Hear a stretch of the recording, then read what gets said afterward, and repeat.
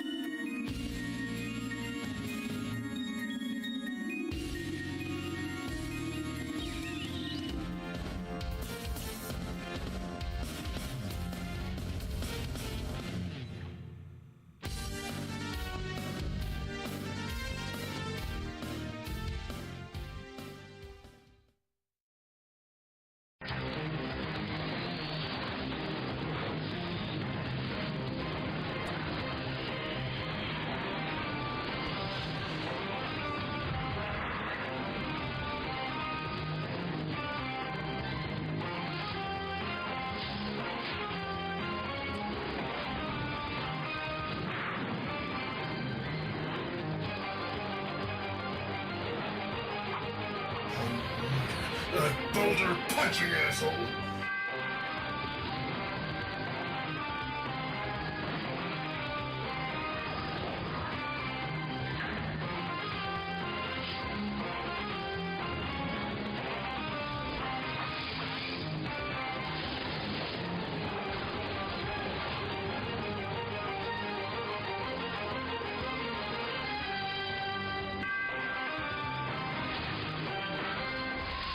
Alrighty, everybody. Good morning. Trying to fix some issues with my key lights here. We had a power outage yesterday, so it kind of screwed things up. So I'm trying to get these to reconnect to the Wi-Fi, but they're not. These are really old as well. I don't know when, but I feel like these key lights are on their last legs here. It's literally not finding the Wi-Fi that's right here. It can find the Wi-Fi of the neighbor across the street, but not mine. That's 2 feet away.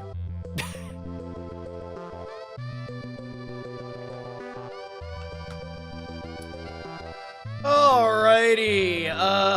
Let's see. Kayla's congratulations on first. Emperor's congratulations on last. Forget what congratulations on second or whatever. Stark congratulations on second or whatever. Lard congratulations on second or whatever. Godzeus congratulations on second or whatever. Kayla's, thank you for the Prime Gaming for 67 months.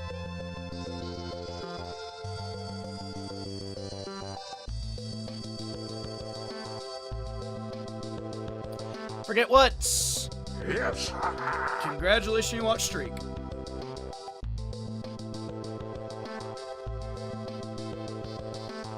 Crush, congratulations on 69th. It's huge.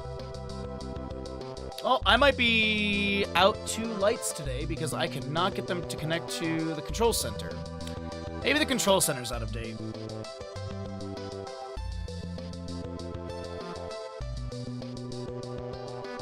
It's a big hot today? What do you mean? Like weather-wise? You need Pizza Tower music in the starting playlist? I agree.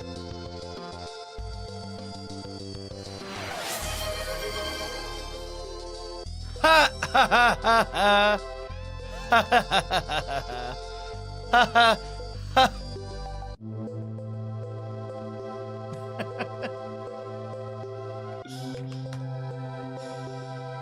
30C. Quiet. Too quiet. Impending thunderstorm.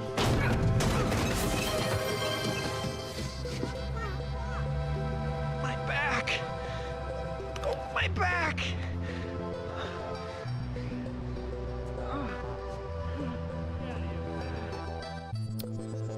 Can they be turned on without being connected to the Wi-Fi? These older ones, no. I think the more modern ones actually have physical, like, buttons. Like the key lights, the circle light that I have does have buttons, like, you can manually change stuff.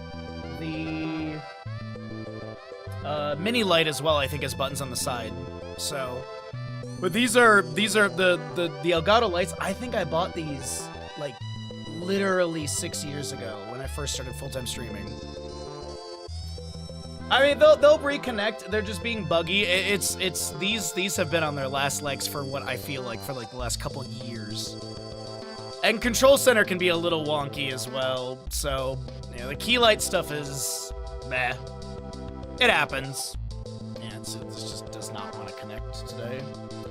It was we had a thunderstorm yesterday that knocked out power. I'm kind of glad I didn't join Archipelago because my power got knocked out pretty early on into the Archipelago session.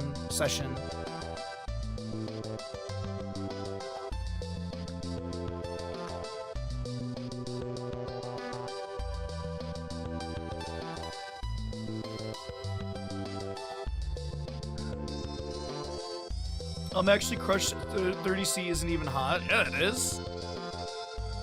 Dude, we have, because of that rain yesterday, we have, like, there's, like, a lot of humidity in the air. This morning, it was so warm already. It was so warm up here already. Oh, my God.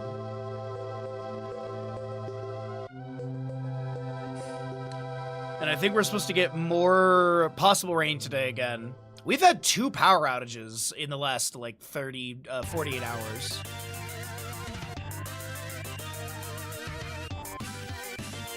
It was actually really funny yesterday because I had it was like lightly raining and thundering, so I had the windows open and stuff, and it was no joke. I heard one of the or I saw the lightning during the daylight, and then I heard the boom, and I was like, that's not far away, and then the power went out. So something got struck, but they got it back on like 4 hours later. I want to say we were out of power. I think we were out of power from like 4-ish to 8-ish. Or no, 5. Sorry, it was like 5 because it was like an hour into Archipelago time. That's right. So yeah, it was, and then it started pouring rain, so I was like, alright, I'm not gonna continue grilling because I'm just fighting against the rain like it's not now. So last night I did the, I finished the pork chops in the pan. I did a salt brine on them, which I really think actually helped it out quite a bit, so I'll have to do that in the future again.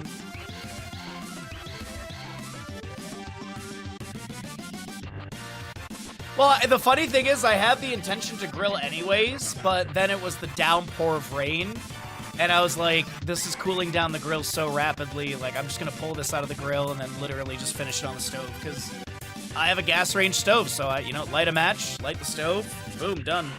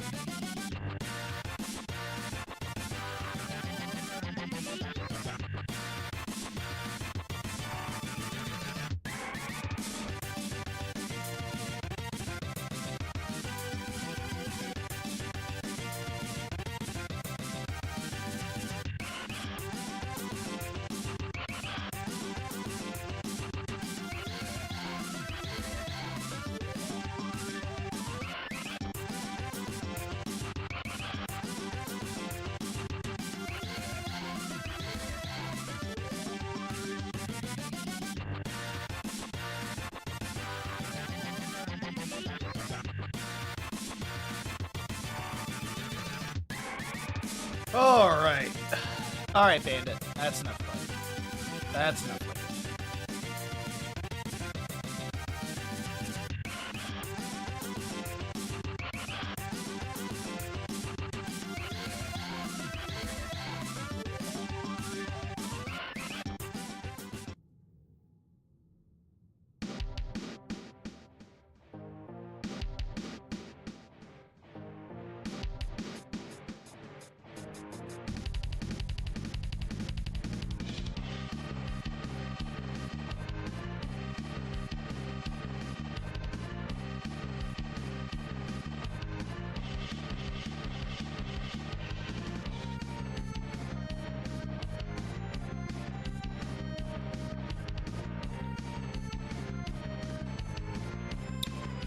All right.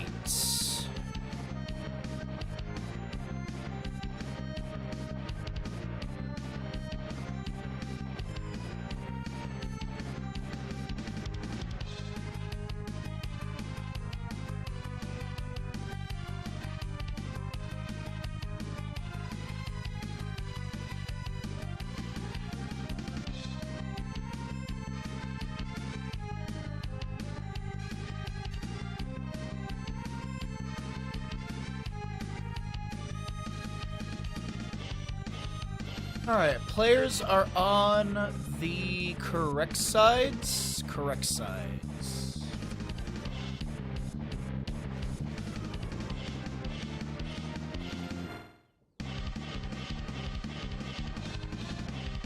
This lighting is gonna throw me off today. I'm used to the room being so much brighter. Let's see. It's pretty normal-ish. It's just it's a little weird today. Alright, let's fix our logos. Good morning, everybody. Good morning, good morning. Let's fix some logos here. In case we cast something live, we'll get that. We get our casting logo fixed as well. And boom, we're fixed. Alrighty. So good morning. Looks like everything is working as intended. And we'll get these names scaled out here a little bit. How was everyone's weekend otherwise? How was everyone's Sunday and all that good stuff? Let's see, Sunday... God, what did I get up to? Finished stream, chilled a little bit. Oh yeah, and then I watched, I wanted to watch Shoot 'Em Up, because I haven't seen it in a while. And then I also watched, because I was like, I might as well watch another Clive Owen movie, so... I also hadn't seen Children of Men in a long time, so... Finished up stream. Watched both of those. Hot dogs for dinner that night. And then yesterday was just a bunch of choring. Went to the dentist, went grocery shopping for the week. I was gonna watch a couple movies, but I didn't because we lost power. I was in town visiting. That was your weekend. Gotcha. You had to step away for a minute? No worries, Lord. We're just chilling. You had to work all day? Ew. Children of Men is actually a documentary about the UK that fell through a time portal. Hey, stop. Don't be chewing on your paw, dude. What's up, Santron? How you doing today, bud? Welcome in.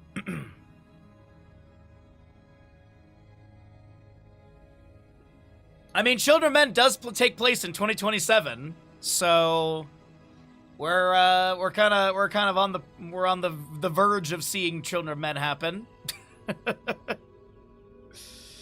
I was looking up because Children of Men's got one of those.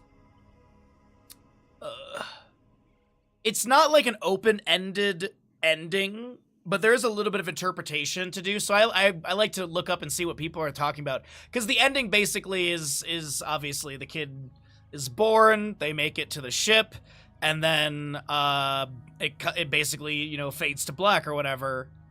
But then you hear children laughing in the background. It literally even says, like, subtitles, children laughing and stuff, and that's happening during the credits. So I was like reading people's interpretations, and some people are like, So did they actually fail? Like, it's never established whether or not the ship that comes is like good or bad. It's like, but wouldn't the children laughing mean that everything is successful in the end? Like, isn't that like kind of the whole like point of it? It's wild to me how it can be that far like shifted in the interpretation, because it seemed kind of straightforward to me. Visit your sister in Germany. Hey, Pokemon Go Fest. Nice. Sounds like a good weekend. But yeah, so watch those 2 movies. Made hot dogs. Got up early because I had to get up early on Monday because I had dentist early in the morning.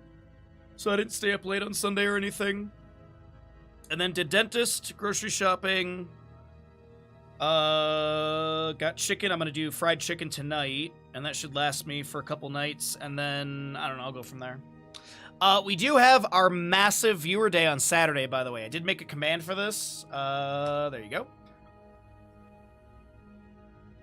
So that command should be correct. So we'll have a 9-hour viewer day. We're giving away a keyboard, all that good stuff. So hype for that. Good to see you, Ninja. How goes the vacation?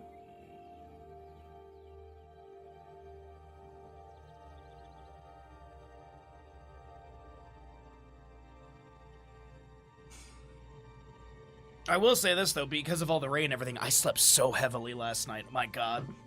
I also did watch In the Mouth of Madness yesterday. When after the power came back around like 8:30-ish. 8:30, so I put on Into the Mouth of Madness, and I was like, I'll probably fall asleep to this, and I think I did, actually. I think I fell asleep in the last half hour, which is honestly the most exciting portion of it, but I was exhausted at that point.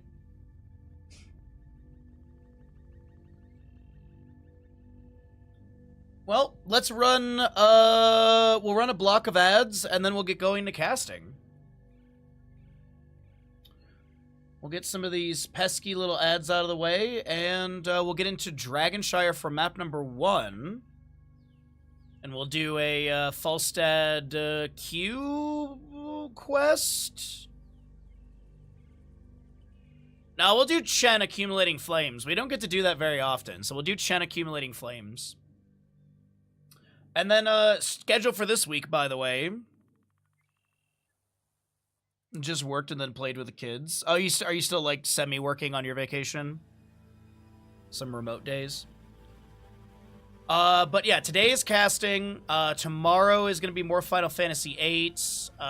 Thursday is more casting as well.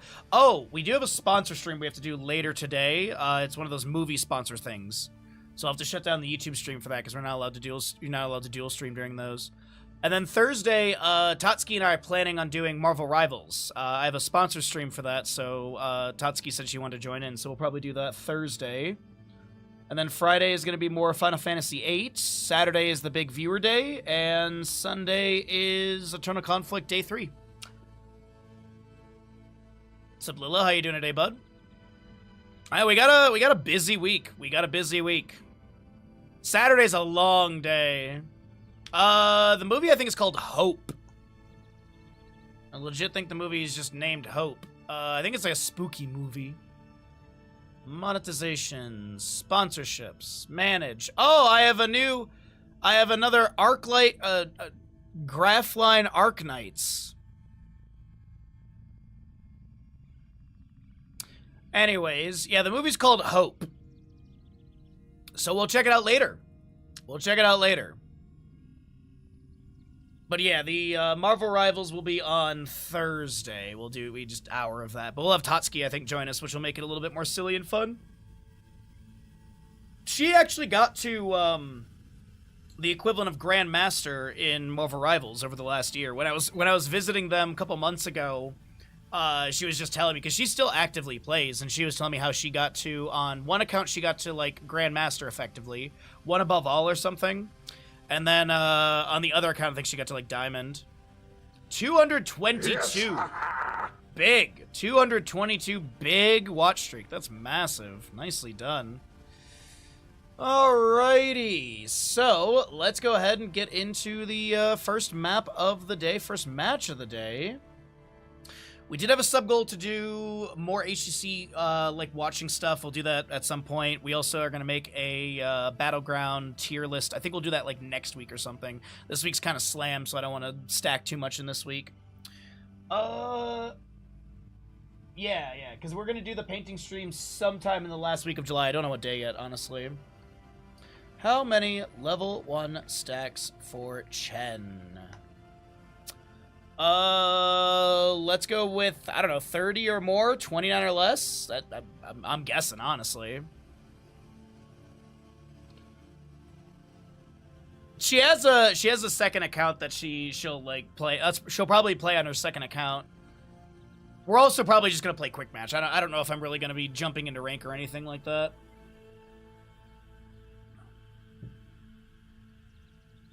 Well, I'd say she has a second account. It's actually Duck's account that I don't think he uses anymore. I think she just has both the accounts now. All right. Nasty Tums.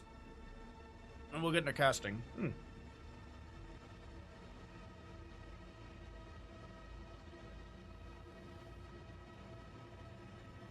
Gross.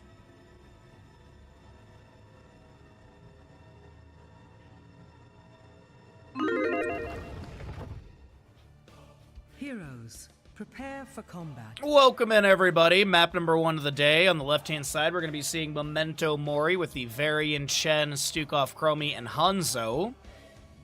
Right side is going to be the Trust the Mouse squad with your Sonya, Mal'Ganis, Tychus, Alexstrasza, and Falstad. Chen is going to be going into accumulating flame level 1, so we're going to do a Twitch prediction as to will he finish that quest by the end of the game or not. Get your gambles in. Overpower Varian, Low Blow, Gathering Storm, Live and Let Live, Will of Trachondris, Furious Blow as well. There's your Deep Breathing for the Chromie. Also a Redemption, and there's going to be that Accumulating Flame, by the way. So we'll see how many stacks he gets as the Tychus dashes forward, little grenade out as well. Does have the Prestige advantage for the 1 range increase, giving them a 5.5 range. And a few Fell Claws coming in for Mal'Ganis as a Abundance goes down on the ground from Alexstrasza.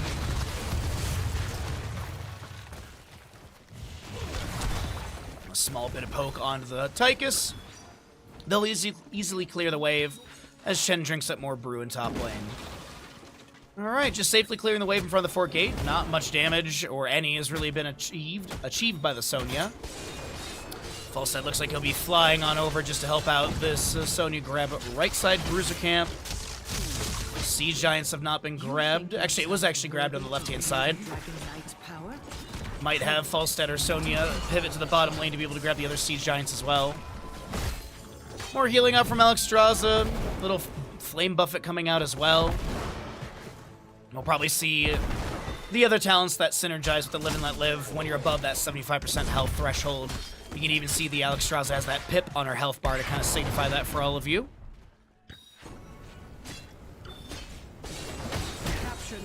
Decent wave is being built up in top lane. As a little Flame Breath goes out, Chen flying kick in, Tychus did rotate in, and that'll be first blood over to the side of Trust the Mouse.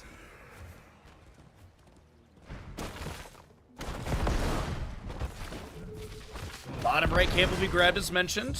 We do have Dragon channelable through the mid lane, but there's too many members to deny that possible channel. We also have Sonya Tychus still pushing the top lane as that Chen is rotating back into the lane. This is going to be your bruiser camp that was grabbed, and Inspired Minion Wave is also going to be working through the fort gate here. Level 4s are coming through on both sides as we'll be seeing your Taunt Varian. I didn't think it'd be Colossal Smash, but, you know, sometimes, just sometimes. You never know in Division 5. A moment of channel available, but it's not going to be enough for a Dragonite. Hanzo holding the Sun Shrine in the north side, and Alexstrasza with the Moon Shrine in the bottom.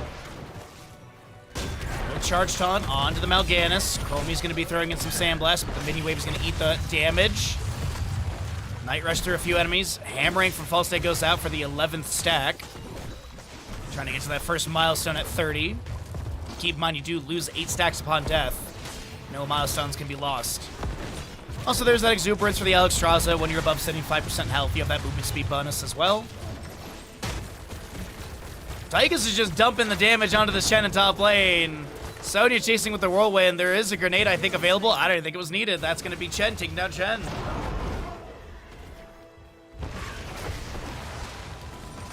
As Hanzo denies any channel of mid lane. Redemption currently on 3 stacks. Sonic Arrow will be able to scout out the Falstad in his rotation. But once again, with the Shen takedown in top lane, Fort Gate is being opened up. We do have Stukov regaining control of that Moonshine in the bottom. And Sonya gets a few autos in, a couple slams, inspires the minion wave. They get this fort down to about 75% health. And that'll be the disengage from the Tychus Sonya from that fort. Very charge taunt onto the Alexstrasza bottom lane. She is going to run through a heck load of damage. And that'll be a kill for the side of Memento Mori. Chunky damage out from Falstad on his Hammerang, getting into level 7s on the right side. Chromie getting her level 7 first as well. From her trait, getting things 2 levels early.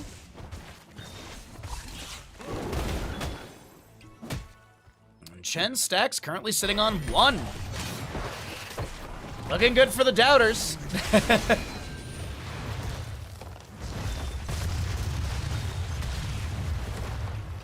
Sharpened arrowheads, by the way, for the Hanzo at level 7. We'll be able to have that armor debuff. A couple of Fellclaws from Mal'Ganis come out. The Lurking Garm from Stukov. There's the taunt from Varian as well. Mal'Ganis doesn't look too concerned. He is going to get hit by that time trap. Chronic conditions for the movement speed debuff. 30% to enemies.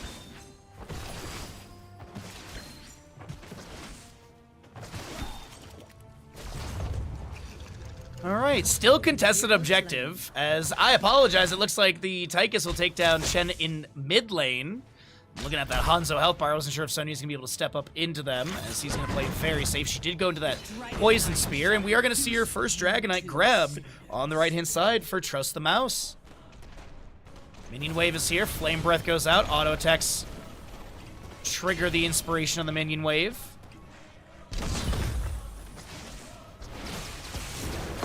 More poke out from the Falstad with these Hammerings. We do have the Heroics on the right side too as well. A Lifebinder Hinterland's Blast, you don't say. Leap Sonya carrying Swarm, and are we Drillin or are we Odinin? Dragonite being zoned in mid lane. Falstad flying over to top. Sonya has the Inspired Minion Wave, and it looks like this might just be Fort taken down with the available siege and damage between the two. Red team has destroyed a fort. Dragonite was looking for that Savage Charge at the end, but the explosion will knock back the enemies for a moment. Still waiting on the Tychus 10, as Alexstrasza gets a nice little healing out to the allies. Inside the circle, we do have that Temporal Loop for the Chromie.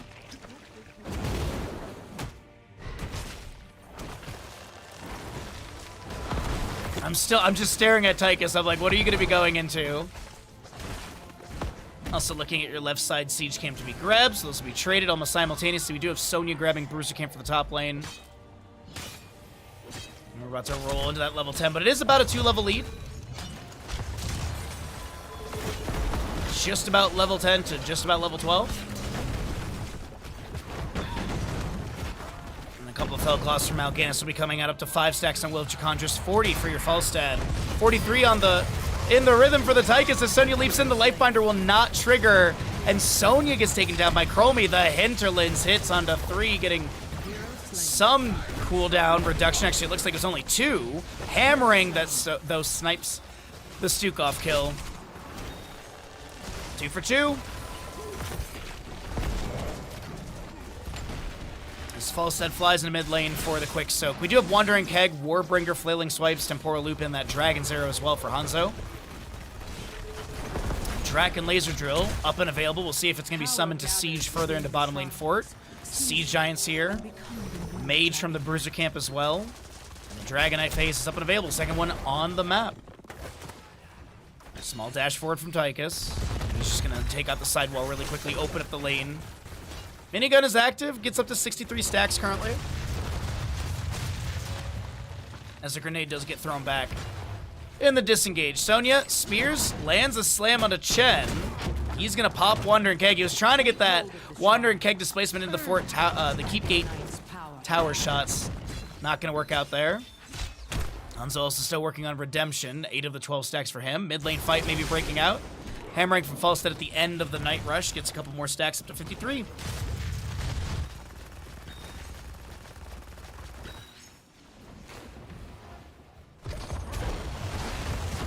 No time trap activated by the Chromie. It'll actually be cleared away, I think, by the Alexstrasza or Mal'Ganis auto.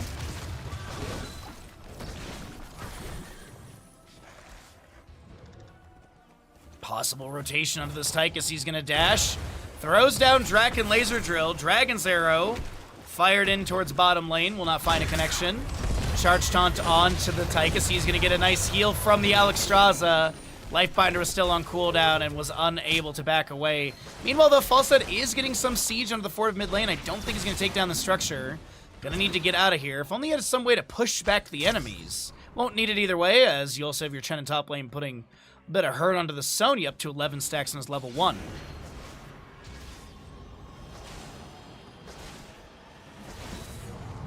And Chen will be able to hearth out.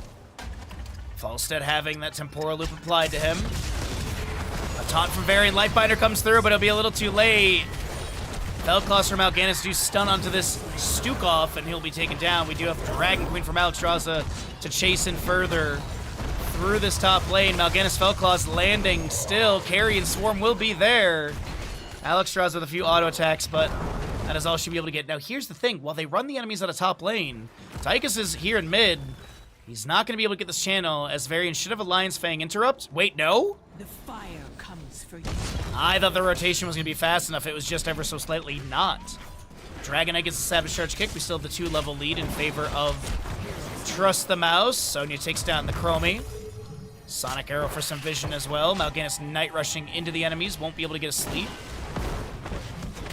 Red team has destroyed a fort. Your bottom lane fort, or your mid lane fort has been taken down. Bottom lane, though, you do have Falstad pushing up the wave. Also split soaking for 16.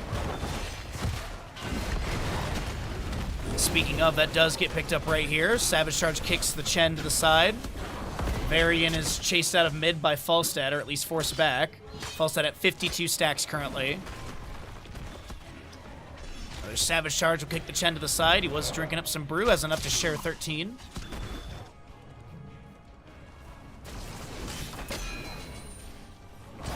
Possible rotation to kill Varian. A Dragon's Arrow from Hanzo goes out. Leap from Sonya, and that'll be the lockdown they need. Stukov was unable to step up for the Flailing Swipe range activation.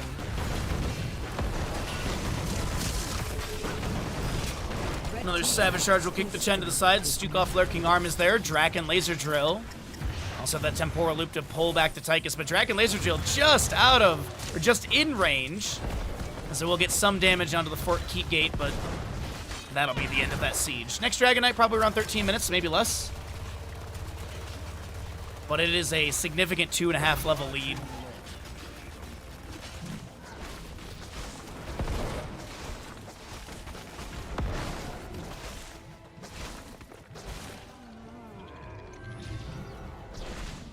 Nice little check of the bush really quickly from Falstad. Sonya grabbing top lane camp.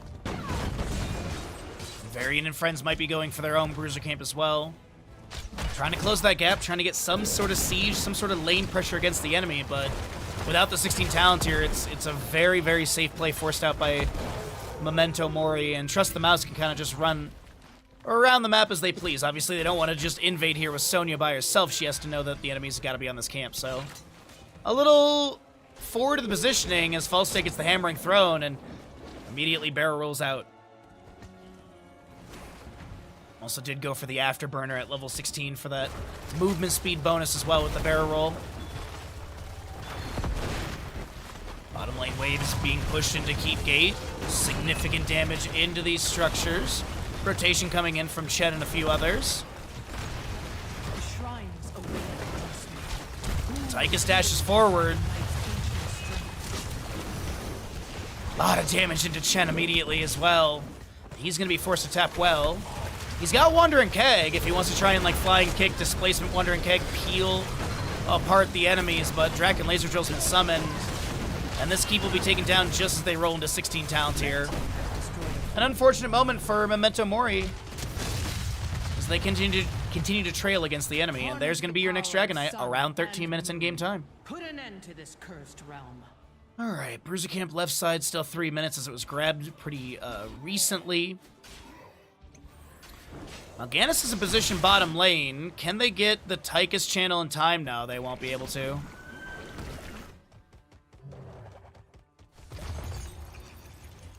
Oh, Memento Mori's got to make something happen here. They're down by about 3 levels here. Soon the enemy will have their 20 talents here over them as well, so it's going to be another turtle up. They got to make something happen here. Alexstrasza poking in the bush with flame buffets. They need like a Chen. Okay, Temporal Loop is not bad, but there's no one stepping in immediately to try and get a taunt or a lurking arm or anything.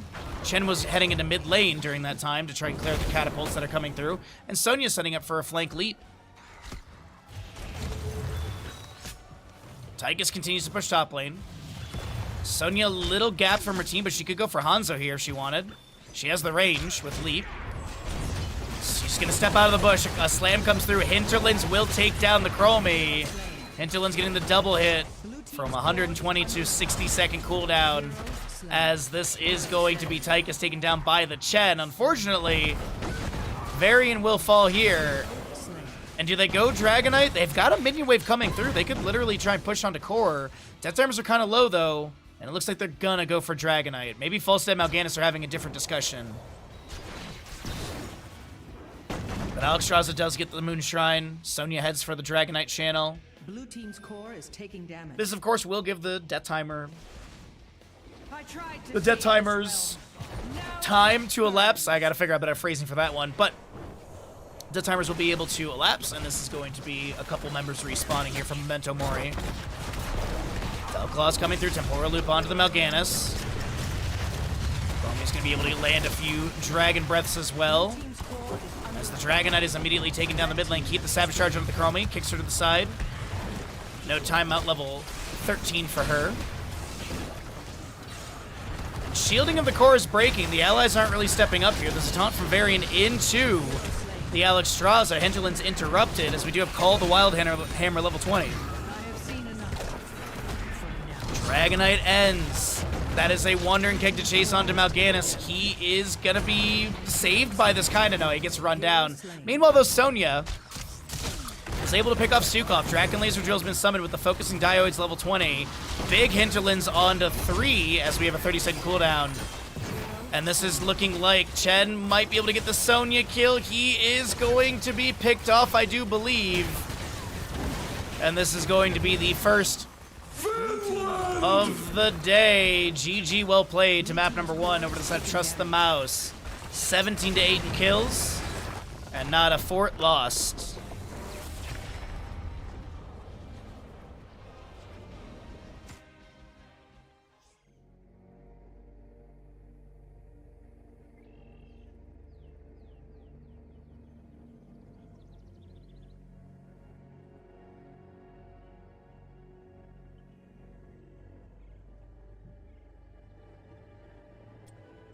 All right, we'll pay out the gamble, we'll run some ads, and we'll go ahead and get ready for map number 2 here in just a moment.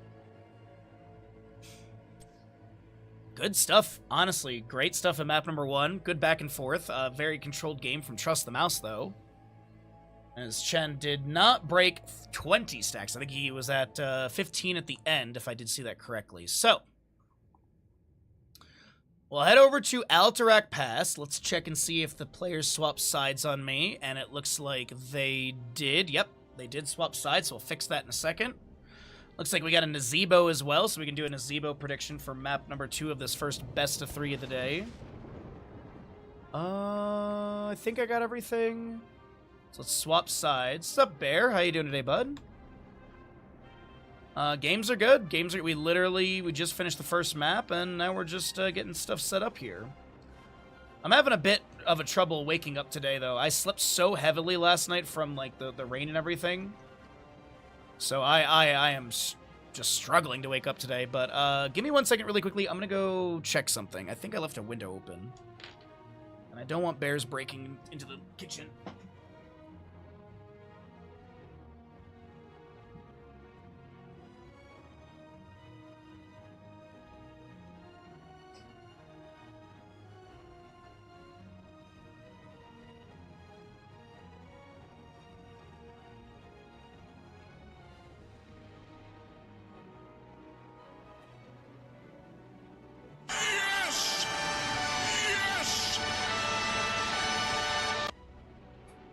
Oh, and here's money from the Bezos. Oh dang, I stepped away and I missed it. Bear, thank you for the Prime Gaming for 22 months. Thank you so very much for that. Sure, Ashmantle. Thank you for the redemption. You gotta clean those teeth? Yeah, the lighting in here is all weird today. My, normal key lights are, they're on. They're just not actually hitting the brightness they need to hit because I can't control them because they won't connect to the app because everything's got to have an app inside of an app inside of an app. So we're running on like 3 lights today, basically. And this one is, try and get this something a little less red and pinkish today. We'll do a nice cool 6,000 and we'll turn down that brightness as well because that's bright at 6,000. Make that like 10%. Yeah, like that's 100. That's miserable. There you go. Like 10% seems like a good amount. And then this one is whatever. I don't care enough. It's not like I'm on camera most of the day anyways. So that works out for casting day. But yeah. Hopefully you're all having a good Tuesday start to your week, or at least start to my week. I did dentist and chores yesterday. And then I lost power while I was cooking. So, a good thing that, like, because I was thinking of, like, different stuff to do. And I almost did a pot of soup yesterday, which that would have been bad, because I need electricity for the pressure cooker. Because that's how I do the soup. I was thinking, actually the funny thing too is the power went out just after I finished cooking the rice, so luckily I have a rice cooker, it just chills in there and it was fine. And then it was downpouring, so I literally had to pull the pork chops off the grill because the grill was fighting that downpour cool down. Alrighty, ads are completed. Thank you for your patience and listening to my rambles as we have a Nazebo in this game. So it is going to be Trust the Mouse, who did win map number 1. But they did swap sides on me because they'll have the Tychus on the left. And indeed they do. Alright, so. Oh, how many base stacks for Nazebo? It's Alterac Pass, so it's not a super stack heavy map. I'm gonna go with just the standard 175 or 174. That's what we'll do. We'll just do the standard amount for the level 20. Alright, Bandit has got his teeth cleaning. He is now currently bathing the blankets.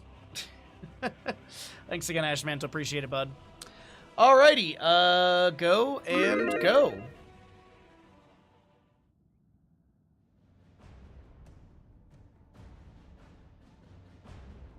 Welcome into map number 2 of our first best of 3 of the day. We're here in Division 5 of Heroes Lounge, and we've got on the left-hand side, as they did swap sides on us, the members of Trust the Mouse with their Tychus, Hanzo, Mal'Ganis, Sonya, and Ana.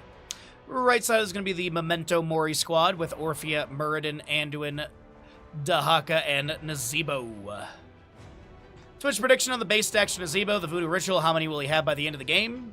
You do also have your Ana going into Contact Healing, Furious Blow, Will of Trachondris. You do also have that Growing Nightmare for the Orphea, looking for the triple hit. Triples are best. We do have Give Him the Axe for Muradin, Power Word Shield, Enhanced Agility. As your Hanzo and Tychus, hold level 1. It's going to be Press the Advantage and your Target Practice. Target Practice giving that 30% range increase once you get the 1 stack on every enemy hero. Drag from Dahaka lands on Mal'Ganis. We do have Mal'Ganis stepping in with some massive Fell Claws, but he gets taken down by the Nexus forces. And we'll hold the Ana vision so we can see who she's got dot onto.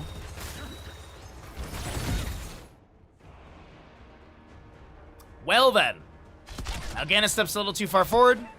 This will be your no-pack camp started by Hanzo with the help of Tychus. Right side will have Muradin joining in the Orphea and the Anduin. I just wanted to see really quickly, was Hogger banned on this map? No. Hogger very strong in this map, being able to grab this camp. Also one of the most impactful camps in Heroes of Storm, with also the lowest cooldown at 1 minute 30 seconds. reason Hogger, he can set up this very tiny bounce across this way, even smaller with his loot horde as well, and rapidly burn through that. But let's take a look around the map here, because we do have Nazeebo pushing in. He's got a couple stacks on that baseline. Looks like we've got some odds on the prediction. Thank you, chat, so very much for that. And I'm going to be mentioning it throughout the week. We do have Viewer Day coming up on this Saturday. Corsair giveaway, discounted subs, a bunch of games you can join in and play, and good times. Some good times to be had. Doc, a little burrow in top lane. No level 4 for a Lurker Strain activation, but getting close to it. Looks like Orphea does get taken down in mid lane. Yo, what's up, Umber? Good to see you. Happy Tuesday, my friend. Hopefully the week has started pretty well for you. Appreciate you coming on by. Alrighty, Nazeebo going full spider build. No big voodoo, no blood ritual at level 4. Just going to be picking up the hex crawlers. So you get some toads out. I don't think these are even going to connect into the minions. I guess it does hit his own minions, but just trying to play it safe here, trying to poke out the wave. Does get a pre-tap onto Murden rotating. Lands the Stormbolt onto the Hanzo. 3 stacks on his baseline. Give him the axe of the 45 needed for that first milestone. Hanzo trying to step up there for that stack onto Orphea potentially. She did go backbiter. Not only do you have the insta-dash when landing the chomp onto an enemy hero, but you also get it's 15%, yeah, 15% passive HP gain.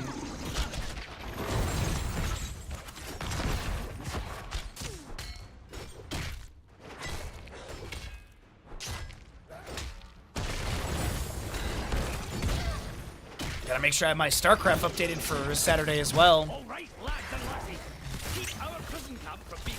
Is this the newest map? Alterac was the last official map added to Heroes of the Storm, if I remember correctly. We have had changes, and we have had Garden of Terror Classic added back in. But we've had, like, Haunted Mines is, you know, had a couple changes. It's back into the rotation. I think Haunted Mines is going into Storm League, if I'm not mistaken, in the upcoming season. But, like, as into, like, new content, new map, Alterac, I do believe, was the last map added to Heroes of Storm.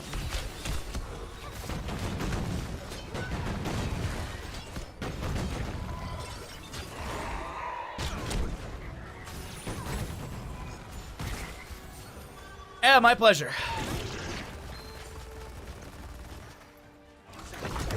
Some spiders from Nazeebo go out. Tychus immediately dashing forward, trying to get more stacks on the level 4. The Hanzo scatter is going to be coming through. The Stormbow nearly getting the kill. Hanzo, they want it, but they can't get it. 83 HP as the objective phase is being contested. Level 7 on the right-hand side for Memento Mori as the Night Rusher Mal'Ganis will be coming through. They do have the spear from Sonya landing on the Merge. You see Dwarf tosses in mid-air. There's a leap of faith from Anduin, and no kill to be had. Dahaka, meanwhile, though, is pushing top lane with the Inspired Minion Wave. We do have 25 seconds of channel time needed for this first objective. 1 Jailer to defend. And it is Trust the Mouse getting this, even without level 7. Sonya's made her way to top lane. Gets a slam onto Dahaka. Grabs a little bit of that missed experience at the top. And Mal'Ganis stepping up with the Fell Claws. They roll into level 7. Night Rush is going to connect on a Murden, but I think this is more so just a disengage tool.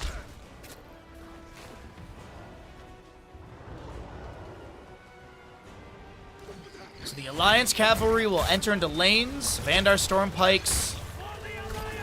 Friends will try and siege in. We'll see what kind of value the members of Trust the Mouse can get.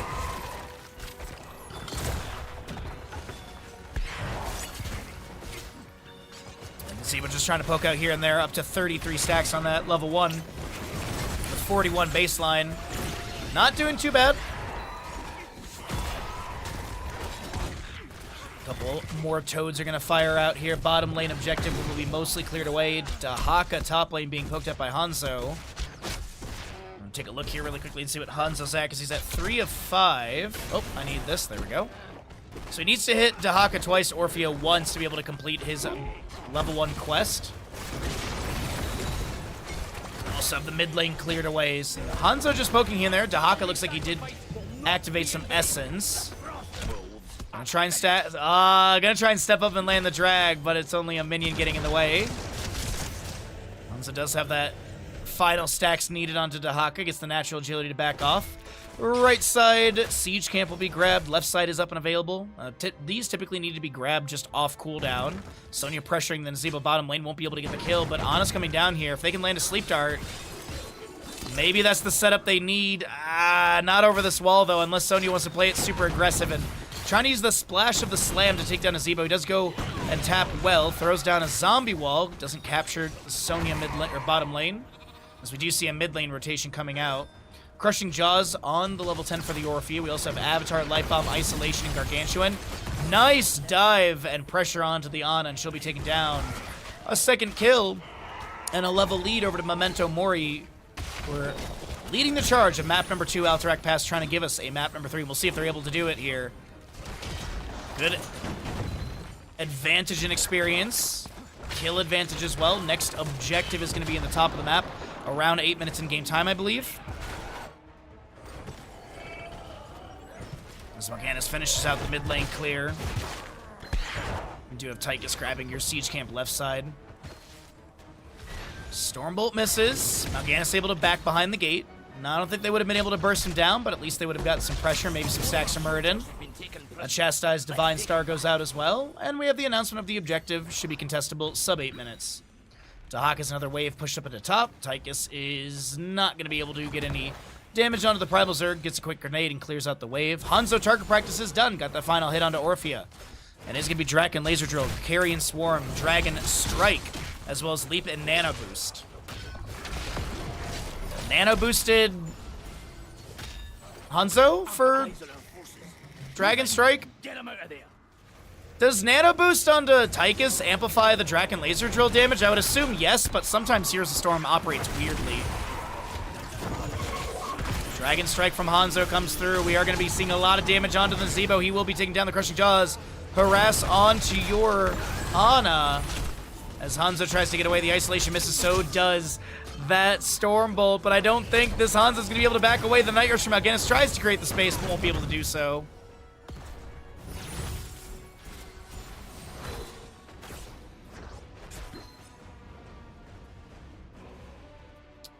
I don't know. I don't think it would affect Draken Laser Drill, because I feel like Draken Laser Drill would be like a separate entity, like a summon. Tychus is going to be the one nano boosted here. He throws down the Draken Laser Drill. This is going to be a Orphea trying to dash to the side. Morganis and friends are able to set up the kill into Muradin. He'll be taken down mid. Dwarf Toss. Felclaws land into your Anduin as well. And Sonya damage over time will be enough to take them out.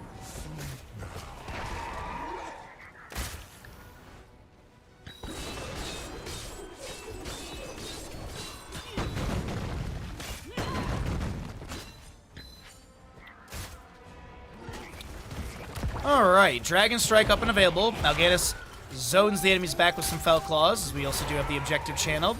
Second objective, 35 seconds of channel time, 2 jailers to defend. Yeah, thank you, Jaden, yeah. Because I was thinking about it, I'm like, well, I think actually, you know, like, Jaina, for example, with Water Elemental. Orphea will be taken down, or Orphea will take down the Tychus here. We do have the jailers recontrolling this with the Dragon Strike from Hanzo, the Carrion Swarm as well. Anduin is so low and taken out by Hanzo. Does he have a scatter to take down your Dahaka? Absolutely. Sonya then leaps in and lands a few slams to assist the kill into Nazeebo as well. Hanzo getting the triple here. Yo, what's up, Zarek? How you doing today, bud? Welcome in, everybody. Hopefully you're all having a fantastic Tuesday. And this is looking like it's objective number 2 over to the side of Trust the Mouse. Time to show them what the Storm Pipes can do. I'm doing all right. I slept so heavily that I'm like struggling to wake up today, but it was good sleep, so I can't really complain.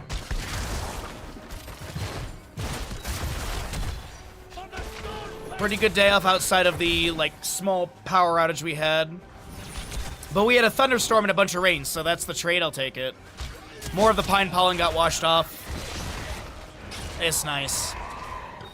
We needed the rain for sure. So we get your second cavalry spawning.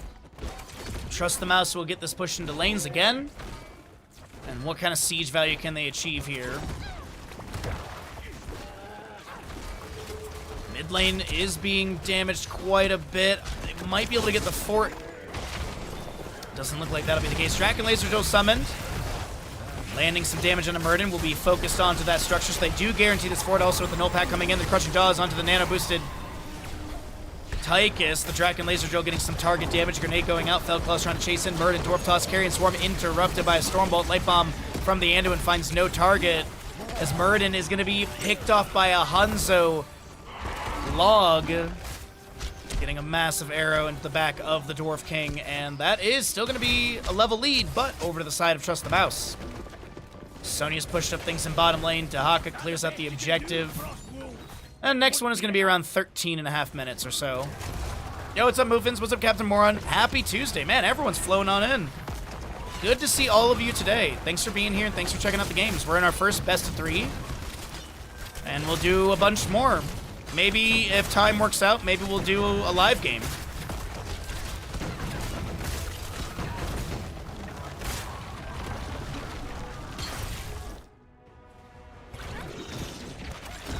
Orphe gets a wave stacked up and pushed out in top lane. Just gonna check boss top and yeah, just checking.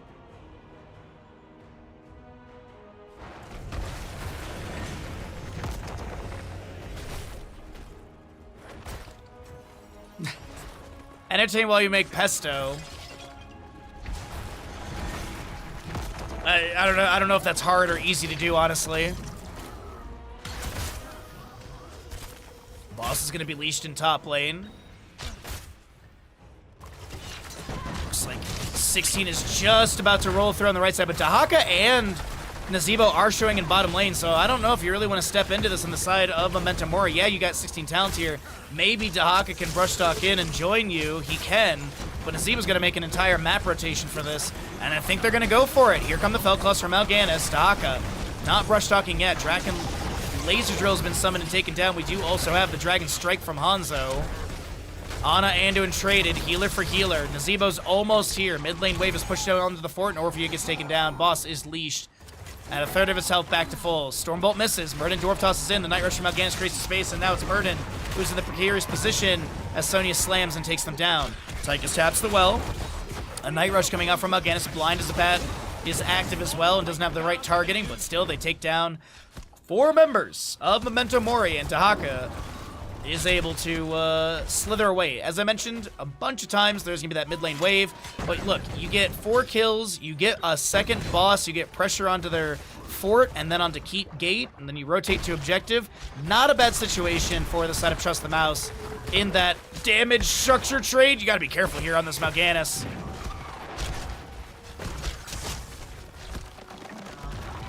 Let's see, this guarantees fort.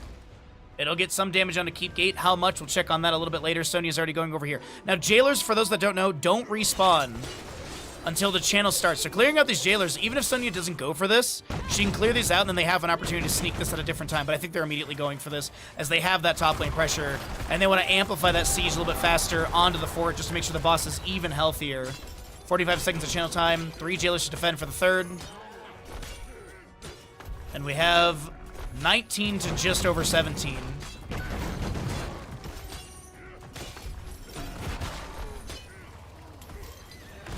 Draken Laser Drill summoned. Tychus a little split from his team.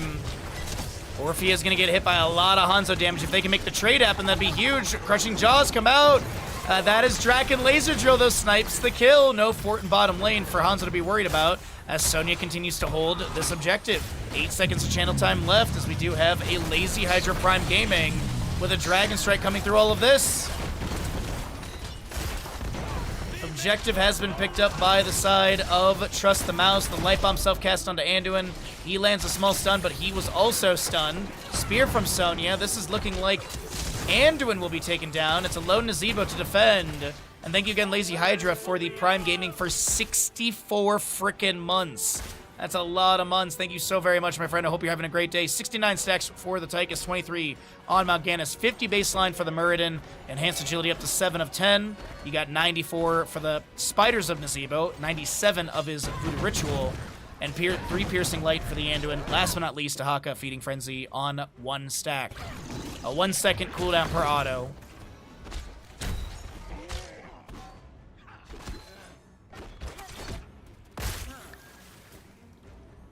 Bear, the way I interpret it is like the mouse that you hold. That's the way that I interpret it, but if there's any Trust the Mouse players in chat and they want to tell us the lore of their name, by all means. We got 20 Talented on the left-hand side with the Focusing Diodes again. Seeker Swarm, Dragon Awakens, Ignore Pain, and that is also going to be your Armored State, or the Dynamic Optic, excuse me, for the Ana. Top lane keep is going down. Bottom lane keep is going to fall to the minion wave. This could be a win condition setup. Dragon Strike comes through, Nazeebo gets left, and still taking damage from that Dragon Strike.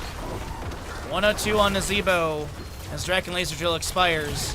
Sleep Dart lands, Hanzo steps up, but they are not able to take down Muradin.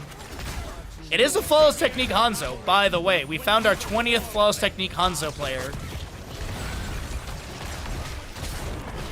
Nice Dragon Strike to zone the enemies back. Pretty much anything but Sonic Arrow for Hanzo gives cooldown onto your heroic.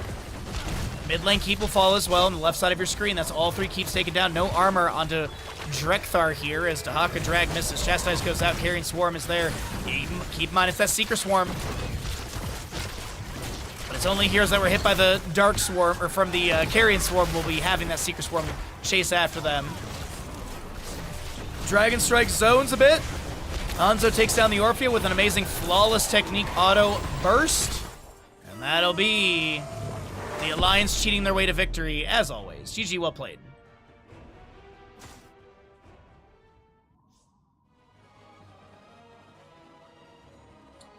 Thank you again, everyone, for the Prime game. We've had a lot of primers today. Kalis, Bear, and Lazy Hydra. Thank you all so very much for your primes. There's a lot of places you can use your Prime Gaming, and thanks for choosing to use it here, so you don't have to watch ads, and you support Bandit. You help us push our sub goal up as we are nearing that August Chef Baja. Chef Baja, I said it right. But GG's. So yeah, now that we're out of the game, Pesto is it just blended basil and olive oil? Like what? I actually don't know. There was a giant basil plant at the grocery store yesterday for $5, and I really thought about buying it because I'm like, well, if I have too much basil, I can make pesto, I think, but I don't know. Choose outcome 174 or less. The doubters are getting paid throughout today so far. Parmesan. Oh, and pine nuts and garlic. Oh, okay. I do like some pesto.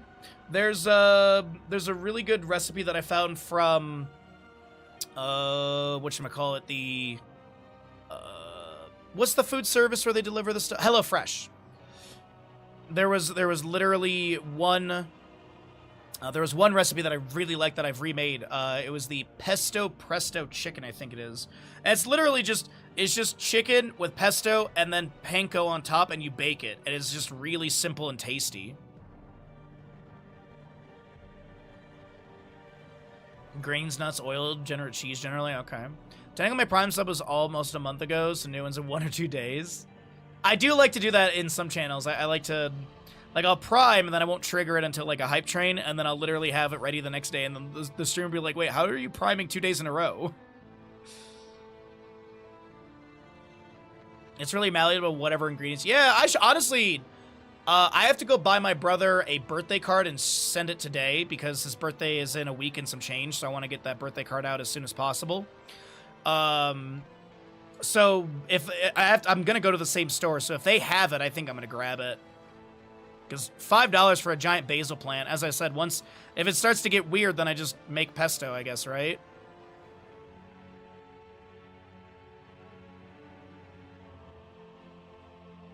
Just refused to do medication until now. It's so weird.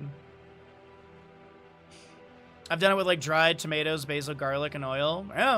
Yeah, I should go grab that that basil plant. Because, like, $5, and I'm not exaggerating. I'll try and remember to take a photo of it. It is, like... It's pretty big. Like it was like a good like 8 inches tall, which is like 17 centimeters about. So it's pretty, like, for $5 it's pretty nice. The biggest issue is they pack the plant way too densely when they sell them. They bring spread the base in a larger pot. Oh, okay. Yeah, these are pretty big. These are pretty big and already pretty tall too. But yeah, thank you for the advice. I appreciate it.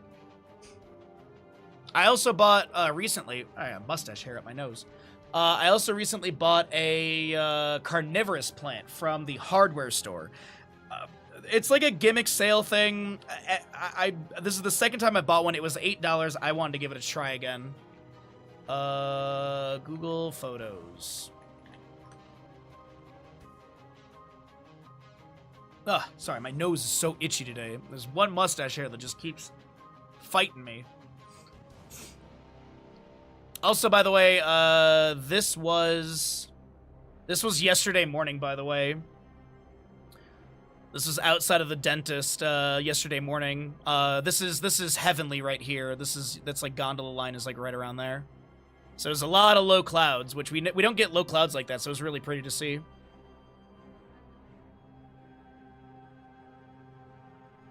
Do your nose hairs and no.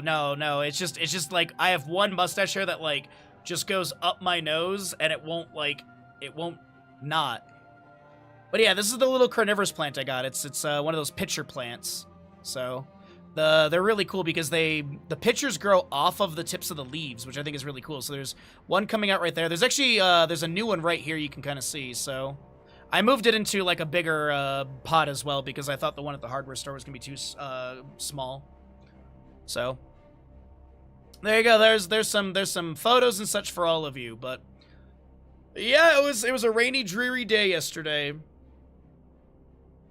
All right, shall we move into Division 4 of Heroes Lounge? Shall we cast some Division 4? Let's see. Nothing in Week 4 yet. We could do Fat Air versus Farum and Ire. They had a pretty recent game. Or we could do Boople Troople versus $5 Soak Job. I'm just looking at the Map 1 draft. Both of the Map 1s are on Dragonshire, so there's that.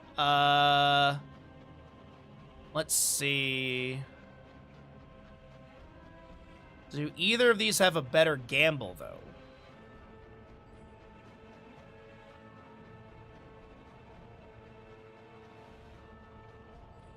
Speaking of plants, my banana trees have spawned a bunch of new trees. I went from having 2 to having 6 in the past few months. Nice!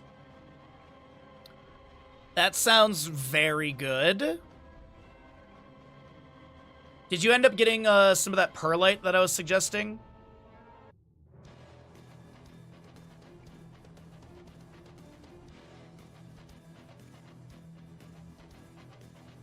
Yeah, that stuff really helps. That really kicks up plant growth. I basically have a specific version of that.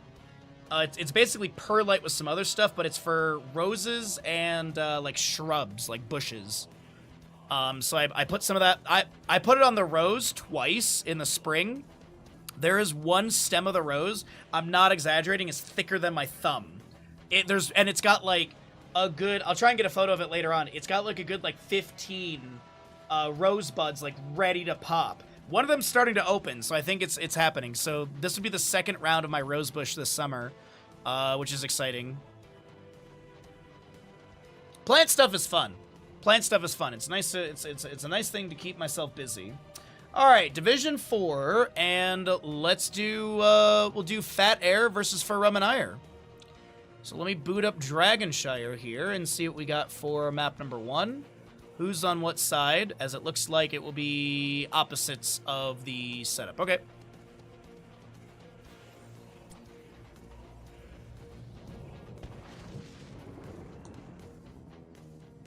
Alright, so there is that. This team name's probably going to get scaled down quite a bit, because Farum and Ire's a bit longer.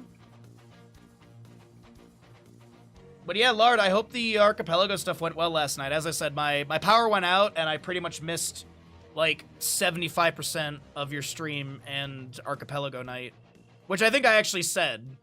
I think I actually said it in your chat because I have 2 separate battery backups. One of them is for the internet, and so the internet was still working.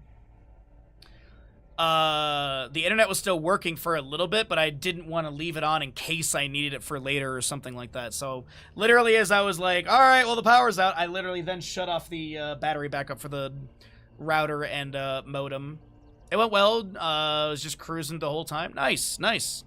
Yeah, hopefully I'll be able to join in Monday, because Monday, I have that tree getting cut down in the backyard, and then while that's happening, I'm gonna go to Costco. I'm gonna leave Bandit over at Copper's house. Then I'm gonna go down to Costco. I'm gonna get all my Costco stuff. Like, I need to buy all my meat. I literally have, I think I have like 4 sausages in the freezer. That's like all the meat I have, outside of the chicken that I bought yesterday to fry tonight. So I'm gonna go spend my $250 on meat at Costco. I'm probably gonna buy an entire Costco pizza, let's be honest. And then I'll drive back up here, and then I should be back up for Archipelago.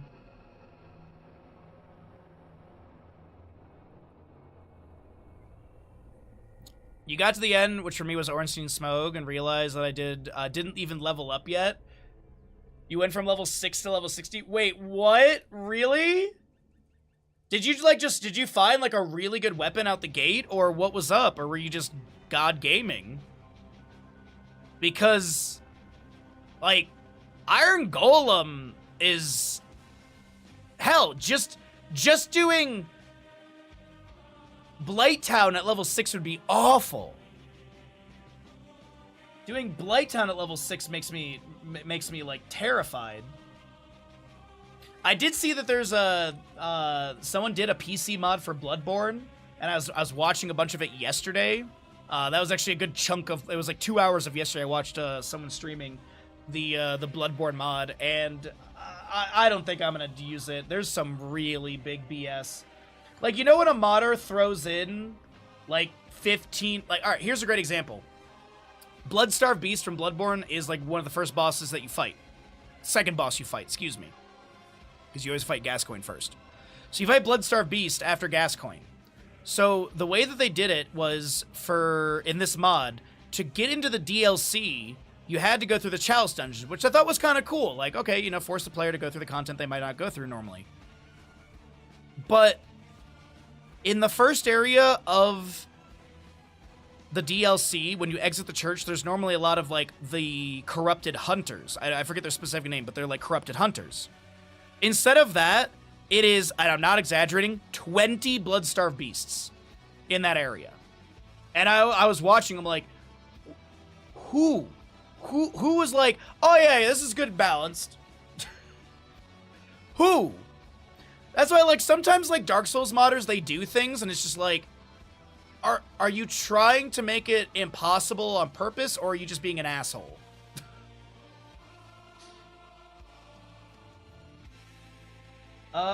Why is Farum and Ire, like, oh, no, never mind. There's one team that, like, did not have a Captain like, tag or whatever a couple seasons in a row.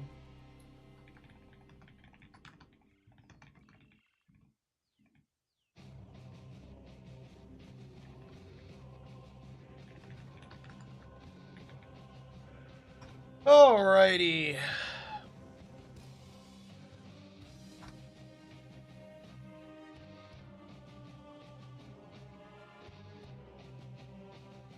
Alrighty, BRB, oh wait, hold on. Absolute FromSoft sweats, but it's like, that's not even fun. That's not fun in any way, shape, or form. It was like 6-year-old first Mario Maker. Yeah, like, I'm gonna throw 3 Bowsers at you, ha! Modding Dark Souls to replace every enemy with Super Ornstein. You literally go down to Blighttown, and you can see him flying at you in the distance, and you're like, oh, this is gonna be fun.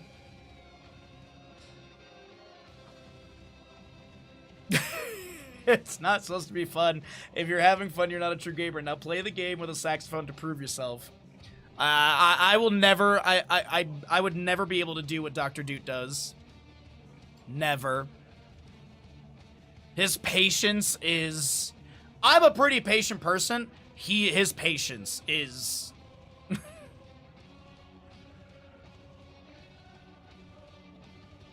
Going back to Archipelago, your first weapon carried you through all the game. So it was the Falchion or whatever it was, right? Because you went with Big Bonk, and then you found that like Falchion, or I forget the pronunciation of it. How long did you lurk the other day? You have 47,000. I don't know. I did stream for almost 7 hours on Sunday, but I don't think that would give you 47,000 channel points.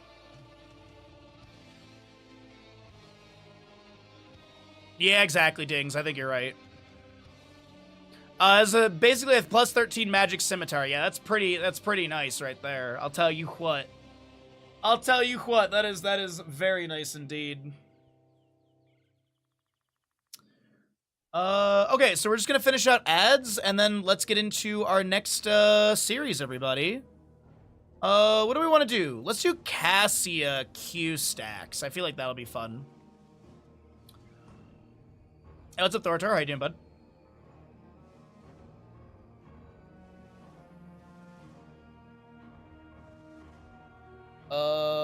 How many level 1 stacks for Cassia? But I am on the lookout for more mod stuff to do.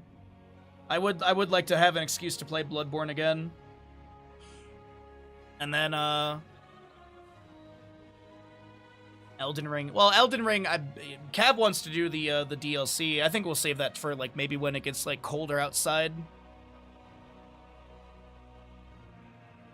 Right now, I've just got so much going on. Also, there's a Russian tournament starting up in August, if I'm not mistaken. Oh, it did get some use? Yes.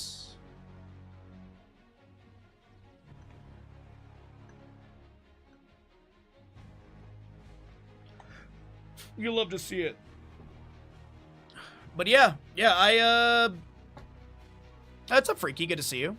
I had a really, like, relaxing day and a half off. Sunday, I did nothing. Sunday, I finished streaming, and I was like, I don't want to do anything. So, as I said, I watched those 2 movies. I made some hot dogs, and I went to bed kind of early-ish. And then yesterday was just productive. I could have been a bit more productive. I could have vacuumed and washed the floors, but I'll do that some other time this week. I did also organize a bunch of YouTube stuff. We have all of Murky Cup is edited and scheduled on YouTube. I just need to make the thumbnails for it.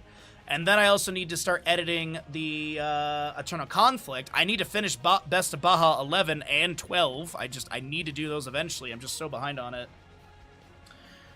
And then there's other chore stuff to do, but yeah. Busy week. It's impressive. You don't think you ever watched 2 movies back to back? Oh, yeah, I'm a big fan of movies. Now, it's usually it's not like one movie into the next. It's usually like I watch one movie and then I do like a couple chores, or like I take Bandit for a walk, which is actually what we did.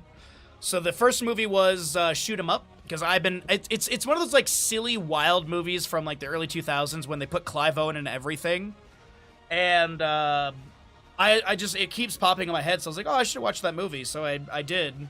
And then I took Bandit for a walk, and I was like, man, I haven't seen Children of Men, because I was just thinking about Clive Owen movies, and I was like, I haven't seen Children of Men in ages. So when we came back from the walk, and I think I did like a couple things around the house. Like I think I started some laundry. That's what it was.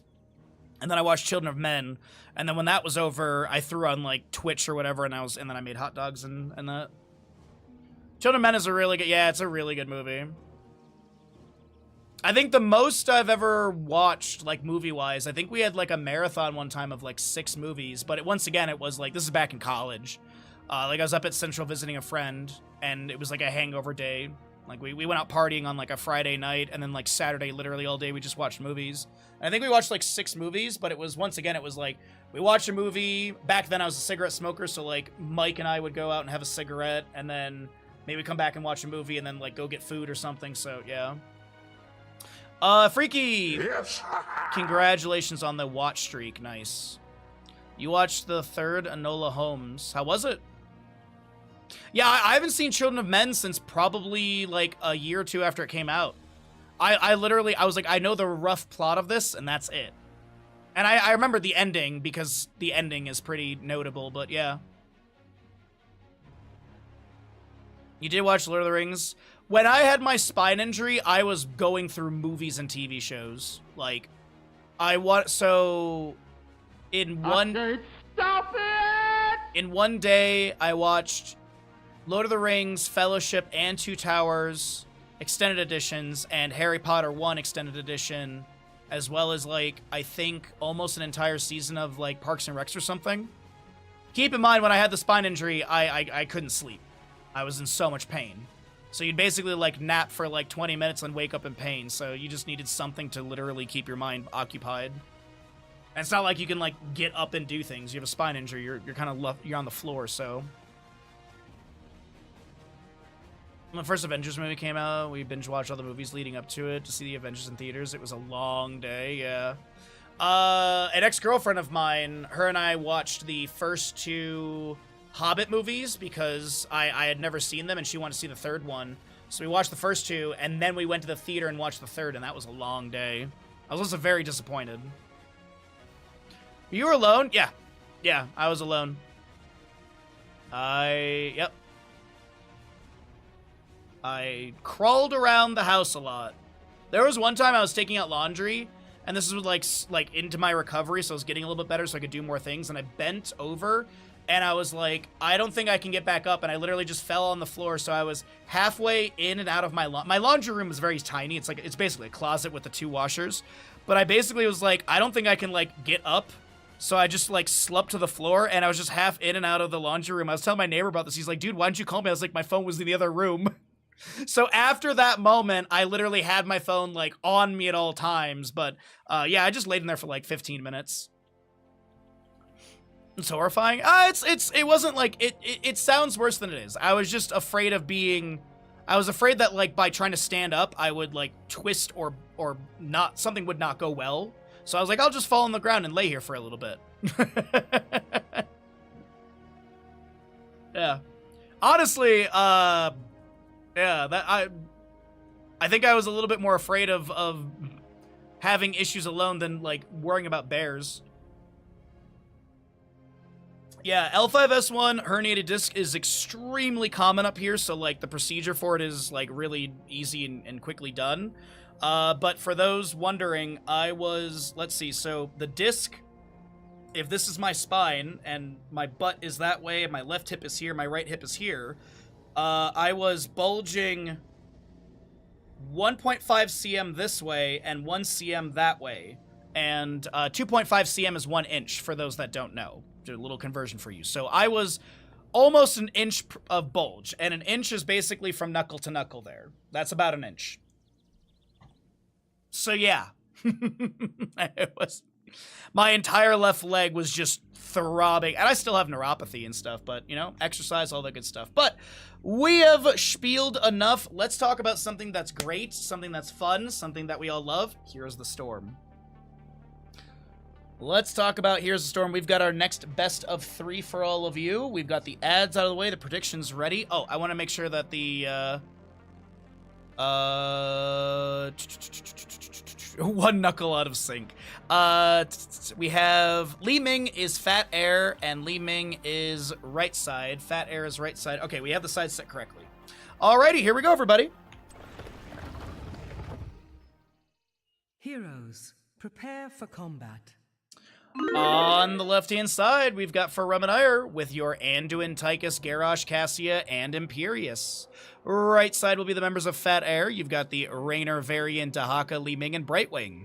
Map number 1 in our second best of 3 of the day here in Division 4 of Heroes Lounge. And thank you all so very much for joining me this afternoon. Or morning, or night, wherever you may be. We do have a Twitch prediction for the Cassie. She's going to go into Thunderstroke. How many stacks does she have by the end of the game? 100 or more, 99 or less, as we already have the odds on the gamble, which you love to see. Greater Polymorph, Aether Walker, Enhanced Agility, Lion's Fang, Ace in the Hole, as well as your Power Word Shield, Impaling Light, Quarterback. Garrosh will be that War Breaker, and there's your level 1 pickup for the Cassia on the Thunderstrokes. Arcane Flare flies out, the magic missiles as well. And a little Arcane Orb to poke into the bush as well. Alrighty. So we've gone up 1 division, by the way, for those wondering. We've gone from Division 5 to Division 4, so little bit of a higher average MMR for these players. I think probably like averaging gold platinum-ish. Somewhere in that ballpark would be my guess.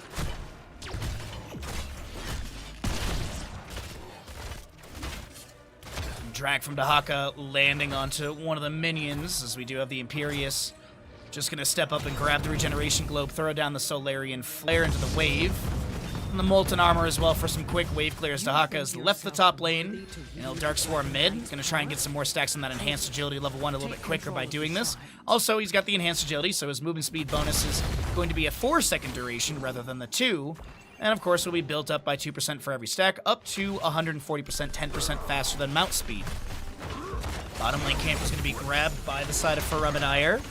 And this will be your Imperius heading over into mid lane. He'll pick up some double soak for the allies as well, just to make sure that they can grab this camp and possibly find pressure into lane. Siege Giant that was also grabbed is already cleared away, and Rainer's going to pepper up things. As a tower shot is going to get a... I'm surprised that Groundbreaker missed right there. I thought that was right on point, but must have been a weird animation moment. Either way, no Wrecking Ball to throw Varian to the side, no Groundbreaker to connect. That one does for the first stack for Warbreaker. Milestone at 5 stacks and a ward at 15 for full reward. As we are going to be looking for Divine Stars over the wall. A little bit of poke here. Inspired Minion Wave, the Bruiser Camp. Going to be taken down to just that Shaman, or just the Spellcasters. The glue, this Brightwing is so low, as that'll be Dahaka thrown over the wall, as Raynor will be able to set up the reset for this Li Ming, and they chase in further. Arcane Orbs not going to connect there. No Triumvirate cooldown value. We do have Dragonite channelable to the side up for Farumanire, but that'll be canceled as Fat Air will be able to hold this for now. Polymorph into Arcane Flare. No Dream Shot level 4 for the synergy. Went in for that unstable anomaly for the percent-based explosion and slow. Polymorph again onto Garrosh. Groundbreaker is going to be the answer from him, as the Soothing Mist from Brightwing will be triggered out from her.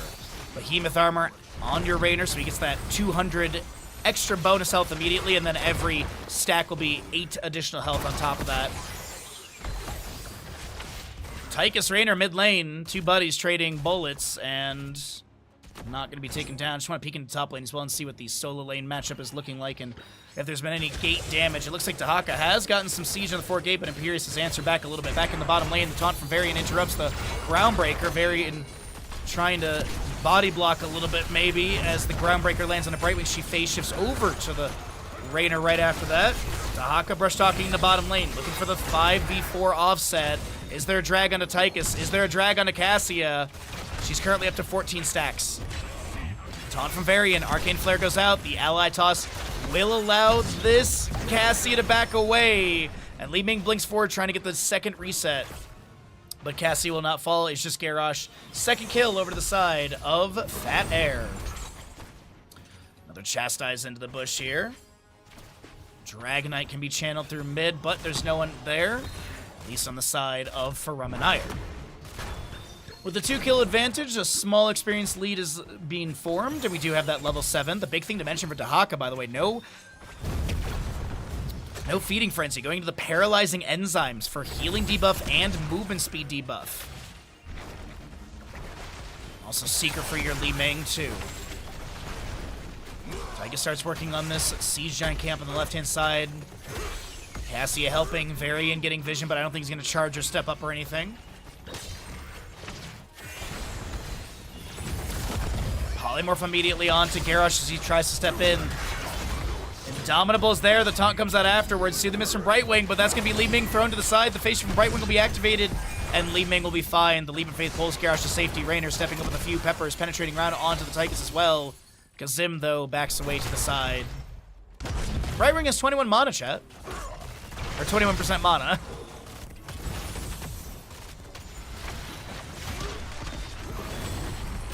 Channel once again in mid lane, but I don't think Imperius is going to grab that. He's got a mini wave that he has to deal with, as well as that Dahaka in the bush right next to it. The charge taunt from Varian into Vosmir. But, oh, the Arcane Orb will connect. Garrosh wiggles and zigs a little too much. So it wasn't the Arcane Orb, it was actually the Magic Missiles. Get that 59 overkill. And that'll be a 3rd kill over to the side of Fat Air. Pepper active into the wave.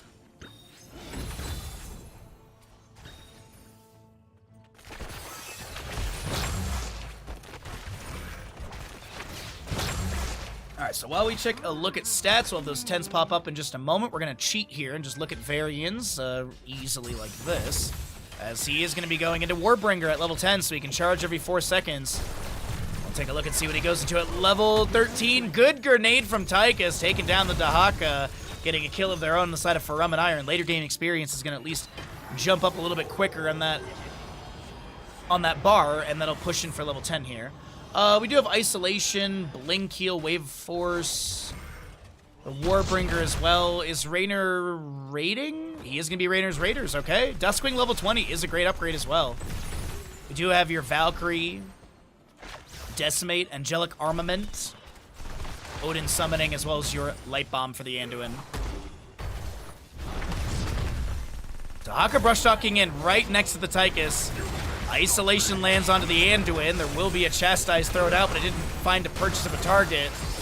Right wing blinks over the Dahaka. This is going to be a taunt from Varian onto the Garrosh. He activates a Decimate spin. The Odin will be summoned. Light Bomb misses any sort of stun. And Sergeant Johnny's going to get chunked by the Li Ming combination. This is another Decimate from Garrosh to be spun onto the enemy's Dahaka. Will be thrown to the side. No drag available. As Varian charges into Anduin, and Father takes down Son, giving a reset to Li Ming. And they're going to go for more as the members of Fat Air are chewing up the enemy and get a triple in bottom lane. And then any sort of experience gap was starting to be whittled away has been, well, further opened up.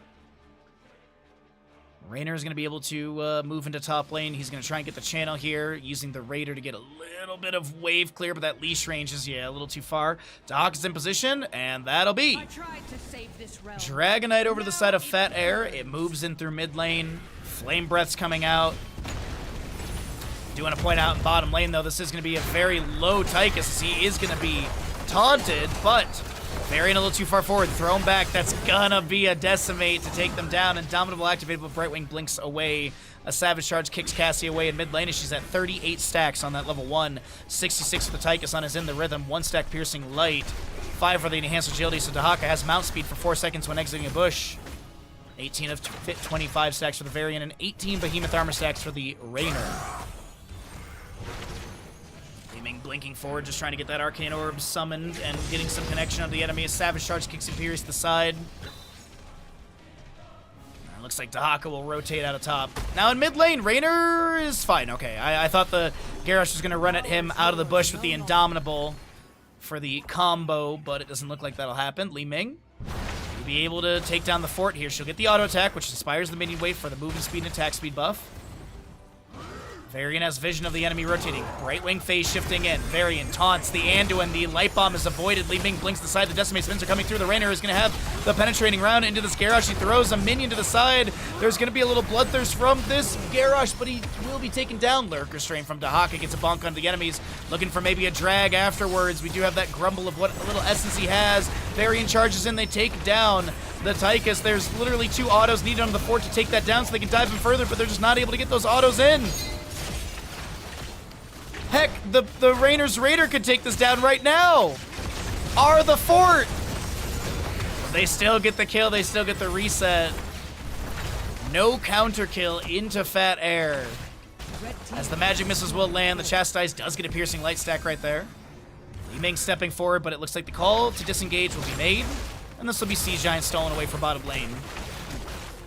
Relatively low cooldown from when the Dragonite goes down to when the next one is announced. It's about a minute, so we'll be having that fairly soon with Bruiser Camp for bottom to be grabbed. Cassia fends around the corner, and she's up to 48 stacks. Twitch prediction, by the way, was for 100 for the Believers. We'll see if she can get it.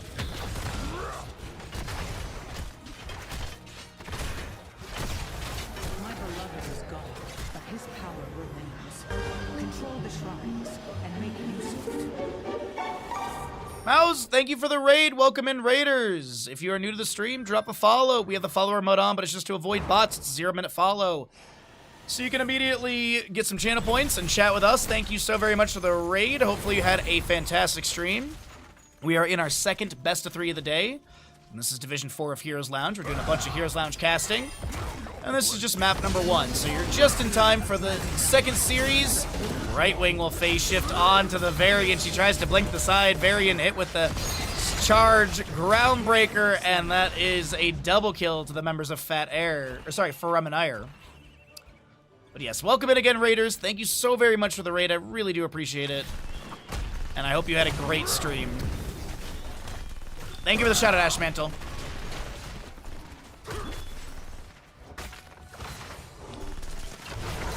Valkyrie misses onto the Li Ming. Have a nice cast. Thank you so very much. I appreciate that. Gonna be some great games for all of us today. But the overkill with the Spray and Pray level 13 is active from the Tychus, just so that range increase. We do also have tower shots coming out. Rainer Pepper's gonna be supplying some damage, a little penetrating round to knock back the enemy. As we also have a flanking Dahaka right now with the Brush Talk. Lurk Restraint finds no bonk. We do have that top lane fort taken down. Rainer takes the kill, or gets the kill onto this Imperious. They're trying to chase onto the Garrosh. Indomitable's activated. Right Wing a little forward there. I think Garrosh might have been looking for the combo, but the Leap of Faith will pull him before he can even land that. It is about a 2-level lead over to the side of Fat Air. 17 to just over 15.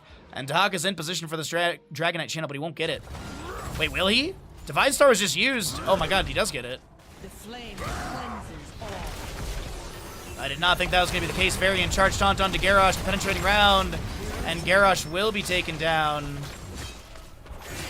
Molten Flames onto the mid lane fort. Magic Missiles continue to barrage in. A Savage Charge will kick the Cassia to the side, up to 60 stacks for her. And the mid lane fort goes down, pivot into bottom lane. Dragonite at 56% health, 53 seconds of duration available.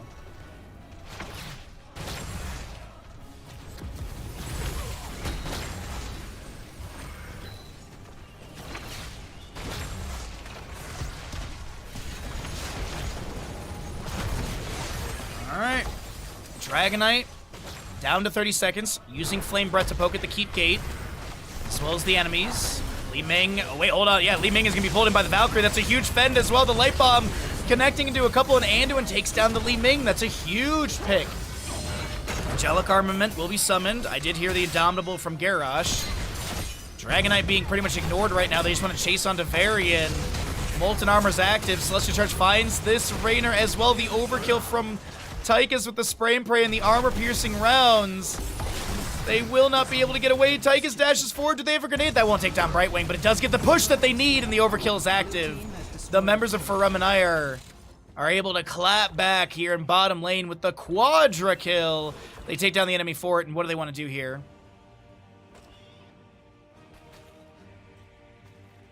Looks like it will be camps stolen. Tychus was going to go for left side, but it looks like Garrosh clears the wave.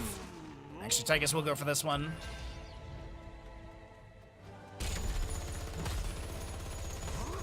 Up to 75 stacks in the Cassia. Believer points are looking okay. Level lead, though, on the side of Fat Air still exists. 19 to 18. And our next Dragonite here is like 20 to 30 seconds away.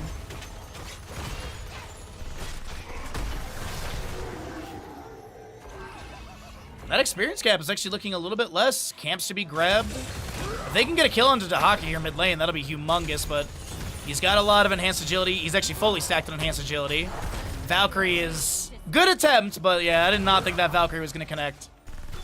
Bottom lane wave will be amplified or bolstered by this Bruiser camp grabbed by Fat Air. Right Wing using Arcane Flare onto the catapult just to get rid of that. She's going to blink over to an ally. Polymorph onto the Garrosh. She pops Indomitable. Decimate spins the Wave of Force, the Soothing Mist. And there is your next objective ready for contest. Soothing Mist up in 70 seconds, apparently. We do see Fat Air trying to run at Faramanire. I do believe it's that 20 talent here that's coming through, and maybe they want that fight. Dahaka still showing top lane. Imperious rotating out of mid. Might be 5v4. Dahaka Brushtalk is available. Oopsies.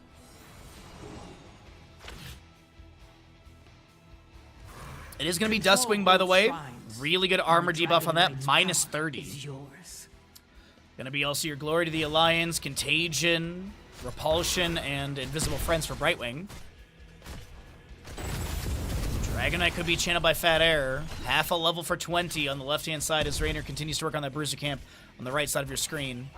Valkyrie, oh, does not get the pull onto Varian. I thought it was close to it. Daka tries to sneak the channel. Cassie is going to focus onto the wave of the Fen. Polymorph from Brightwing into the isolation with the Contagion. Garrosh did get... That's a nice leap of faith. The Contagion did jump over to the Cassie off of Garrosh, but that'll expire. It does look like the Li Ming gets the channel on the objective. Fire comes And so for you. Dragonite heads to where in priority? Is it going to be mid lane as the keep gate has been opened up a little bit, or is it bottom lane where there's a bit more health? Bottom lane is often considered the win condition. 3 camps you can feed here into this lane, which is going to be a nice way to advance into the core. We do have that Dahaka Brushtalk in. Looking for the Dragon to Imperius, won't find it. A bit of a messy fight right now, but a Leap of Faith will pull this Garrosh to safety. Molten Flames into the Keep Gate. Celestial Charge missing. A Savage Charge from the Dragonite will kick out, and Cassie gets launched near the Hall of Storms. The top lane wave managed by the Tychus as more Molten Flames poke onto this mid lane keep, or bottom lane keep. I was watching minimap as Dahaka does have the minion wave pushed up. Dragonite will expire, 20 on both sides. Valkyrie comes up from Cassia with the Imprisoning Light level 20. Varian trying to back away, and that'll be Anduin taken down. That'll be also Cassia to fall next. We do a penetrating round. The isolation. Li Ming is just having an absolute blast. Can they get the Finland onto your Tychus? It doesn't look like it. Red team has destroyed a fort. Blue team Advance towards core. Alone Tychus with Odin to defend. He will activate his overkill. And this is core falling rapidly. GG, well played. Map number 1 will go over to the side of Fat Air.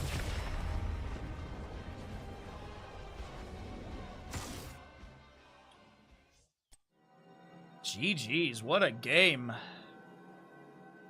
Oopsies.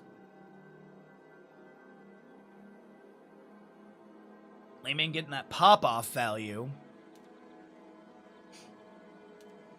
Oh, nice. Also nice. Not only do you get the pop-off, but you also nice.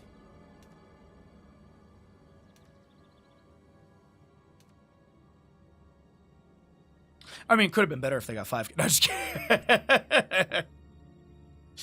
All right, let's pay out the gamble. Cassia did not hit 100 stacks, so we'll pay out the doubters. Let's get some ads out of the way and get ready for map number 2 in this series. If you have a Prime Gaming, consider using it.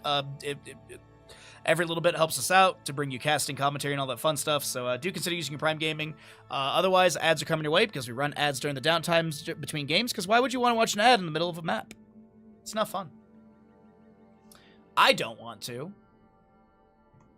So I'm not going to make you do it either. Alright, so first thing, let's pay out the gamble, 99 or less. Let's then hit the add button here. Oh, what did I... Oh, no, okay. Ads, and then map number 2 is we're heading back to Alterac. Wasn't the first series of the day literally Dragonshire into Alterac? I think it was.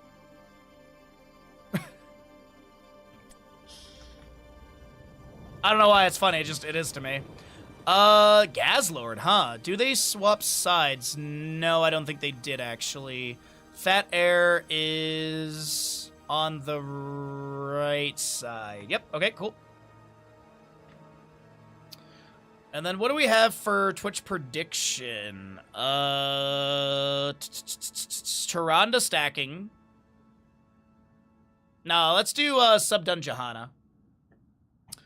We'll do a Subdue Johanna. But yeah, it's been a really fun day today. Glad you all are hanging out and watching these extremely good games, honestly. It's been really fun back and forth in a lot of the games. It hasn't felt too one-sided. We do get some one-sided games here and there, but that happens. Alrighty, so does Johanna finish levels? Yes, sub done. No, sub undone. while we wait for the ads to finish out, hopefully you've all had a fantastic start to your week. Good food. Or maybe that promotion you're waiting for. Everyone's getting promoted this week, right, Bandit? This is the week, I'm sure of it. This is the week Blizzard will email us. I'm so sure of it. Any day now, Blizzard's gonna be like, yo, Bahamut, you know, it's like 60 days until BlizzCon, and we need someone to cast Heroes of Storm for us. You're kind of the most active NA caster out there, as well as you live in the state in which it operates, which is just a win-win in general. So yeah, you should come on down to BlizzCon. We just keep hoping, chat. We just keep hoping. Alrighty. Okay. Let's get into this game. Exactly, Umber. And Ashmantle as well, yeah. Baja Prey. Every day I wake up and I check my email and I go, please be the day.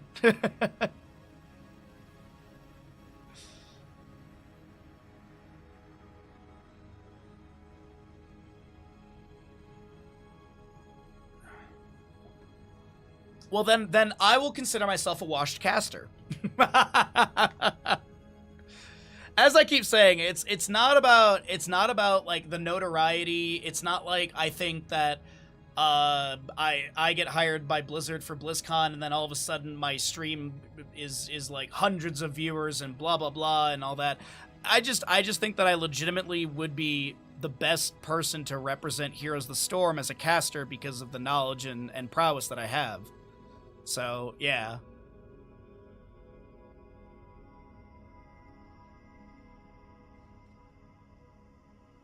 It's not slashed water on himself.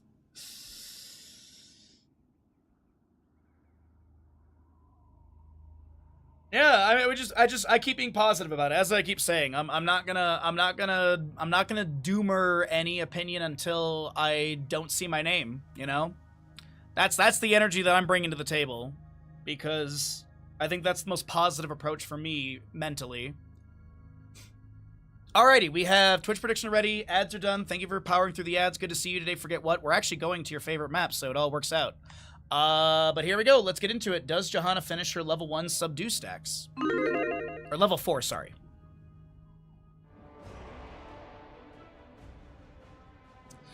Alrighty, on the left-hand side, it's going to be Faramanire with your Tyrande, Kira, Muradin, Kael'thas, Gazlowe. Right side, we got Faramanire, or sorry, Fat Air. My apologies. Johanna, Anduin, Tracer, Malthael, and Maiev. At level 4, Johanna will be grabbing Subdue. She needs to get the 4 enemy hero hits to finish the quest, so will she get that completed by the end of the game or not? Tyrande, by the way, Ranger level 1, as the Sentinel goes out across the map. And that's going to hit Malthael for a casual 400-ish damage. Ranger, you do have your Carnage as well for the maximum effort. Muradin with his 3rd wind. Kael'thas, Mana Addict, and Rocket Boost for the Gazlowe here. Pursuit of... That's a max range grapple hook, and Shield Glare Malthael is going to try and Soul Rip and jump to the side with his Cleave as well. Sorry, Wraith Strike. Did go Fear the Reaper level 1 for that movement speed. You also have that Tracer rounds. Vision, as well as the 10% range increase. And then you also do have that Lightwell and Zealous Glare Johanna. Gamble odds are looking good. Thank you everyone who's participating. Appreciate it.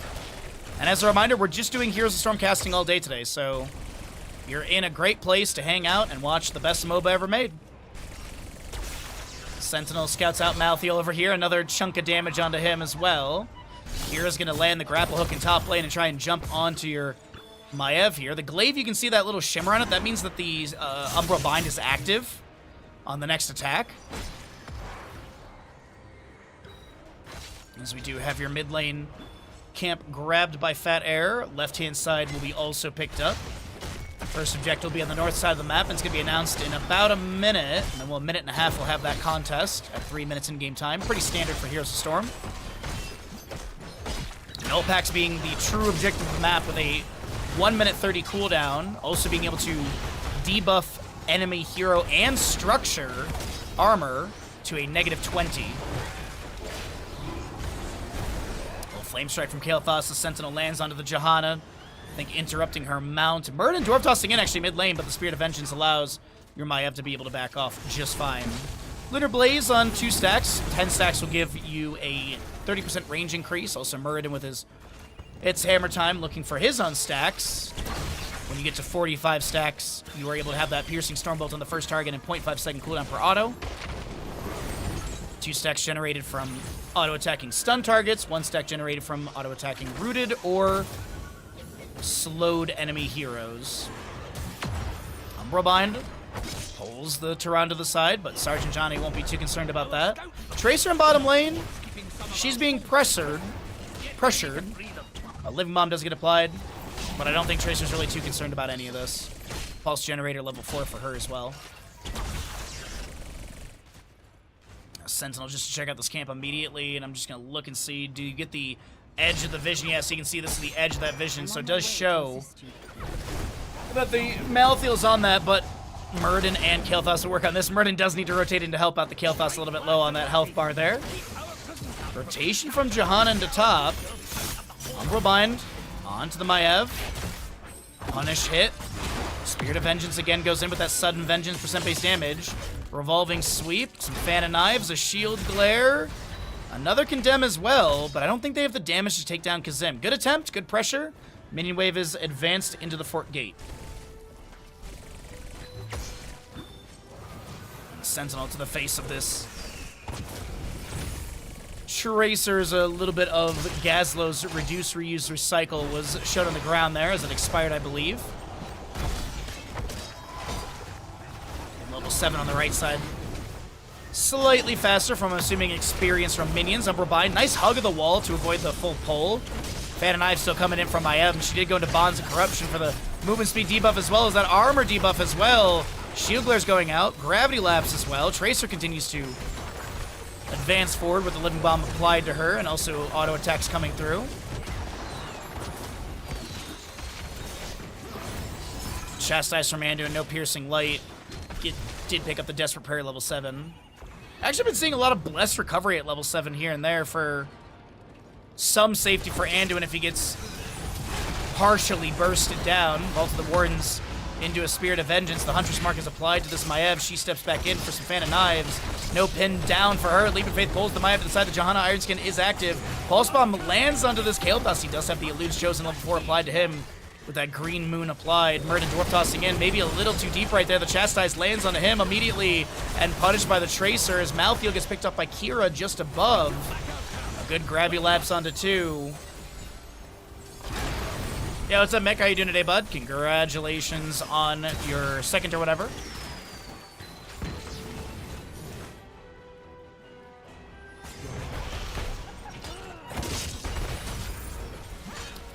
The level 10s are coming up. First objective is still contested. Wait a minute, Tracer bottom lane. Ah, it's just a Pulse Bomb onto the Gazlowe. Living Bomb applied to her, and she'll blink to the side. Gonna get another blink really quickly. The Huntress Mark applied to the Tracer as well. We do have that right side siege camp grab. Sentinel is gonna get the interrupt on that Hearth from nearly bottom lane, and it's gonna be seen, of course. But left-hand side camp is gonna be worked on. And we'll see what kind of siege value either side can grab.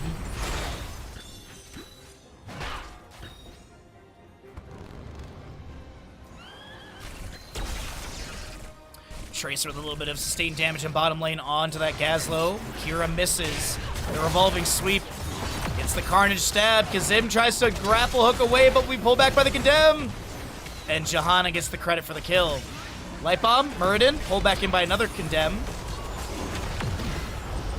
Light Bomb stun does land the Bless Shield into a Pulse Bomb with a Sticky Bomb slow.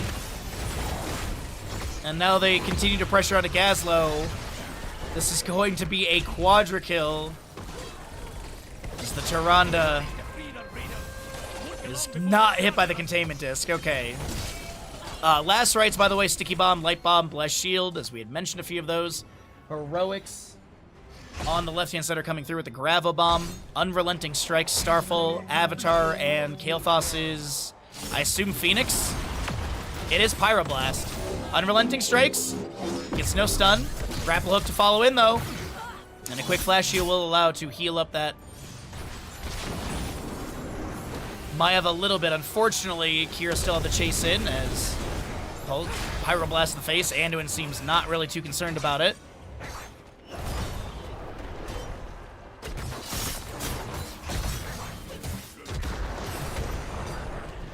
So top lane fort pressured by the objective. Sentinel goes down. Pulse Bomb onto the Gazlowe, but he doesn't fall.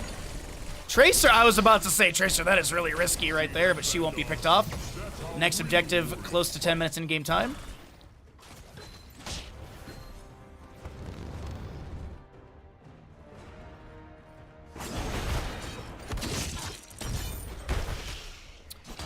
Okay, right side camp is being worked on. Top lane fort gate is being opened up. Malthael's going to be able to avoid that Gravity Lapse. Condemned from Johanna. Trying to avoid that Flame Strike as well. No Burn Flesh level 7, by the way.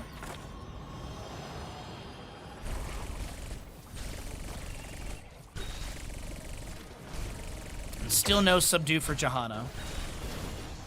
Alright, bottom objective. 35 seconds of channel time. 2 Jailers. Malthael still holding top lane. Wraith Strike into a Soul Rip as well. Kira just trying to trade a little bit of damage here and there between the two. Muradin mid lane, pulled back in by the Condemn into an Umbral Bind. Sin's exposed at level 7 for the Johanna. Will be able to give that 35% healing debuff. Can be refreshed by sustaining auto attacks on the target. Have another prison camp to knock down. Minion Wave and mid inspired. We do have Null Pack here as well. Umbral Bind pulls Muradin back in as he tried to Dwarf Toss out. The less shield used, Last Rites gets a stack. And this is going to be Fat Air with a first structure takedown through mid lane. Malthael has the top, I think, for the soak over there. We do have Tracer continuing to sustain damage onto the side while Pulse Bomb is full stacks. Condemn again from Johanna. Is there a Sticky Bomb to go into Kael'thas? There is indeed. And he gets taken down, but can this Johanna back away from tower shots? It looks like absolutely. Well of Light goes down, and this is a fort to fall again. Tracer's on objective.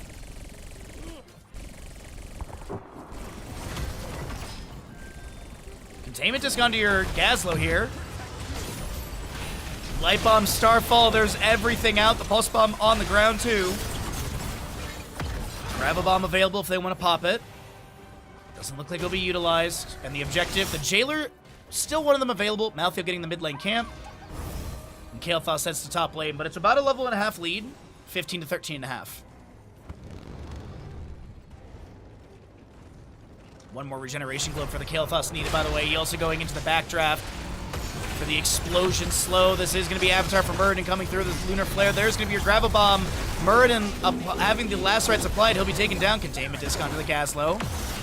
Kazim getting low. The Chastise connects, and that'll be Anduin taking down Kira. Another kill for Tracer onto the Tyrande as the Sticky Bomb is there. Kael'thas now trying to back away. Tracer untouchable, fully stacked, and this is going to be everyone's favorite Northern European country. Finland!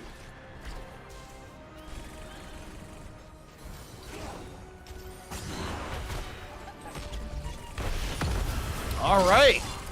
I was going to say, Anduin's got to get some autos onto these duders. Deny the Jailers these channels. Get the objective. They also grab Null Pack. Do they still have one from previously? They do, actually. So this is 6 Nulls. Plus the Inspired Minion Wave. It looks like one of them did get cleared out. Core, by the way, can have its armor reduced as well. But these do not overstack into 40. It still has a max of 20. Objective is summoned. Malthael still working on top lane. Might pivot in with the allies here through mid. As it is going to be a 3-level lead, 17 to 14. Pyroblast on a Johanna. She gets Iron Skin. Some of that does spread over to the Tracer as the Living Bomb is applied to her as well. And Malthael's the mini wave onto that fort at top lane, but he's going to pivot to mid with his allies. They get this keep down to about 75% health. Living Bomb applied. Grapple Hook from Kira lands. The Light Bomb finds no target. There's going to be a recall from Tracer, though. The Gravel Bomb from the Gazlo.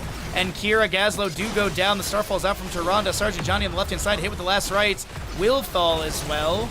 Muradin now trying to get out of here. 4 stacks on last rites for the Malthael. 20 seconds off that 70-second heroic timer. A sticky bomb into this Muradin, and he gets picked off. Kael'thas is low, and he's trying to back away. The containment disc misses. As Midkeep is going down.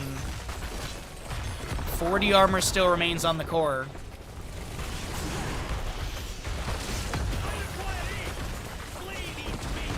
The timers are a bit low. Gravulabs tries to find something. Gazlo's back. Sticky bomb onto the Kael'thas, and he's just as the allies come back, Kael'thas will be taken down. Tracer blinks over to mid lane to get some of that Well of Light value that Anduin had placed down previously. Mid lane objective still pushing, or bottom lane objective still pushing. Mid lane is advancing forward. Malthael on that top lane, keep trying to take this down with the inspired minion wave.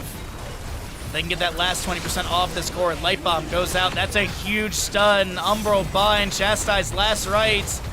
Double kill from Malthael in the end. The Unrelenting Strikes from Kira will be activated. As Jahanna Ironskin denies some of that damage, she activates a Blessed Shield into the enemies. That'll be a Kira takedown as well. And Kael'thas, with the safety of the Hall of Storms, will activate a Pyroblast onto this Malthael, who's going to be at 75% health, a little bit less than that. Core is starting to fall. The top lane keep did go down. And it looks like this is going to be map number 2 in our second best of 3 of the day, going over the side of Fat Air in a record 13 minutes. Might be the fastest map I've seen this season of Heroes Lounge. GG, well played.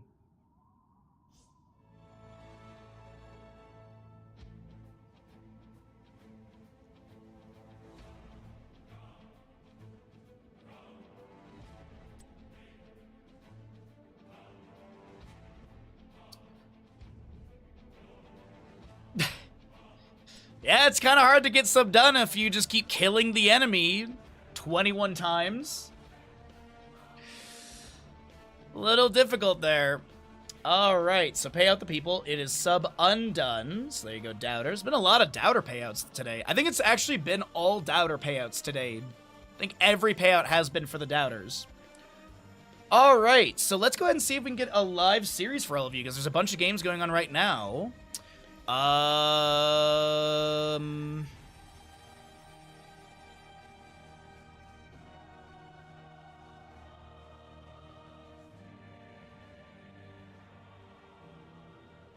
Let's see here.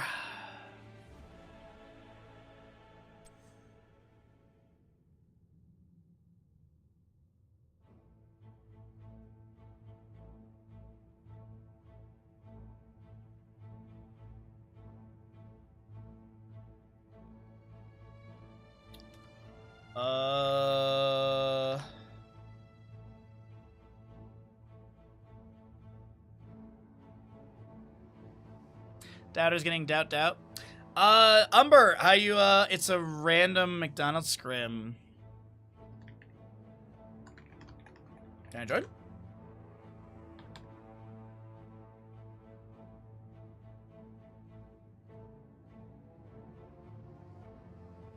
Well, we might get into a scrim, actually, for all of you. We're just asking Hazu about it.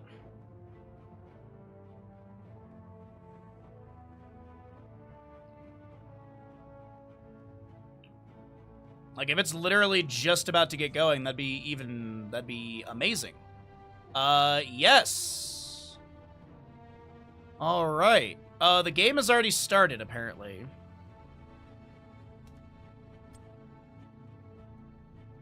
So they might drop the draft and then let us in. So they might finish draft and then let us join. So let's get everything all set up here, and we will get. It's gonna be a McDonald's scrim.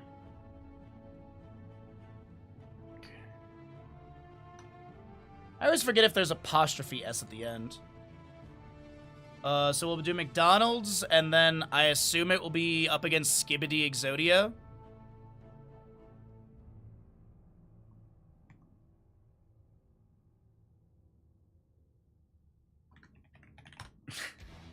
Oh, really, Freaky? Oh, really?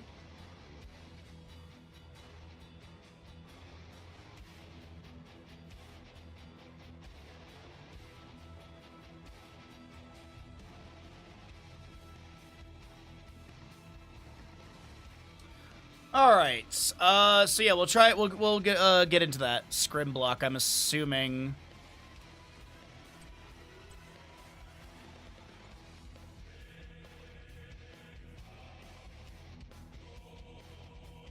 And don't forget, we have the Viewer Day coming up on Saturday.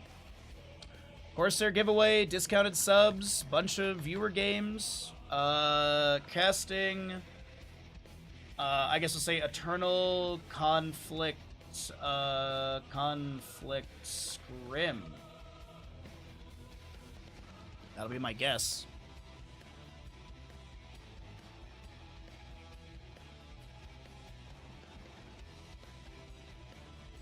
So, hopefully we can just join into this.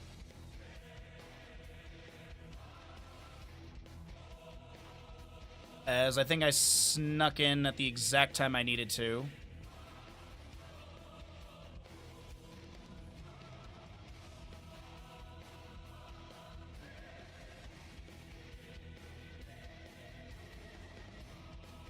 Let's see. With the evil Cascon Sirene, which team is going to be the McDonald's team?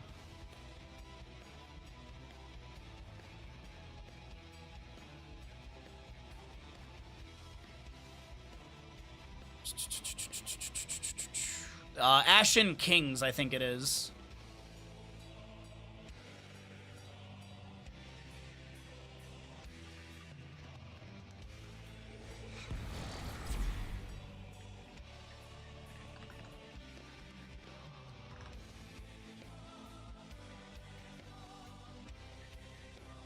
So I actually think this is gonna be...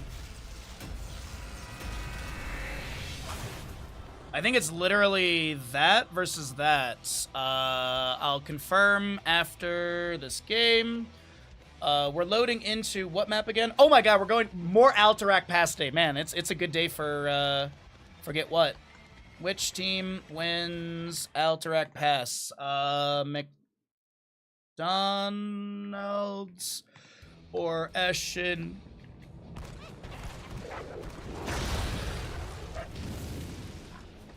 5-minute gamble, go. Alrighty, everybody, welcome in. We are jumping into an Eternal Conflict Scrim. We have what is, I believe, to basically be the Scrim squad of Team McDonald's, which is mostly Skibidi Exodia, with your Li Ming, Diablo, Blaze, Rhaegar, Ragnaros. Right side is going to be the squad of Ashen Kings, with your Hanzo, Tracer, Malfurion, Hogger, and ETC. So, Aetherwalker, Devil's Due.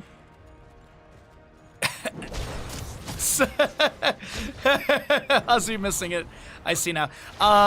Devil's Due, Adrenaline Stimpak. You also do, by the way, have your Shifting Meteor for the Ragnaros and Colossal Totem on Rhaegar. DC Block Party.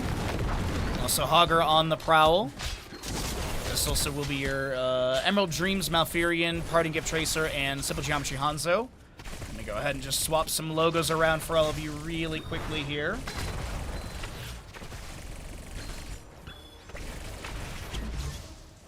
Okay. Just trying to make everything look nice for the stream. But either way, as I said, live best of whatever. I believe this is map 1 of this scrim block, so I think we got in just in time. We missed the draft, but hey, we got him for map 1. Sniper getting the natural agility over the wall. That's going to be Disciple trying to chase it. Oh my god! They trade, but what? What? A scatter, right? Oh my god, the scatter 475. Wow. The burst of Hanzo. Alright.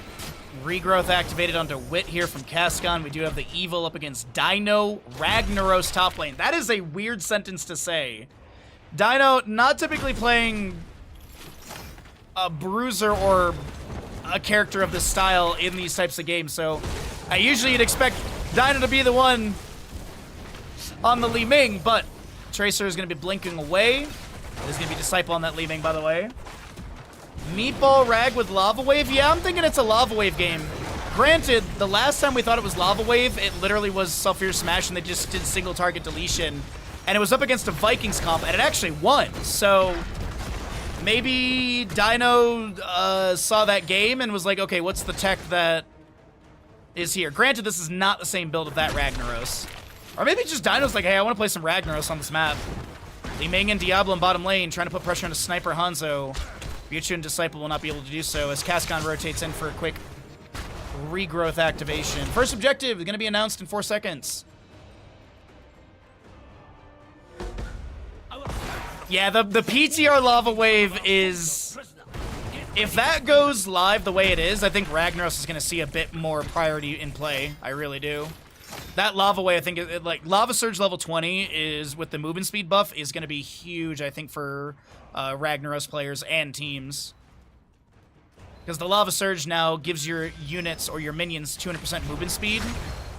And so they just zoom down the lane. So not only do you get the Lava Wave push, but you actually now have the Minion Wave push, which I think is going to make Lava Wave so strong. But of course, as I mentioned, it's Lava Surge. The level 10 Lava Wave still just does what it normally does. It clears out the minions, you get the experience. Jet Propulsion and Blaze onto the Hogger. Diablo wrapping around the corner for a further displacement of the Overpower. And Team McDonald's will be able to have that rotation for the kill. 3-1 in kills, Team McDonald's. We'll be having the enemy channeling the objective. We'll see if Ashen Kings will be able to grab this first objective. Shadow Charge onto ETC. A scatter going off the wall. Ragnaros Dino getting the channel, and it looks like that'll be 13 seconds remaining.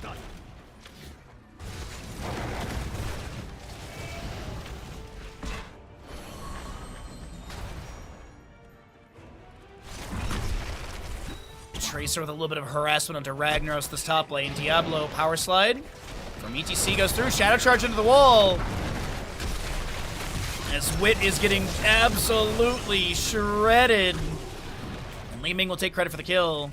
A sleep from Malfurion does allow a few LS to back away. But unfortunately, this is going to be another kill to the side of Team McDonald's.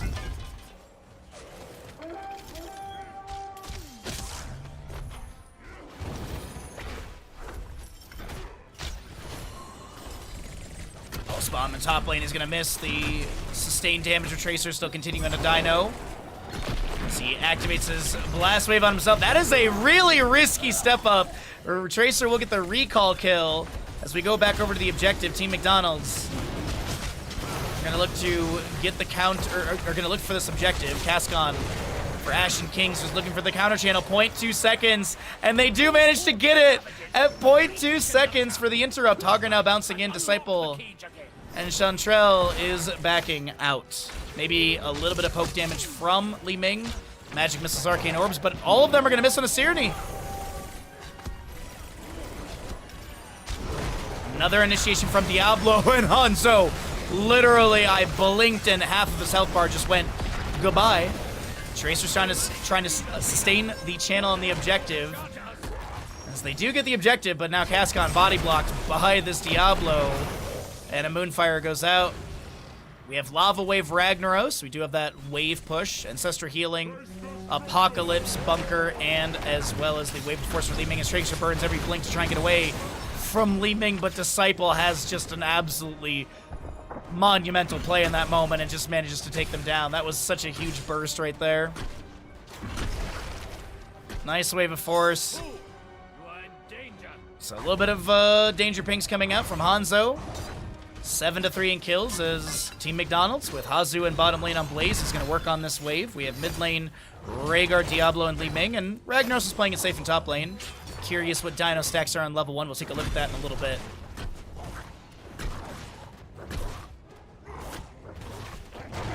Actually, 56 stacks. What? Belly! Work has kept me too busy recently, but always enjoy the best HOTS caster. Aw, thank you so very much, Belly, for the Prime Gaming for 17 months. Thank you for the continued support. As I've said, a lot of Prime Gamers today. Thank you so very much for the continued support, and I appreciate it. Hopefully work chills out for you a little bit, and thank you for coming by and still utilizing that here. We are in this map 1 of this scrim block between the scrim team of Team McDonald's, which is mostly Skibidi Exodia, and the Eternal Conflict team of Ashen Kings. I think they actually might have a substitute as well. This will be Lava Wave top lane. Tracer's able to avoid that. Does Ragnaros get in the spawning wave? I don't think he... Wait, actually, he might get it. No. Misses the spawning wave. Well, either way, we are going to have that bottom lane boss is working on this fort. We'll take that down. Next objective will be 35 seconds of channel time, as well as the 2 jailers, as we do get your 13 talents here on the left for the members of Team McDonald's. As that bottom lane fort does go down, rotation to top lane. Are they going to look for a second boss, or is it just to try and push the wave onto the fort here? Because bottom lane boss is down to 30%, and Hogger's rotating out of that lane. They are going double boss. Okay.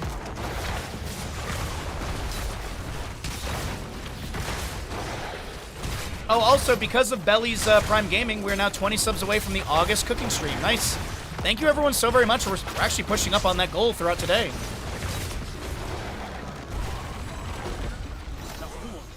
Staggering blow. That Dragon's Arrow misses because of it. But I don't think there would have been an invade onto this camp, that is, or onto this boss. We do have Tracer blinking away.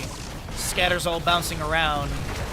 Diablo goes in with the Shadow Charge. No wall collision. Jet Propulsion misses from Blaze as well. He'll summon up the bunker as the Shifting Meteor will be completed, and Hanzo gets taken down.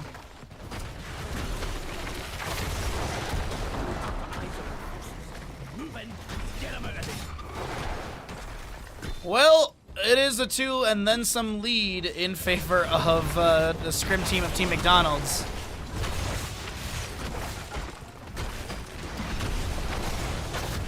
Shadow Charge again from Diablo. Beatrice making these calls. Beatrice, by the way, one of the main tank player for Storm League enjoyers. Chantrell, I don't know who they are. It might just be a friend of a friend. It might be a second account. I don't know. We need to guard the key. Azu starts the objective channel. As I mentioned, 2 jailers, 35 seconds of channel time. And it is going to be 13 talent here for Ashen Kings in a moment. This Hogger's going to bounce around. We do have this camp to be grabbed from mid lane.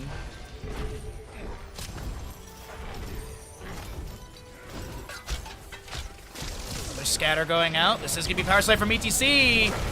It is a stage dive ETC, by the way. We didn't talk about that heroic. Dragon's Arrow lands onto the Rhaegar, splashing onto Li Ming. The Ragnaros multi-core is active. Hogger bouncing in. They're going to try and take down this Diablo. Staggering blow up against the wall. The Power Slide from ETC. Diablo will go down. So is Li Ming. And this is going to be the objective over to the side of Team McDonald's, but they lose a couple members. Now Dino trying to get away. Hogger bounce is not going to be the angle they were hoping for, but still closes the distance. Dino going to get the stun up against the Loot Horde. Is going to be stunned up against the Loot Horde, and now picked off as well.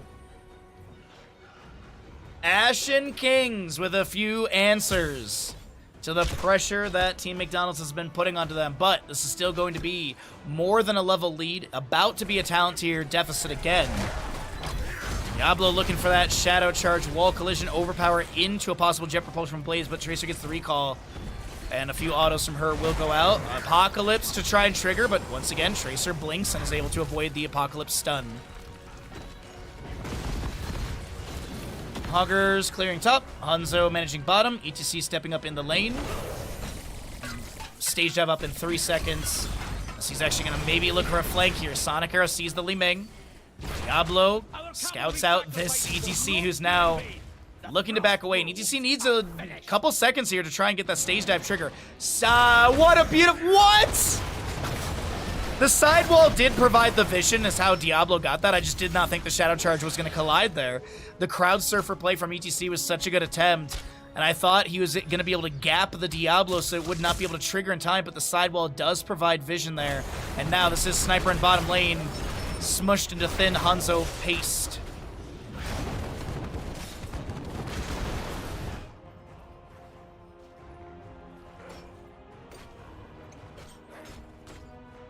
Bottom boss up in 20, top boss in a minute 20.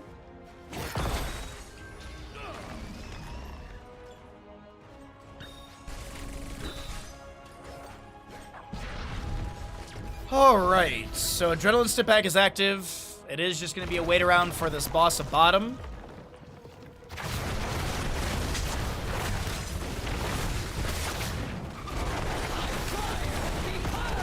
Ragnaros, Lava Wave top lane. He'll get these 3 waves. I'm assuming he'll get the spawning one, because it looks like the timing should work out just about right for Ragnaros here. And while that is going to be colliding, there it is, yep, getting the spawning wave. We do have mid lane to also be pushed out. Bottom lane boss is advancing. Diablo's in the bush. I'm not sure if he was seen stepping into that. I don't think he was. Sonic Arrow to get a little bit of vision for the allies. Mid lane to be cleared out. And that top lane boss, 30 seconds. Can the squad of Team McDonald's finish out the entire bottom lane keep during this? Hanzo does have Giant Slayer. Try and chunk onto the enemy health bars. Tracer's sustained damage is pretty decent. Blast Wave applied to the Diablo. He doesn't step in for the Shadow Charge. But with boss at 50%, looks like this keep is going to fall. You still have that 45 seconds of channel time on this one. Yeah, boss gets the last couple slams needed. Top lane keep is very low right now. Hogger might be able to save this, but I don't know if it's going to stick around for too long either way. Especially with the possibility of this objective for Team McDonald's. Alright, it looks like it will be stalled at 34 seconds. Blaze is currently grabbing this camp, so not wanting to play into the enemy. Also, level 20 is really close for Team McDonald's. Apocalypse from Diablo. It scouts out the enemies who were floating around boss. Boss is at 50%. Blaze is on his way up. Magic missiles fire out. Ragnaros pops Molten Core on the left-hand side, and they will not steal away this boss. Okay? It'll be given and defended in lane. Li Ming's gonna get some magic missiles out. You have that Mirror Ball, as well as you have that Charge Blast at level 4. No Seeker level 7.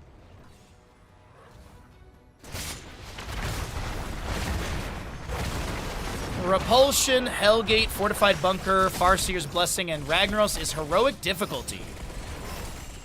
Alright. Diablo activates that Hellgate into the Shadow Charge onto Hanzo, and will be able to set up the kill while the rest of the team was still channeling objective. And Li Ming finishes clearing out the top lane, wave and boss. Autos from Blaze. One of the jailers is getting some channel, but that'll be interrupted. Hazu's probably got this. Meanwhile, mid lane Dino is finishing out this wave. Diablo does have full souls as well.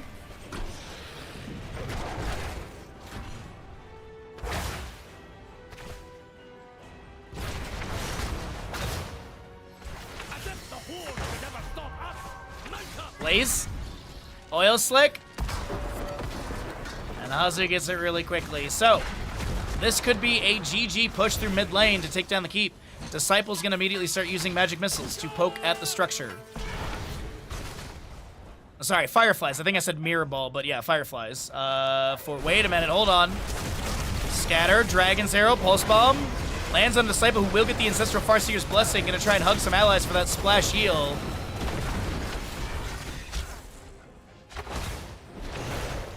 More of those magic missiles continue to poke out.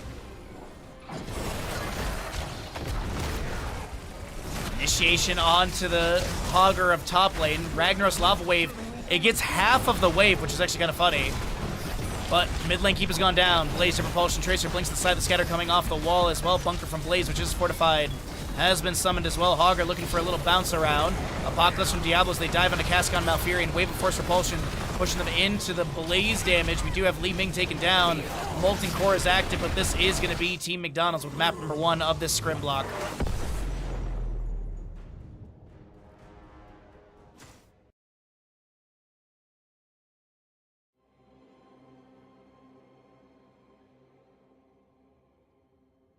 Glad I looked at my friends list and asked Hazu about this because this is already exciting. GG's.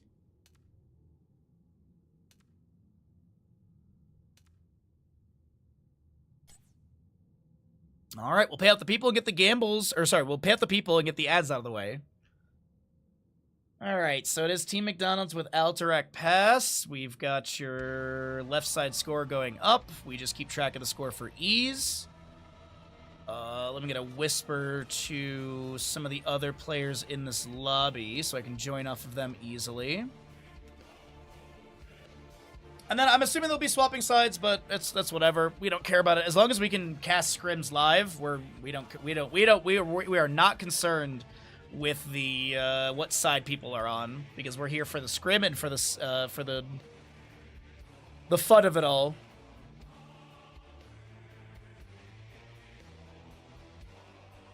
Oh, but GG's. I've got wicked heartburn today. I don't know why. Didn't even, like, I even... It was funny, though, because also when I was at the grocery store yesterday, and I was trying to figure out what I wanted to eat for dinner yesterday, I almost grabbed, like, a frozen lasagna. I'm like, oh, no, I shouldn't get that. Like, I should probably have something that's, like, less acidic. I almost did sandwich stuff, because I originally went to one of the grocery stores for sandwich stuff, and then as I got, like, 3 of the items, I got, like, bread, and then I got, I was, like, looking up other stuff that I wanted to get, whether it be, like, the pre-made cold cuts, or if it was going to be the, like, if I go to the deli counter, get them sliced there. And then I realized that there's that lettuce parasite thing, so you're not supposed to eat lettuce right now, so I was like, alright, well... not gonna be going for that then, so no sandwiches. But, oh, dude, sandwiches sounded so good for this week, but then, I guess I could have skipped lettuce, but, I don't know. I feel like lettuce kind of makes a sandwich a little bit. Alrighty. That'd be funny if that was actually the last map of that scrim block. I hope it's not. But that would be kind of funny if it was the last map of the scrim block. Alright, well, we'll chill here for a moment. We'll see. If it is the last map, then we'll figure something else out. No, I see the lobby being made. Okay, we're good. Yeah, I think this is literally the beginning, because a lot of scrims are usually like 11 a.m. my time to about 1 o'clock my time. This is usually the window where scrim blocks happen. Also, our light balance is all over the place today. We're missing 2 lights today, so it's a little weird with that. So let's go ahead and swap these sides. And scores as well. We're just keeping scores just for fun so we know how many maps we are going into. And then while we have this opportunity, I think I'm just going to run and grab my other cup of tea really quick. So once the draft starts, I'll run and grab that. But let's go ahead. We're going to head into Dragonshire, which is part of the map pool this weekend. So McDonald's one side, Ashen Kings on the other. We'll have a 10-minute gamble. And let's get going into this. Good stuff. Fun games. A great Tuesday to start our week of streaming.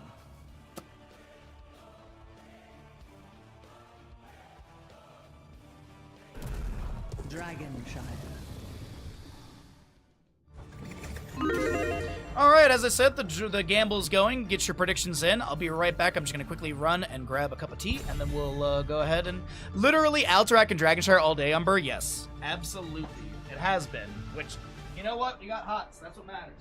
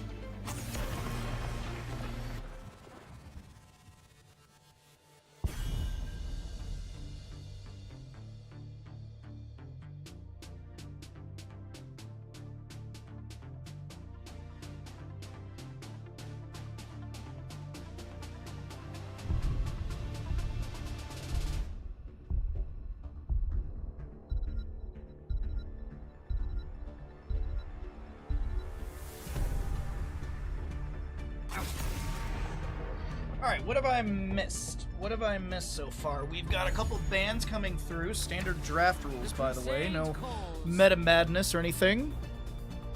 As we do get a Johanna first pick. Alrighty.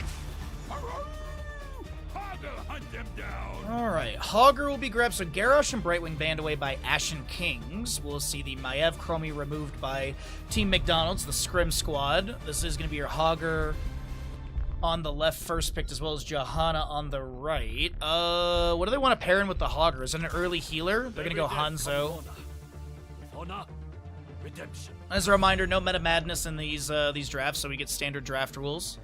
What do they want to do? So Johanna into a Hogger Hanzo. I was gonna say you could go solo lane since you know what you're going up against, then grab like your healer, and then you can flex your last two picks, unless you want to see what their healer is or something, and then maybe go into like a range assassin, grab like Genji. For the Nexus. We'll see the Orphea to be grabbed. Okay. Disciple Orphea, always on point. So will be your Hanzo Hogger. So they need a healer, they need a main tank. Opposing side needs a healer as well. Could be like an Anduin target ban, unless Ashen Kings are going to try and go for the Anduin, because they have first pick after the ban phase. So Ashen Kings could absolutely ban it out or go for it, and they'll get rid of Rhaegar instead. Or in the meanwhile, I think is a better way to put it. Could be the Anduin ban. Could be... A Varian wouldn't be too bad, honestly. Charge, Taunt, Shatter, Throw. Cocoon and Uberak is another option. They'll get rid of that. Okay. I mean, but like Shamata Bros with Light Bomb, maybe Muradin as well. Like, I think that could be pretty decent. Could consider that Varian as I was talking about. The Shatter Throw, the Charge Taunt, maybe Lockdown Orphea. She is decently burstable. Maybe even go into like Stukov. Like you can go Stukov Varian. Oh, this is my jam. Ready for action. So we'll get Lucio Muradin. Good mobility. Cleanse at level 10. Mixing fire, healing reduction, and damage onto enemy heroes at 20. Last pick, they can flex into a mage, or they could go into support like Zarya or Vikings or Abathur. I don't think this is really an Abathur composition. I think it's going to be either like a Genji or some sort of like burst mage. Let the Inquisition Get another Ragnaros game. All right, Dino is practicing Ragnaros for the inevitable live patch from PTR. Whitemane will be paired in with this. Okay, pretty cool draft on the right side for Team McDonald's. We could see Dino Ragnaros solo lane. Probably not going to. But you could definitely roll that Ragnaros into Hogger if you want to try and go that avenue. It might be also Q build, so we might see Dino doing double soak from mid to bottom. Let's fly. And the Falstead last pick I don't hate. Gust is a good control tool. You have mobility once again with barrel roll and flight. Really good draft from both sides, and I'm happy to see more Ragnaros. Someone go wake up Allura.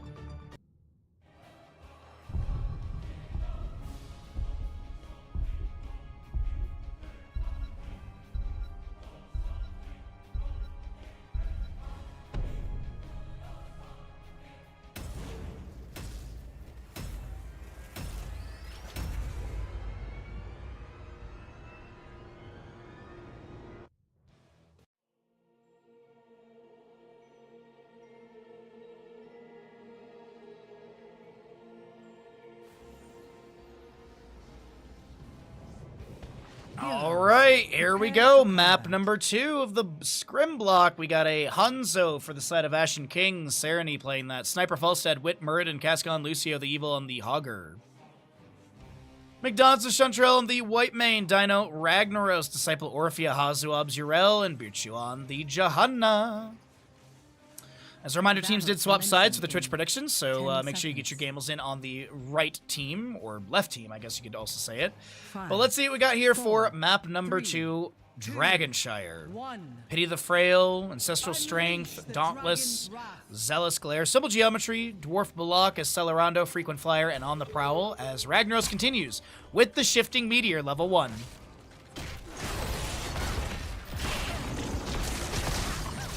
Scatter coming out from Hanzo as well, trying to get a stack. He does manage to go up to 1. Rel with the Avenging Wrath in. Soundwave from the Lucio. That's going to be also a ton of damage into Wit, but no Muradin takedown. Yrel heads to top lane. Orphe is going to break off to the right-hand side of your screen with the Ragnaros and be able to grab Bruiser Camp for top lane. Cascon harassment onto Hazu health bar. Trying to keep that movement speed active. Hogger gets the vertical bounce over here on the left-hand side. And Johanna's just kind of working on this wave. You think yourself worthy Shadow Waltz attempted onto Cascon there, misses. Good attempt. Avenging Wrath from Yrel into the wave. Little sound wave from Lucio as well. Uh-oh, Wit, right side. Is there anything they can set up here? Dwarf tossed in, looking for Disciple. Hammering from Falstead, landing as well. The Stormbolt is going to be there. There's going to be a ton of damage into Disciple. Can Disciple get away with the Shadow Waltz? We have Cascon unable to get in, and actually Disciple's now dashing back in. The white mane healing very on point. Inherit the Dragon Knight's power and lay waste to this forsaken kingdom. Man. What a brawl in top lane as more hammering damage flies out from this Falstad. Disciple now hit with the Thunderclap. The Stormbolt, Muradin autos are there, but the Zeal mark is applied to Disciple, and Shentrell is getting so much damage out that this healing is going through, and now White Mane, which is the new target, will be picked off. Ashen Kings with first blood with a minute left on your prediction. Staggering blow. Disciple not hit up against the wall, but Muradin dwarf tosses in, and they will be able to take down the Orphea. Dragonite channelable to the side of Ashen Kings as Hanzo is forced off of bottom lane. And Hanzo was holding this by himself. He's up to 8 stacks on Simple Geometry Dino. Shifting Meteor, 26. Hammering from Falstad into mid to get up to 40 stacks. Stormbolt lands. You also have that Thunderburn level 4 for the Muradin to be able to try and get more stack opportunity. With that Thunderclap slow, Cascon low, and so is Cyrene. Shield Glare won't get the kill. And there's no shifting meteor or anything over the wall. White Mane will have a quick searing lash down on the ground to be able to try and get some damage for the kill over the wall as Orphea mid lane. Falstad trying to bait the Stormbolt, misses. Disciple doesn't get the dash that they're hoping for. It does actually have the Backbiter level 4, but didn't land the connection with that either. And Ashen Kings with a couple kills early game. This is huge for them. Maybe they get nice body blocking from Wit and bottom lane. Dino and Johanna are going to be able to force out the natural agility. Wit, Cascon, Cyrene a little bit low in this 3v3. Stormbolt lands on a Dino. And Beershrew steps forward with the Condemn. The hammering from Falstad landing, but the damage will not be enough for anyone to be taken down. What a close back and forth bottom lane fight. Orpheus back in mid lane. And Muradin is trying to get the channel. Yrel in top lane being pushed around by the staggering blow. Hogger, vertical bounce, and might have to cancel this because Hazu will be able to regain control. Wait a minute, Orphea being dove on once again. The Stormbolt landed to Johanna. The Thunderclap goes down to the ground. And Hanzo scatter for another stack as Orphea is unable to chase in further onto the Muradin with the Shadow Waltz after the Backbiter did dash her back.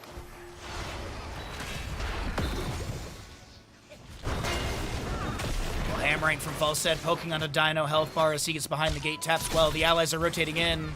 And now Hanzo uses the sidewall for the natural agility. Does Falstad have a way to get out of here? And he barrel rolls down into this camp. They will be able to get the objective, and that's Falstad flying over to mid lane, and he's going to be fine. The great escapes in this game from both teams have been just so cool to watch. Dragonite, which was channeled by Ashen Kings. Muradin, Wit inside of this. Does get some damage onto the fort gate of top lane. Hanzo and Lucio in bottom clear out the wave that was pushed up a little bit by the enemy. And we're just waiting for our 10 talents to cycle through the other numbers like we typically do. Lucio pushing off. Falstad barrel rolling in for the sustained damage opportunity. Hanzo Simple Geometry finishes out here. And Yrel is going to be kicked to the side by the Dragonite, the Molten Flame. I think it was actually early. I don't think it actually hit onto the fort here. Another Molten Flame to be utilized. Ragnaros is going to try and get some free stacks. The Savage Charge kicks them back into mid lane. And the top lane fort around 50% health as the Muradin inside this Dragonite expires. 7 minutes for the next objective. We do have, what a minute, Falstad. He's fine in bottom lane.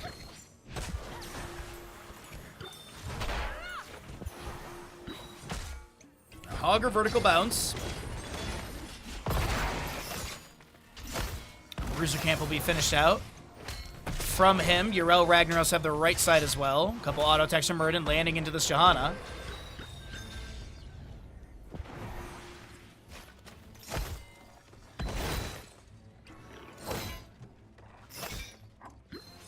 Alright, Shockwave, High Five, Avatar, Gust, and Dragon's Arrow for the Hanzo. Murden mid lane.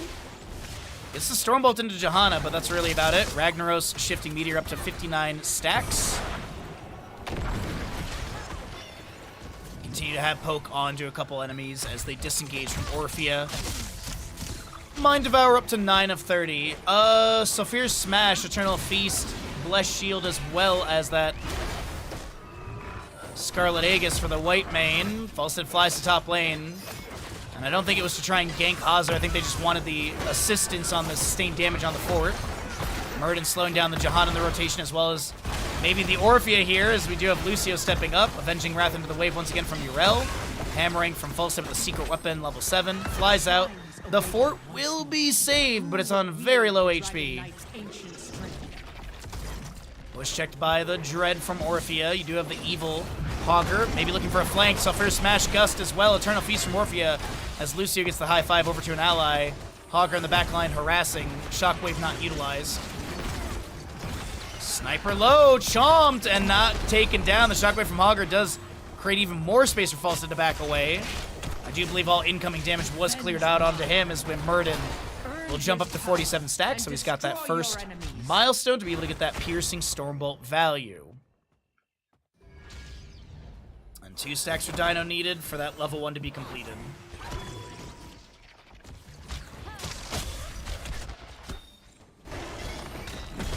Hogger bounce onto Hazu. Nice Dwarf Toss in, Stormbolt as well.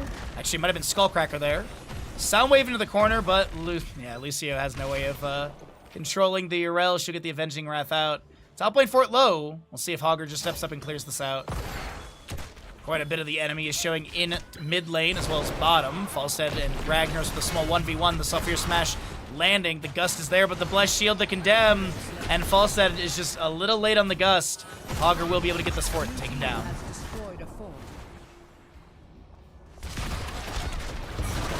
Stormbolt again. Dwarf Toss to the side.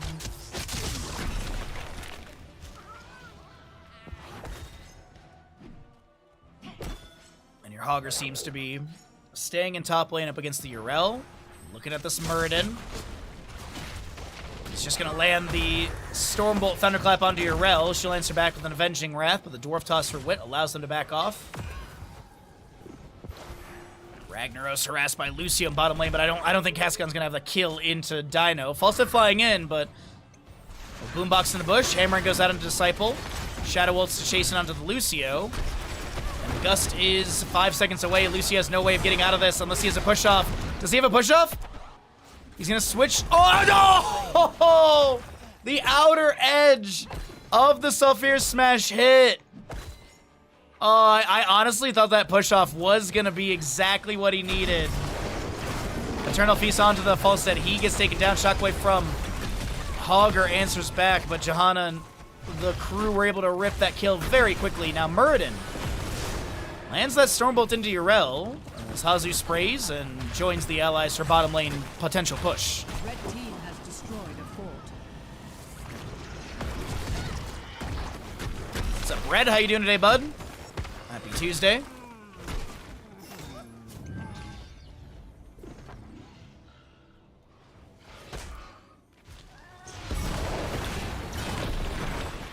Lucio hugs the wall, rotates back over to the Hogger on this camp. Shield Glare will scout that out. Is there going to be an invade? Because I did see Orphea pivot immediately once that Shield Glare came out. And yes, Johanna's going to try and jump onto this. Murden is here as well, but the space was created. Hogger gets the channel.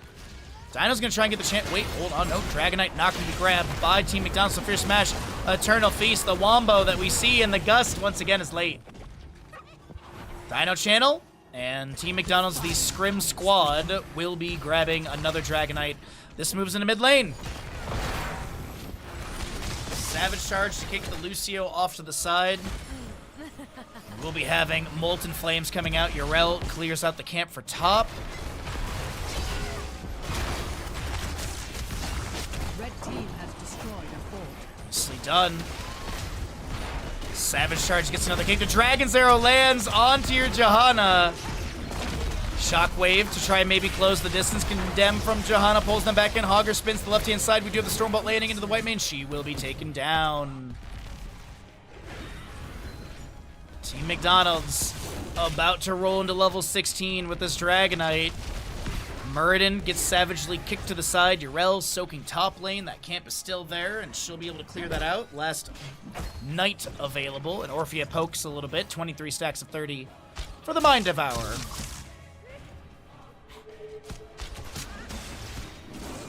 I have seen enough. For now. Ragnaros gonna be able to use Molten, the Shifting Meteor. I was gonna call it Molten Ball. But Living Meteor will be able to drop down and yeah, help out with this Blast Wave as well. White Mane with the Subjugation and Shared Punishment as well for the jump and the armor reduction. Movement speed debuff as well. Oh no, damage debuff, that's right, no movement speed. Uh-oh, Ragnaros lands a big Sulfur Smash, but the Gust is on time, and Wit will be able to back away. 500 HP. And third win for that Muradin. Actually, no, it's just trait. Third win was last map. He's going to go Dwarf Launch level 16. He was holding. I was thinking maybe he goes Stone Form.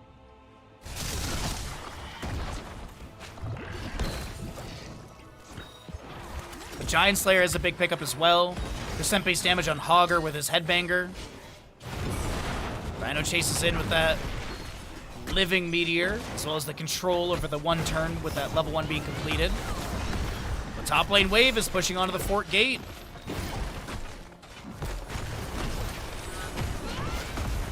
That'll be fort gate opened up very quickly.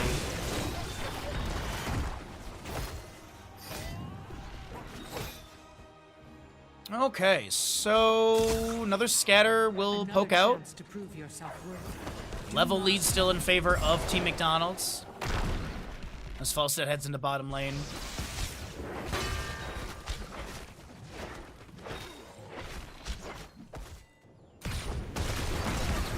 Nice Blessed Shield into Muradin.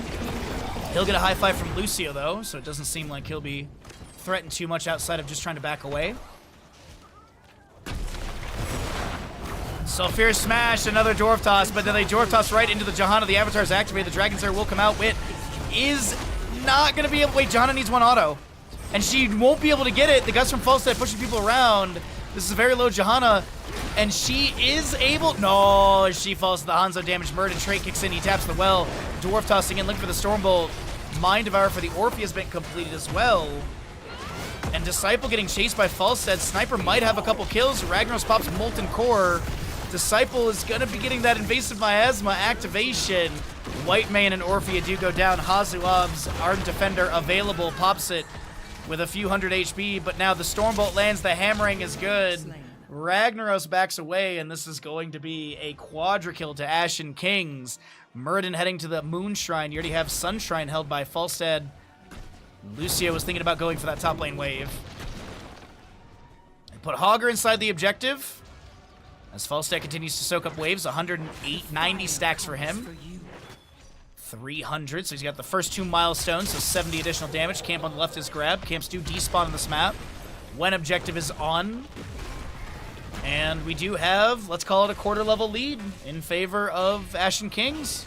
They get this Dragonite. They should get mid lane for it. This is Muradin trying to put pressure onto the enemy and try and get another staggered kill. The Sulfur Smash interrupted by the Dragon's Arrow. It will actually come through. Looks like it didn't get put on a 10-second cooldown.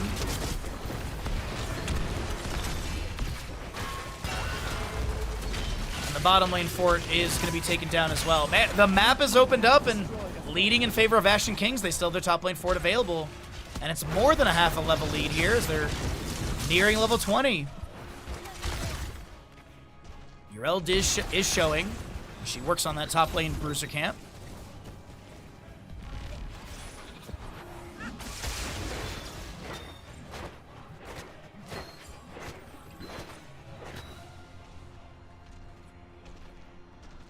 All right. Bullseye, Mountain King, Power Spike, Wind Tunnel, and I'm assuming Mixing Fire. Indeed it is. More bottom lane, keep gate pressure being applied. Dragonite expires. And we're going to have 20 talents here also grabbed by Team McDonald's. Scarlet Crusade, Heroic Difficulty, Monster Within, Seraphim, and your Radiating Faith. Augur looks to avoid the stun from this Sulfur Smash and only taking a light amount of damage. Avenging Wrath back onto this camp with the Righteous Hammer. Ragnaros pops Molten Core here. Gus from Falstad Wind Tunnel pushing people to the side. Ragnaros snipes the Lucio, but Johanna will be traded. Sulfur Swing will then force out Murden to utilize his Avatar. His snipers trying to avoid some of the meteorites and rune bombs, but Ragnaros does get the double kill for the team with that heroic difficulty activation. 50-second cooldown as well as 25% increased health and damage. Also good to see your Zul Rolls. How you doing today, bud? Well, Falstad is nearing his 300 stacks at 224.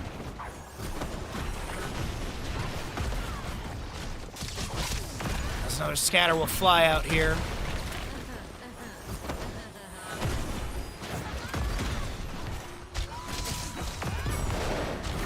Sulfur Smash on the Hanzo.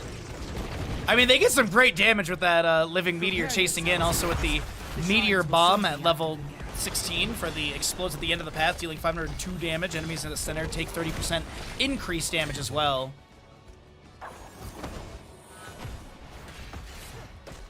But don't tell Allura we're excited about this talent. No one clip and tell her about it. 9 to 6 in kills. Avenging Wrath over the wall. Hazu starts working in this camp, avoids that Stormbolt as well.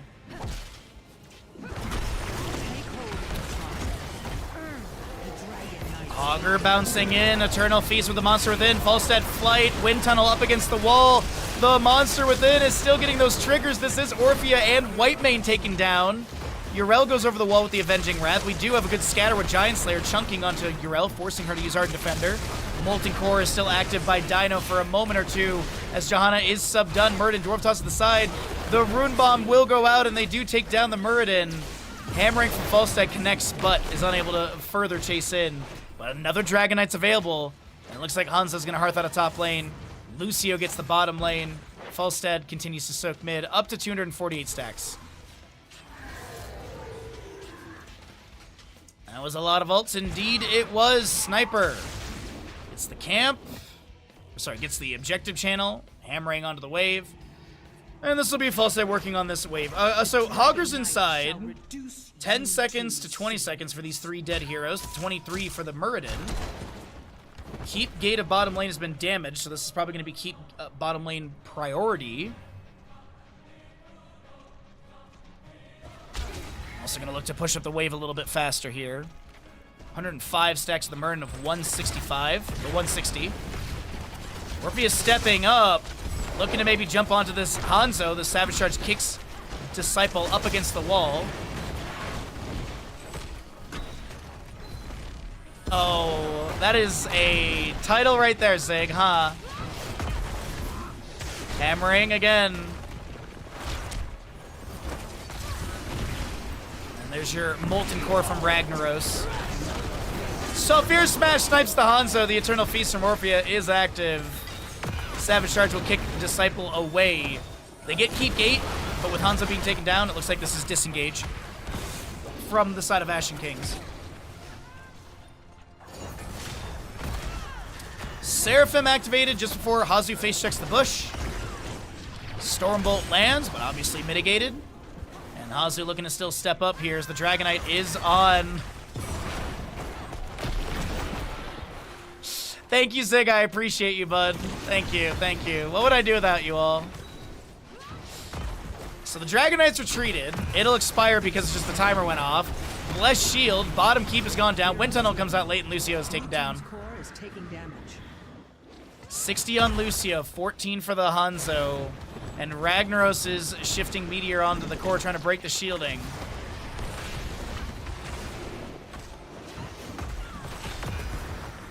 I will also point this out. This is the second game of shifting Meteor level 1. And if they win again, that's 100% win rate, at least in the scrim. So Fierce Smash goes out, it misses. We do have the core shielding dropped. Muradin pops Avatar, and that'll be Whitemane taken down. Rel with the Avenging Wrath stunned by the core. Molten Core from Ragnaros is activated. They're going to try and take down some of the enemies here. 92% remains, and looks like that'll be the call to disengage. Falstad Flight, 8 seconds on August. Staggering blow up against the rubble of this Fort Dino. Does get taken down. Orphe is the last defender. And Muradin using that Mountain King for the secondary charge. Sniper clearing the wave on the way because they obviously need that. Looks like this is also minion wave over here that needs to be managed too, so... it's a little sketchy right now because you don't have anything to eat tower shots. You do have Boombox from Lucio, but he's very far back in the lane.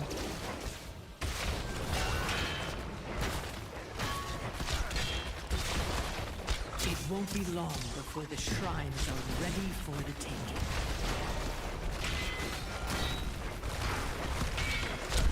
Alright, bottom keep. Traded. 2 on Yrel. Dragon's Arrow misses onto Orphea. We have Johanna back up. Ragnaros up in 18 seconds. Core shielding. On the right side, starting to break. We do have that wind tunnel from Falstad. The Disciple jumps forward or dashes forward. And the Whitemane looks to back away with the Zeal applied to herself. And this is not going to be a GG push.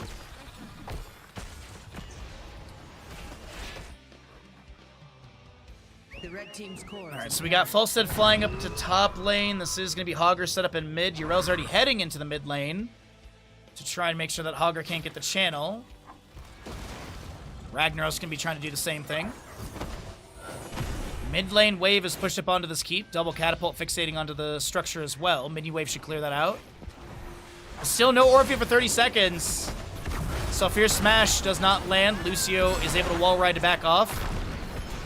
Hogger on the right side is bouncing around. Is there a shockwave? There's a staggering blow. Cleanse onto the Ragnaros as well. We do have that Scarlet Crusade. High fives going out onto just about everyone. Wind tunnel from Falstad as we do have Condemn from Johanna. With that slow from the subdue being completed. Either way, that is another kill. And Muradin gets the channel. This is Dragon Knight going bottom lane. Is it a GG win, though? The red team's core is in peril.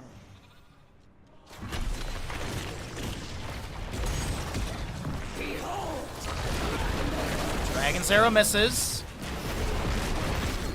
Orphea dashes to the side. Molten Core has been activated for mid lane. Staggering Blow does not get the angle that they were hoping for. Dragonite is now on core.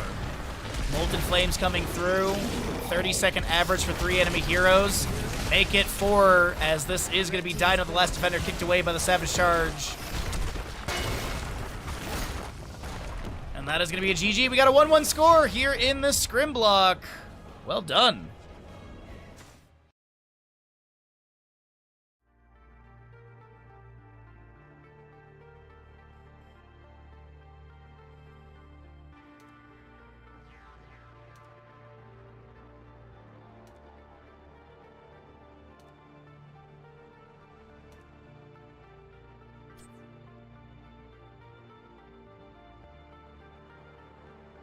All right, we're going to run some ads and get ready for the next map. Thanks for being here. All right, so choose outcome. That is going to be Ashen Kings with a victory there, so nice payout to them. I'm going to assume that these teams are just going to swap sides, so I'm just going to do that ahead of time.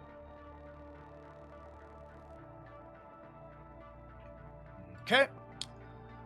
So that all looks good. Ads get pushed, and yeah, we just talk about what we have going on for the stream.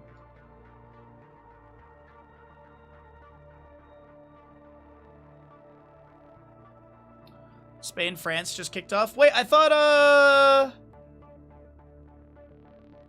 Argentina and England was today. Oh, that's Wednesday, isn't it? Wednesday. Today is Tuesday. Today's Tuesday. Yeah, it's tomorrow. Yeah. Well, I hope Spain wins, personally. And it's purely just based off, it has nothing to do with the culture. It's purely based off of which country I enjoyed visiting more when I was younger. That's really it. Spain is one of those countries I do want to go back to again. There's so many cool places to go around, and there's so much like art and history there too. It's so beautiful.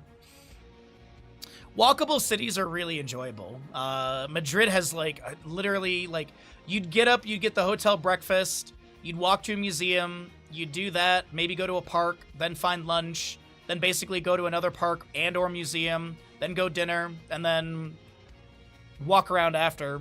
Ugh. So we'll see what ends up happening, but best of luck to all of that. Best of luck to Spain today. As we do have a lobby set up, I will jump into this. We also, by the way, we do have a sponsor stream a little bit later on today. We'll do it after we have this scrim block. We will be doing a sponsor stream. We're not going to change the game.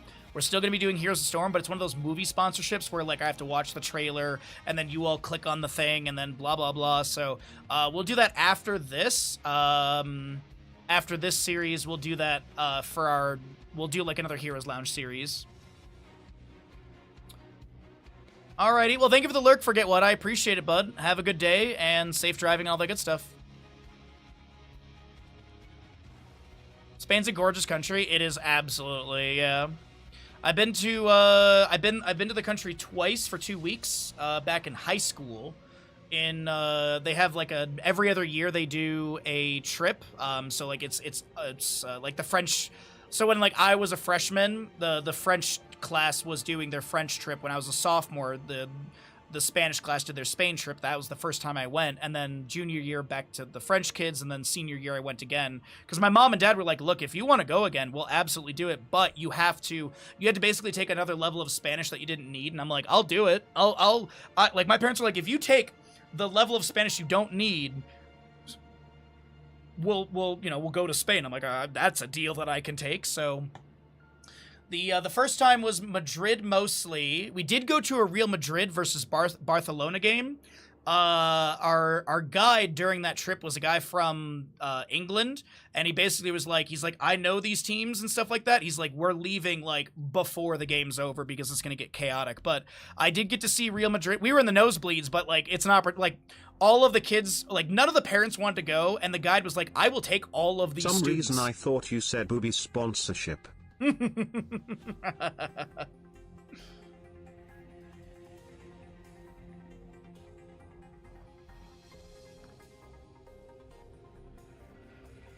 Rob Dog, thank you for the tier 3 for 64 months. Let's try and get this alert to go here. But yeah, the first time was Madrid, and then a couple other like little cities like Cordoba. The second one was mostly in Barcelona, and then a little bit of Madrid, and then also in Cordoba again. And then we also went to Seville in both of them, because they always go to the one in Seville. They always go to Seville because I think that's where some of the swords for the Marines are made. And it was also, we got to do like a tour of how they make the swords and stuff.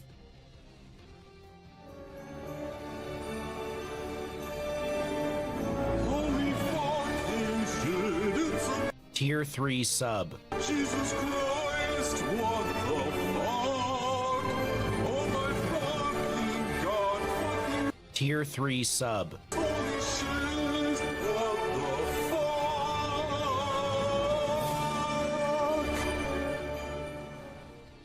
fuck? Some reason I thought you said booby sponsorship. Thank you again, Rob Dog, for the tier 3 for 64 months. That's so many months. Thank you so very much. Southern Spain is awesome, but I'm obsessed with deserts and arid climates. Have you heard of this amazing place called Arizona? A monument to man's stupidity. Is one of my... There's a lot of Bobby Hill quotes I love. That's one of them. That's one of them. I think it's actually... Yeah, no, when they went to, like, Phoenix, Arizona, or Flagstaff. No, it was Phoenix, Arizona, in one of the episodes. You live near Tucson? I don't mind like Desertscape and stuff. Like if I lived in like Carson, Reno, I don't think I'd mind it being at the base of the mountain, but I love it up here. I'm a mountain foresty guy, hence the literal forest behind me. Also, our lighting today is all jacked up. 2 of my lights are not really working, so some of the lighting is a bit weird. We're just dealing with it. Oh, is that the quote? The city's a monument to man's vanity. It should not exist. I thought it was stupidity. That's even better. The other Bobby Hill quote I love is when Hank takes him fishing, and Hank is like, Bobby, I need you to think like a fish. And he's like, I'm wet and I don't even know it. Look, I don't know why, but that one always gets me. That one always gets me. You made it. The most I've been in Arizona is the airport, and the airport I remember being very hot too.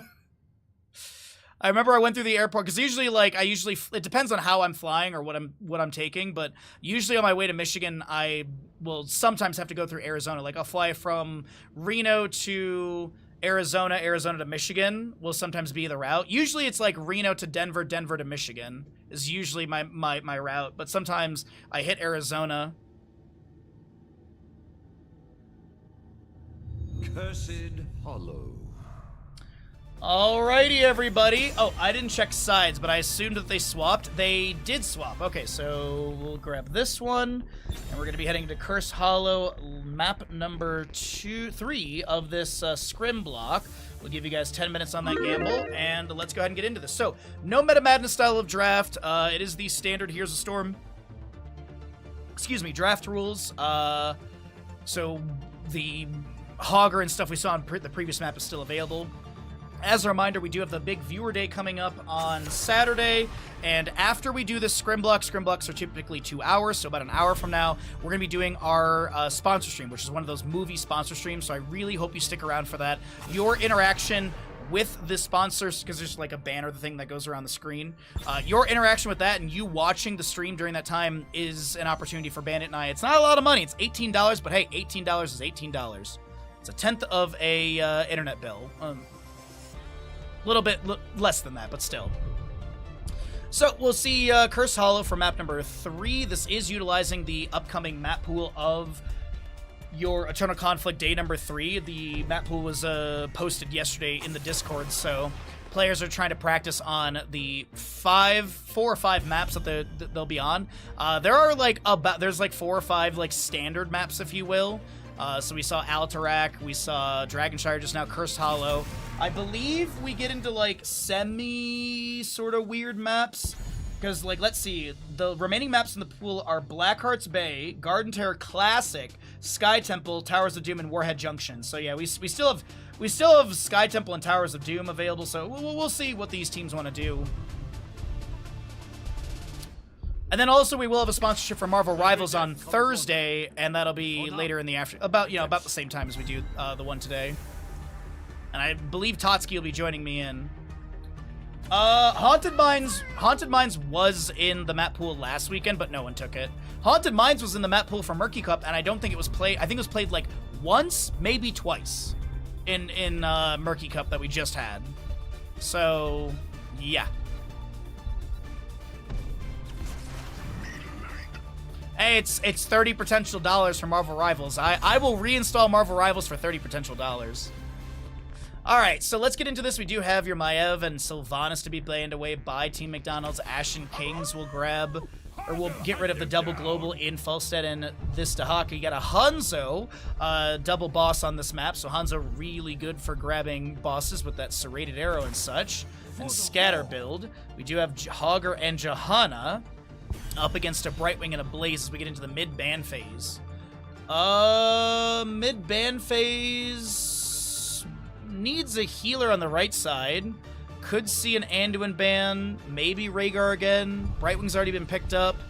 I think Anduin's not a bad ban. I mean, like, Divine Star Poke is pretty good. Leap of Faith is really nice if this is going to be sort of a collapsed composition from McDonald's. But they'll get rid of the Lucio. Lucio will not be in the house.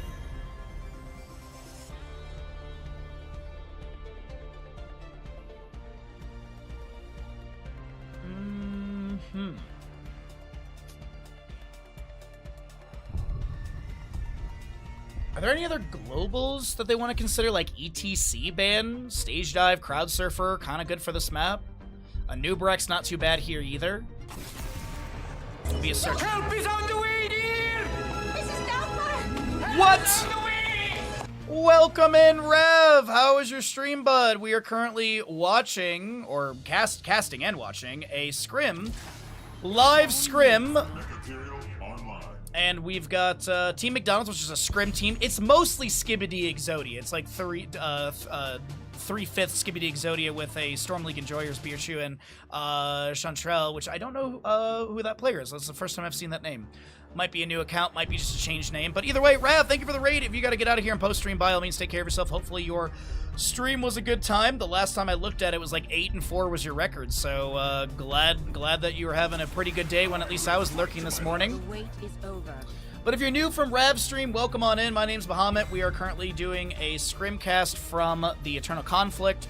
So this is Ashen Kings, and then of course, as I mentioned, is 3/5 of the members of Skibidi Exodia. As Dino has played, this is the third Ragnaros game Dino has played in a row. So Dino getting ready for the PTR patch. 12-6, nice! Some good climbing, congratulations. Well, if you're new to the stream, be sure to follow. It's a 0-minute follow. We do have follower mode on just to help get us rid of the bots. And if you follow, you get some channel points, which you can use to gamble on this Twitch prediction as to who's going to win the third map in this scrim block, Curse Hollow. We are utilizing the map pool of this weekend's Eternal Conflict games. So far, map 1 was Alterac, won by the side of McDonald's. Map 2 is Dragonshire, won by the side of Ashen Kings. And teams have been swapping back and forth here. But as we load on in, here we go. Do you know when the patch will be live? I'd venture a guess late July. I'd venture a guess either next Monday or the following. The 20th or 27th is where I'd venture my guess. But either way, let's get into it. On the left-hand side, we are going to be having Team McDonald's, Scrim Team. Disciple Li Ming, Hazuab's Blaze, Chantrell on the Bright Wing, Beerchio's Euterial, and Dino Ragnaros. Again. Right side is going to be Ashen Kings with a Sniper Cassius, Sireni Hanzo, Cascon Rhaegar, Wit Johanna, and the Evil is your Hogger. 5, 4, 3, 2, 1. Hopefully soon, yeah. It's about 30-ish day. Like, if we get a late June, which we did, if we get a late June patch, then we'll probably get the late July for the activation. On average, the last couple months has been pretty much Mondays have been the day it drops. So that's what I was saying. I'd venture a guess the 20th or 27th. Dem from Johanna activated here. We'll talk about some level 1s in a moment, as that is going to be offended from Cassie, and they do take down the Tyrael First Blood, as the Tyrael will not use his trait to reduce his death timer, mostly just trying to take down the minion wave. So we do have that Shifting Meteor for Dino, has been taking this level 1 in all 3 games he played this Ragnaros. We do have Ardent Restoration, Hyper Shift, Adrenaline Stimpack, and Aether Walker. Charge Strikes on the Cassia, Simple Geometry, Totem for the Rhaegar, which is going to give it a little bit more area of effect and health as well in that passive section. I still saw some people talking about Colossal Totem health bar, but this Colossal Totem, the Earthbind Totem having a lot of health, and this Colossal Totem level 1 does amplify that. And we do have your Zealous Glare as well as the On the Prowl for Hogger. Wit in top lane, Chunk. Does Ragnaros have the Blast Wave and the Shifting Meteor to take them down? The auto attack will be enough, and Johanna is going to be bonked and taken down. Back in mid lane, though, Cassia is trying to back away from Hazu, as well as a few others. The Polymorph, the Body Blocks. Can Sniper get away? The Smite goes down the ground. The Twin Flames will take down the Cassia. Where's Alora? Zig has already literally made a clip and said he posted it in her Discord. So if you want to make a clip of this level 1 and post it in her Discord as well, I'm sure she would totally love that and not be annoyed by it.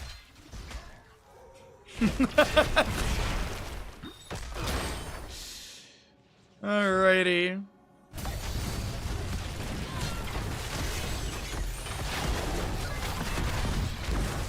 Mid lane wave is pushing into the fort gate. Healing Totem level 4 for the Rhaegar. Jump Propulsion from Hazu misses. Rhaegar Cascon tries to lunge in for a bite for a little bit of punishment. The health bars are a little bit low. Actually, the health bar for just Tyrael's getting low, but he has some shield activation. And this will be Blaze Hearthing out on the top left of your screen, looking to get that mana and health back to full. The first objective will be announced here in about 5 seconds.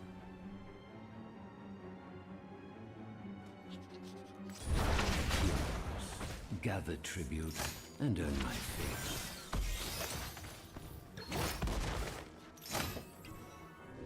Rotation to top lane. Ragnaros is gonna be interrupted. But he's got full HP, the scatter. He'll get chunked, but not taken down. Blaze in bottom lane, hit by that staggering blow of Hogger, who is a Hog Wild here, and cancels it as there was a bit of an awkward angle there for the bounce that was coming up. Hanzo looking for that Stormbow hit. Ragnaros Molten Core delays the channel on this first objective for now. Shuren's might thrown in. Immediate shield activation. Did go into that Reciprocate at level 4. And level 7 coming up for both sides in just a moment. Johanna still soaking mid for the allies. Magic missiles poking. Yeah, I'm gonna say, Zig, I'm gonna need a clip of Allura watching the clip. We need clipception here. Nice blink over the wall from Disciple. As the Arcane Flare interrupts the Hanzo once, but I don't think Brightwing can sustain that. And speaking of sustain, Sniper has put some sustained pressure onto Disciple's health bar, dropping them down to about 25%. You got it. Thank you, Zig. I appreciate it. And then tomorrow, I'll make a clip of myself reacting to Allura's clip, and then we'll just continue this.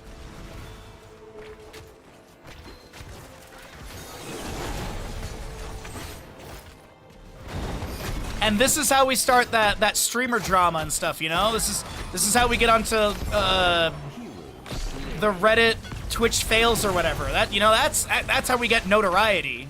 That's how Blizzard will notice us for BlizzCon casting.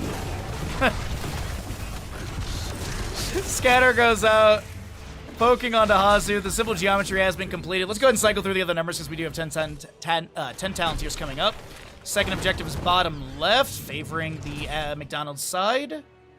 And for those that don't know, Team McDonald's just represents a scrim team. It is mostly the members of Skibidi Exodia.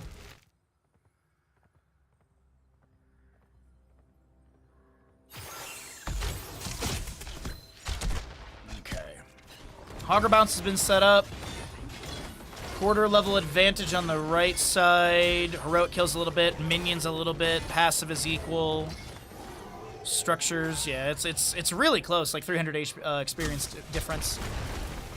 A bit more coming through now that these towers are going to be opened up. Bless Shield, Shockwave, Valkyrie, Ancestor Healing, and Dragon's Arrow. I'm watching minimap because I keep seeing all these rotations. All this posturing, but no one is going to be able to step forward as we do have that Sulfur Smash with the Ragnaros. Blink Heal Brightwing. Wave of Force as well for Li Ming. Gonna be your Bunker and Judgment Material. Pretty standard stuff. Jet Propulsion lands onto Rhaegar. Adrenaline Stimpak active as well. Ragnaros coming in. Good scatter, but that is going to be a Blink Heal from the Brightwing. The Bless Shield from Johanna. Sulfur Smash takes down the Hanzo with the help of Li Ming Burst. She gets a reset. Phase Shift from Brightwing into Disciple's health bar. Magic missiles continue to poke out in this chase, as the next tribute will be top right of the map. A very low Tyrael tries to get away from this Hogger. The Ragnaros is coming in. Can Tyrael bait this long enough? It looks like the bait is pretty good. Hogger gets the bounce. He ends up by the fort gate. He's out of there.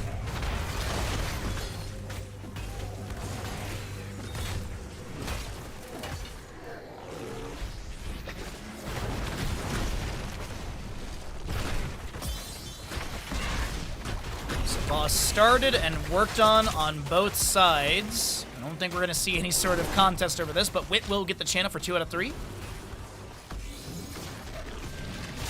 Boss faster for bottom lane, but there's yeah.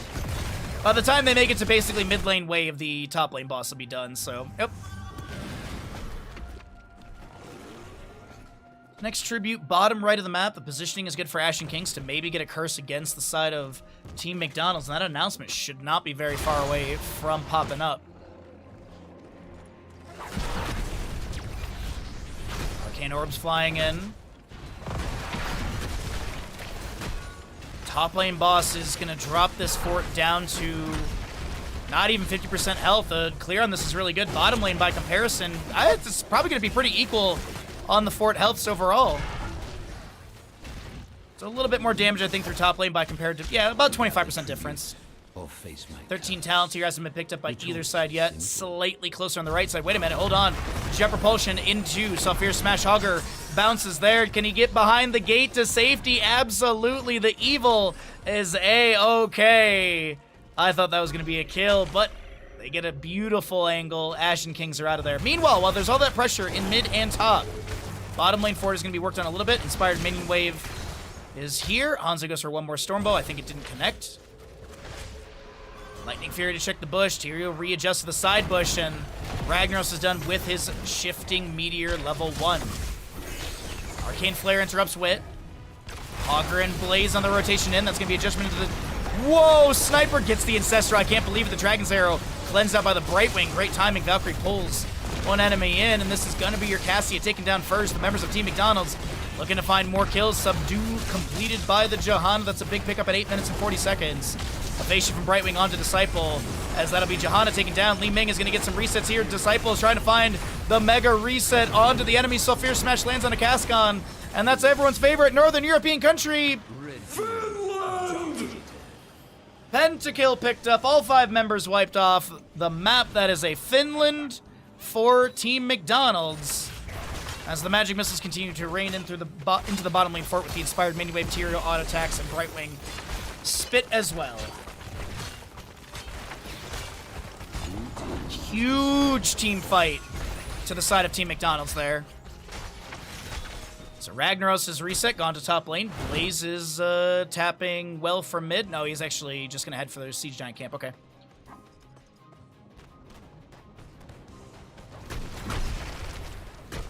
Alright, so towers are being worked on. Ragnaros will back away. More tower shots clear that out. Alrighty.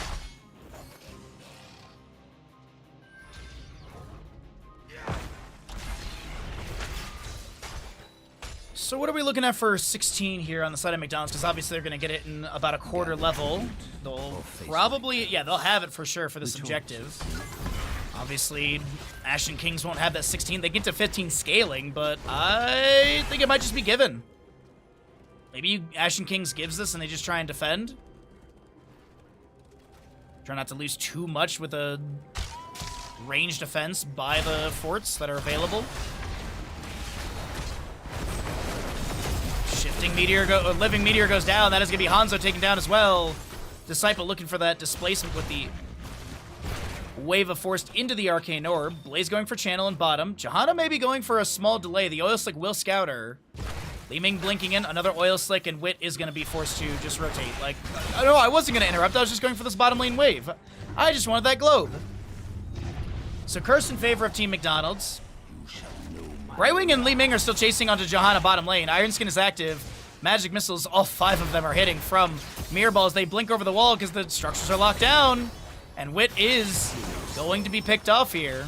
We do have your bottom lane, or your top lane engagement, sorry. Ragnaros caught out, will be picked off. Blaze gets the mid lane fort for his allies. Tyrael, I think he's just trying to stop the backs here. He does not get to Hogger in time. Yo, what's up, Crush? How you doing today, bud? Li Ming trying to collapse under Rhaegar, and he is unable to get the self-cast Ancestral. Mean game coming out from Team McDonald's with this curse. Diving underneath tower shots. Or diving underneath tower, excuse me. No shots available still for 17 more seconds. As Sniper is slowly backing away, but I don't think they're going to be able to do so, especially with Blaze coming through. The Sniper's going to start hearthing. And they'll be taken down, just trying to delay out that death timer a little bit. My curse subsides. Boss is up in 4 seconds. We got your Brightwing phase. Sorry, hearthing out. Should have phase shift available.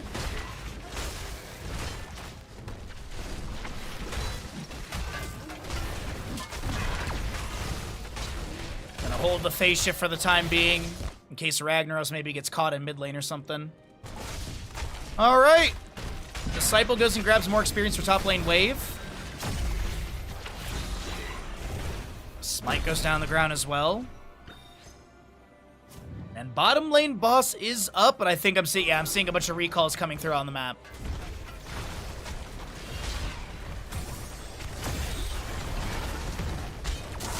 Valkyrie pulls in the Brightwing. She's going to try and back away, but then taken down by the Nexus Force. We do have the Shockwave Judgment. And that'll be Brightwing and Tyrael taken down. John is still stepping forward. The Dragon's Arrow missed on the left-hand side of the engagement. Blaze with his Juggernaut plating will be active. Big Sulfur Smash will allow this Li Ming to get the kill onto Johanna, but Blaze will now be taken down. Disciple trying to get away. And will Scatter's good. Stormbow hit. Is there 3 HP? 3.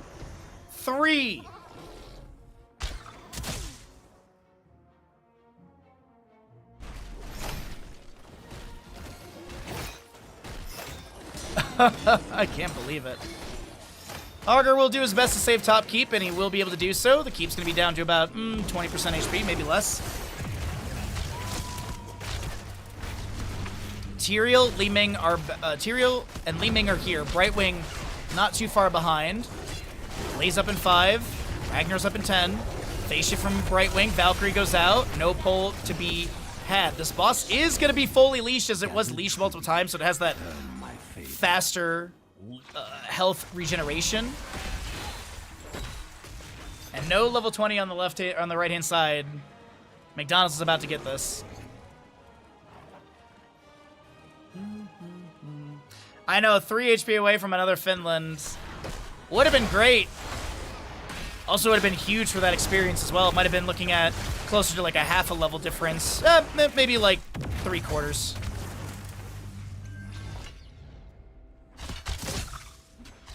Johanna soaks top lane. Next tribute here is on the left-hand side. They're just going to give this because they want 20. And they want a better positioning for the next tribute for their third. This is going to be a Repulsion, Fortified Bunker, Invisible Friends, Angel of Justice, and Ragnaros continues with the heroic difficulty at level 20.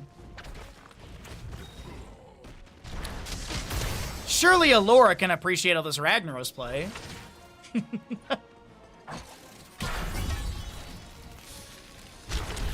Boss through bottom is being pushed up. 20 talents here on the right side. Radiating Faith Bullseye. You do also have your Rock Stopper. Gonna be that Power Spike and Farseer's Blessing. Aljune's might thrown in. The Judgment from Tyrael. Hanzo gets the natural agility over the wall. Tyrael, though, jumps back to his sword as he does have Sword of Justice at level 13 for the double teleport. Boss in this bottom lane to 50%, and the keep is falling rapidly as well, but it looks like no further siege from the crew of Team McDonald's will be applied, and this keep will be saved at about 30% HP. There is going to be a mid lane camp and minion wave on this fort, getting it rapidly dropped, but Li Ming and friends should have clear and possibly save this. But Curse could be here for the side of Ashen Kings. 1:30 on the top boss, 3:30 on the bottom boss. Shockwave from Hogger, Judgment from Tyrael goes in. Li Ming gets bursted. Fend from Cassia. Tyrael's going to try and get out of here. Valkyrie from Cassia once again. Bunker from Blaze has been summoned. The Dragon's Arrow misses onto any target, and Cascon backs away for the channel onto the subjective. Maybe looking for the Hazu chase. He jumps back in with the Jet Propulsion. Sulfur Smash onto your Cassia, so it's a 1-for-1 trade thus far. Hogger looking to chase another Dino on the bottom right of the screen, and is going to get an easy throw Dynamite at the end of that scuffle. Oh, a little bit of NA lag. Sorry about that. Ancestral goes out, Judgment from Tyrael as well. Farseer's Blessing, splash into the allies around. The Molten Core of Ragnaros will be activated for mid. Top lane, minion wave crashing out of the fort. Bottom lane is here as well. Tyrael still chasing in. Jet Propulsion is going to be able to take down Rhaegar. He will fall. And what was looking like a really good moment for the side of Ashen Kings will fall apart, as it looks like I'm not the only one who's having some internet connectivity wobbles here. But let's go ahead and we'll pull away the map and stuff. You can at least see the talents and stuff for the time being during this curse, but it is going to be another kill. Blaze getting that kill into Rhaegar, as we were just mentioning, with that Jet Propulsion. Does have the Collision Course level 13 for that increased damage, significant increase in damage. Currently level 21, it's dealing 593 additional damage. I think the base Jet Propulsion, if I can check it here, I can't in a pause. Like right now at level 20, Jet Propulsion is like nearing 100 damage, maybe a little bit over it. So the Collision Course, I've said this a bunch of times. I'd love to see Collision Course get nerfed by like 25-30%, just so we can see some variety with Adhesive Petroleum as well as Grilling Kill at level 13, or make those even stronger. But I think like nerfing Jet Propulsion a little bit would bring a little balance to level 13. I don't think Jet Propulsion is like, oh my god, it's OP, you win the game. But still, dealing over 600 damage into anyone, even a main tank, is still just devastating. So I'd like to see that just tuned down a little bit. But either way, we do have a couple things to mention here. Symbol Geometry is completed up, obviously. The Shifting Meteor as well for Ragnaros. We do have sub done for the Johanna, as well as your 30 stacks on Ardent Restoration for the Tyrael. So we currently have a pause right now. We're just waiting for that to subside. I'm going to go ahead and hit the snooze add buttons, just in case this does get delayed a little bit longer. Because right now, this map number 3 of the Scrim block is really back and forth. I mean, 15 to 8 in kills. Yeah, it's a 7 kill difference, but I really do think that the Ashen Kings have really put some pressure into McDonald's throughout the mid to latter half of the game.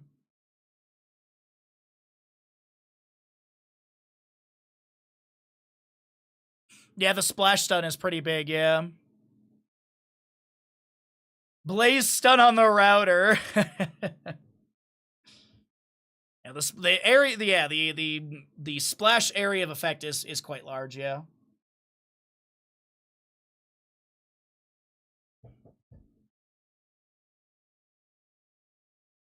Collision Course has been OP for like 5 years, yeah. Well, I also my other dream talent to get nerfed is gonna be the Unraveling for Chromie.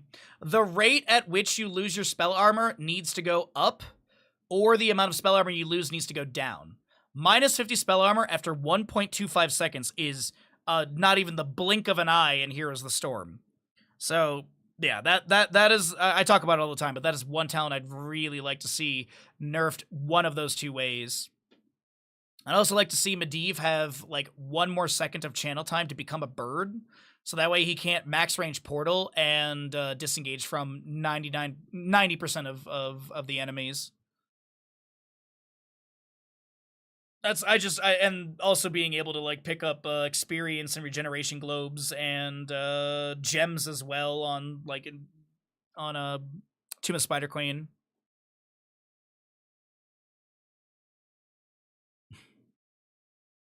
Slowing stance disabled in ARAM Blizzard won't ever see it as a problem. I will say this, I do feel like the Zul'jin change that we had like last year, where he had capped stacks and then they got rid of it, I do feel like that was literally an ARAM change. I really do. Which is weird to me, because I feel like they could have just disabled Zul'jin period and called it a day. I don't know. I think him not having capped on stacks is part of his whole thing. Red team So top lane, we're back into this. Thank you all for your patience and the little bit of a DC that we had. has destroyed. Bottom and top forts will go down. Tyrael's going to Judgment on the right-hand side of the map over onto this Hanzo, and then be stunned for a few seconds. Can they take down the Tyrael with a scatter or anything? Hero slain. Natural agility over the wall. Hanzo will not be taken down by the Tyrael, and Tyrael will also not be able to get any trait value. Curse will expire. Boston top lane is up. Curse ends. Perhaps now you realize its value. Yes. All right, it still is a 1-level lead. Augur bouncing in. Is he looking to try and chase on a dino? There's going to be a Dragon's Arrow just below our talent bar that does assist Cassie in getting the kill into Li Ming. Hogger with the shockwave into the staggering blow. Soothing Mist from Brightwing gets activated. Hogger still bouncing in, but does not have the angle. And this is call for boss.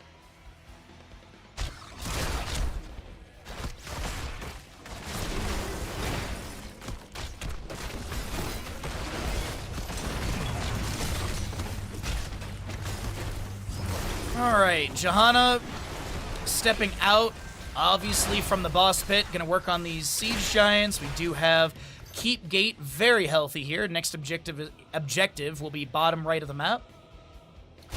It does seem like for Ashen Kings, they want to push this up. This is gonna be level 6, or this is gonna be 16 seconds for the Li Ming death timer.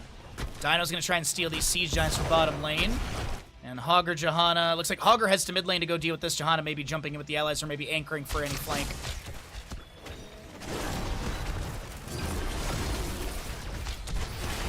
Damage onto Keep Gate over here. Arcane Orbs continue to fly out. Sidewall's being opened up, but I don't think they're going to sustain this with the boss. Bottom lane boss, by the way, 41 second judgment from Material will be coming through the Ancestor Healing. Immediately applied to Sniper, anticipating more bursts to come through. Ragnaros pops Molten Core, and we'll get some harassment in the disengage. Really chunking onto Li Ming. Sorry, really chunking onto Johanna with Li Ming chasing. Hanzo turns around for the possible Stormbow hit. Retreat ping is going to be called, as it looks like mid lane wave is being worked on. Scatter again onto the enemies. It is Giant Slayer level 16. And Hanzo plays it extra safe using the natural agility over the rubble of their fort. Bottom keep, Sliver. Top lane keep, quite a bit more. I grow tired. But they still have keeps to keeps, at least. Mid lane fort is still available, so some periodic catapult pressure to match the top and bottom. Mid lane has only got the periodic here and there, but this could be 2 out of 3 tribute points to Team McDonald's. Arcane Orb going out from Li Ming, blinks into the bush. Calamity level 7 getting some value. Judgment from Tyria onto the Rhaegar Ancestor up in 37 seconds. Valkyrie is up as well for the Cassia. And she is that Rock Stopper level 20. Repulsion, pushing people around. The shockwave from this Hogger coming through. He's going to try and back away with the Hog Wild, but gets taken down by Li Ming, who looks to advance forward. Ragnaros with the shifting meteor, and that is going to be Li Ming getting a couple of resets. The bottom lane keep will be taken down by the repulsion damage. The Sulfur Smash hits just as the Iron Skin expires, and this looks like it will be another map victory for Shifting Meteor level 1. Judgment from Tyrael. They want to try and get the Finland, and it's going to be there. Heroic difficulty activated by Ragnaros, and we have this core falling. Is there a middle finger emote?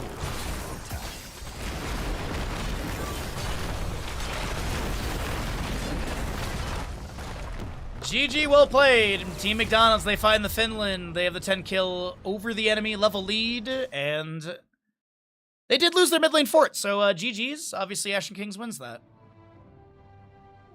Great play.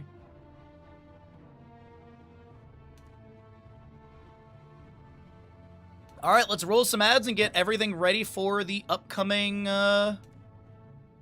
map in the series. We should have at least one more. Maybe they'll do a 5th map, but it really depends on player energy and stuff like that. But let's go ahead and roll the ads. Get your Prime Gamings in if you'd like to start a reoccurring tier 1 sub. That also helps out a ton. Thank you again to Rav for the raid before that map. Appreciate it greatly. So it is Team McDonald's with Cursed Hollow victory, so there's that payout. The assumption is that they'll swap sides again, so we'll go ahead and set up the score for the right side to be in the advantage. And left side will be our Ashen King score. And then, as I said, once we get this lobby, I'm going to run and grab myself some water and run to the bathroom, because we have been going, I would say, relatively non-stop on casting for the last 3.5 hours. It's been a really good day of games, though. We did a couple Heroes Lounge games. Those are very enjoyable, and we managed to jump into the scrim right at the start. So then, once the scrim is over, we'll be going back into Heroes Lounge, and we are going to be doing a sponsor stream. That sponsor stream is for one of those movie sponsors, so it still will be Heroes of the Storm. It's just we'll have that sort of, banner and stuff all around on the screen. All right, so as I said, we're just waiting for the next lobby to be decided. They are using the map pool from this weekend, so the map pool is Alterac, Blackhearts, Cursed Hollow, Dragonshire, Garden of Terror Classic, Sky Temple Towers of Doom, and Warhead Junction. We've already seen Alterac, Cursed Hollow, Dragonshire, so we'll see what they want to do here. As I do see Hazu's in a lobby, and that is going to be a lobby for Garden of Terror Classic. Classic Garden of Terror, okay. Alrighty, I'll get us into the draft, and then as I said, I'll pop that Twitch prediction and run to the bathroom and such. So this is going to be Garden of Terror Classic. So Ashen King's left.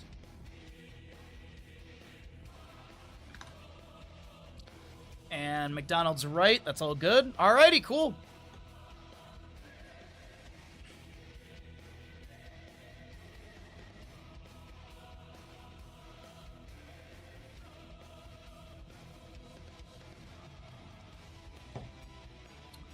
Quick ready request coming out from the players, and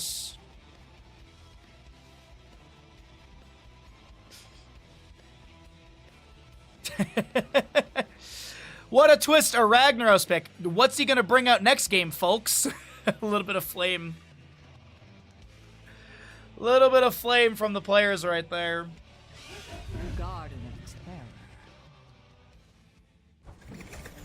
Terror. Alrighty, as I mentioned, we're going to go ahead and roll out the prediction. I'll be right back. I'm going to run to the bathroom, get myself something to drink. Chat, you are in charge of the draft. Y'all can talk about how Dino's going to pick Ragnaros for a 4th game. You can all talk about how much you love Shifting Meteor.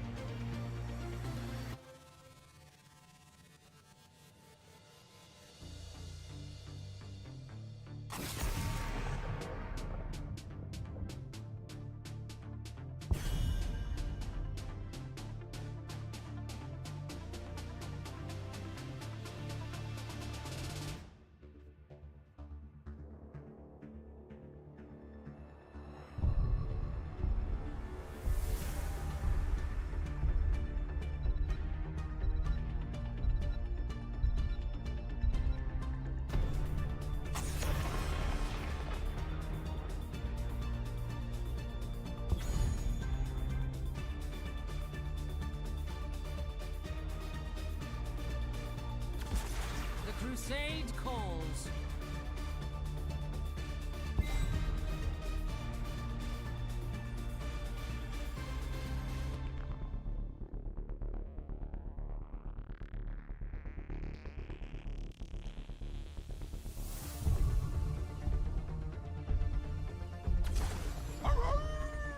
Hoggle, hunt them down! Alright, what have I missed, chat? Let's see, we got Viking target ban. Honor, redemption. Viking ban from Ashen Kings. We're going to see a Brightwing removed as well. Sylvanas and Maiev have been banned out by the side of Team McDonald's, who have first picked the Johanna. We got a Hogger Hanzo once again for Ashen Kings. For Garden of Terror Classic, by the way. So we're going to be seeing the old version of this map, and we can talk about all the I will fight to my last breath. sort of protected camps, if you will. Dahaka, Rhaegar. Like the Dahaka for the mobility. Global value is really strong. Curious if there's any Falstad consideration for a ban. I think Falstad's really strong for this map. Even on the Classic, where you can, where you have to pilot the Garden Terror, but just camp grab, wave clear, also objective seed grab, because you do need to get those 100 seeds. You can overstack on your seeds as well. So in theory, if you're at like 99, you start the objective phase, you could basically get to like 160 or whatever, and then you'd have, once you summon the Garden Terror, then of course it drops down to 60, so consuming 100. Orphea gonna be target banned. Disciple not gonna be able to grab that. Lucio be removed as well. Do the members of Ashen Kings consider stealing away the Ragnaros from Dino? Do they force Dino to play something different, or are they just gonna let Dino enjoy the Ragnaros for a assumed 4th map in a row? Hanzo Hogger. Anduin's up if they want to do something with Anduin. That could definitely be an avenue for them. Genji Light Bomb. So we'll see Tyrael Malfurion. We got some Lockdown. Maybe like a Burst Mage like Kael'thas to play off the root. You also have Jaina maybe for a slow. Could see just Gul'dan. Gul'dan's just solid through and through. Horrify Control is on point as well. Last 2 picks on the side. This guy needs me. Are we surprised by the Ragnaros play or the Li Ming? Because I'm not. It's we've been seeing it quite a bit today. Last pick on the left side, Sniper. What is Sniper going to pick up, or at least what is the last pick going to be? As I said, I'd like for it to be one of those 3 mages. Actually, Chromie's up. Could consider a Chromie here. Chromie is up and available, so maybe they snap that, because Chromie poke is nice. Damage is good. But we get a Chen instead. Alright, get your gambles in, everybody. Map number 4 of this best of whatever for the Scrim block. Yo, what's up, Shy?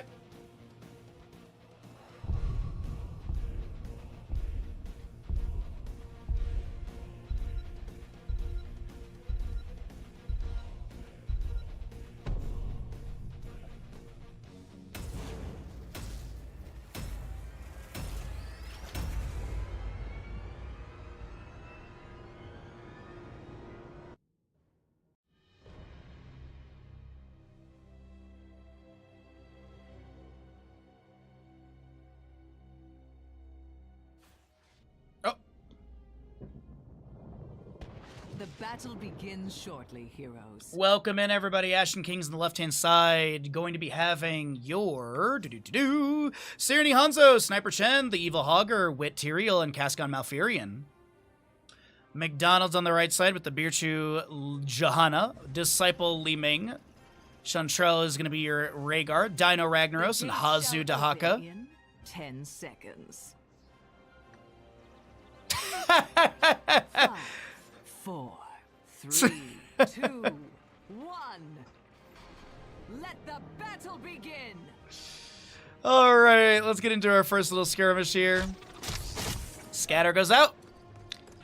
Let's see what we got. It's gonna be your Emerald Dude, Dreams. sucking What? at something is the first step towards being sorta good at something. Where is the beef? In this match on both teams. If you get that reference, I welcome you to my old age club. One of the best Wendy's commercials out there. Thank you, Red John, for the 100 bits. I appreciate it. There was a point where, when I was younger, I was very convinced that Betty White was in that commercial, but I don't think she is. Or maybe she is and she doesn't say anything. I can't remember. Either way, thank you for the 100 bits. I appreciate it. Oh, we are back into Shifting Meteor for a 4th map in a row. All right. Shifting Meteor, by the way, it has a 2-to-1 game record in this scrim block. We've been memeing that Alora needs to see all this, so we had Zig make a clip. Hold on, dive into top lane. Accumulating flame from Sniper. Up to 3 stacks. Symbol geometry on 5 of 20, and 5 of the 75 needed for Shifting Meteor. Staggering blow going out. This is going to be your Ragnaros and friends chasing onto this Hanzo. They're going to try and back away. This is a Iron Skin from Johanna as well. Shield Glare thrown back. Body block onto the Johanna. And Team McDonald's will not lose their main tank. For those that also maybe came to the stream a little bit late, Team McDonald's represents a scrim team. It is basically 2/5 or 3/5 Skibidi Exodia with your main tank player from Storm League Enjoyers, and I don't know.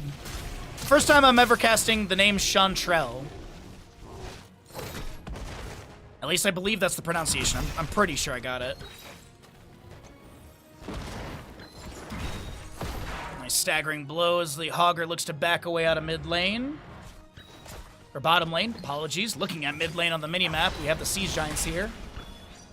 Heroes, night will fall in just a few So the Knight minutes. will be I activating, hope you're ready. and you're going to be seeing a Garden Terror and 2 Shambler camps on the sides.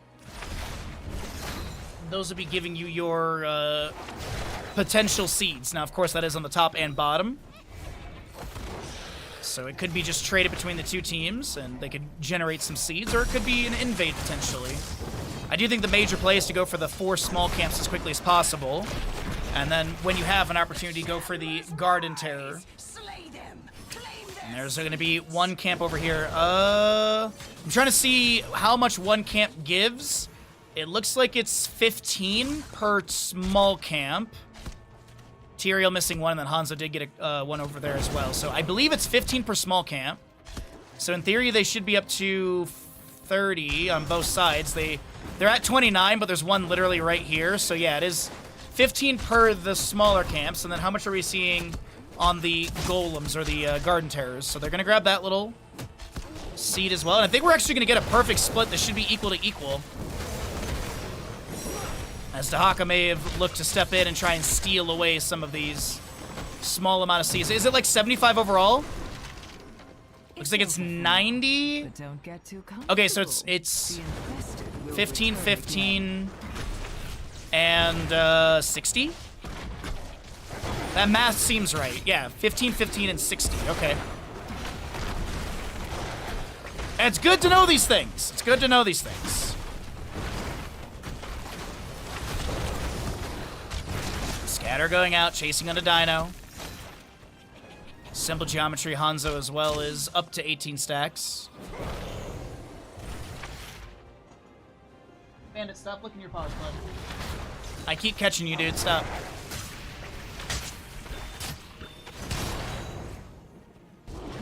So we got the 10 talents here coming up. We're going to cycle through the other numbers.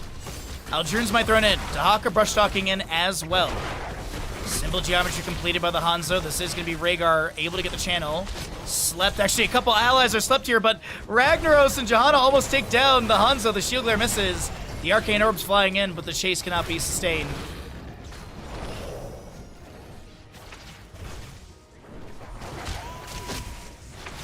You don't remember this map at all?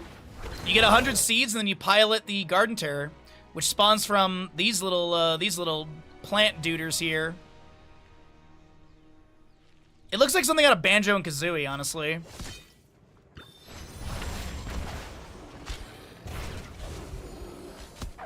Spain's up at the half. Thank you, Umber. I appreciate it. Dem goes out. There's gonna be another meteor out from Ragnaros. Dino's gotta be close to be getting this level 1 completed, if not already.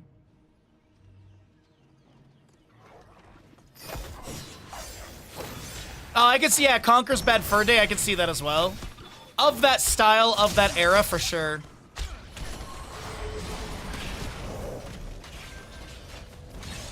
Our next night phase should be announced pretty soon. We have heroics on both sides with the Dragon's Arrow, as well as Wandering Keg, Shockwave, Sanctification for this game. No Judgment, as well as your Tranquility Malfurion. Sulfur Smash, 50 of the 75 stacks for Ragnaros, by the way. Blessed Shield, Wave of Force, Ancestral Healing, and Isolation, as the Blessed Shield will bounce off a minion. We do have that Condemn into the Sulfur Smash. The Ancestral applied to Disciple the Dragon's Arrow, getting the four-member stun.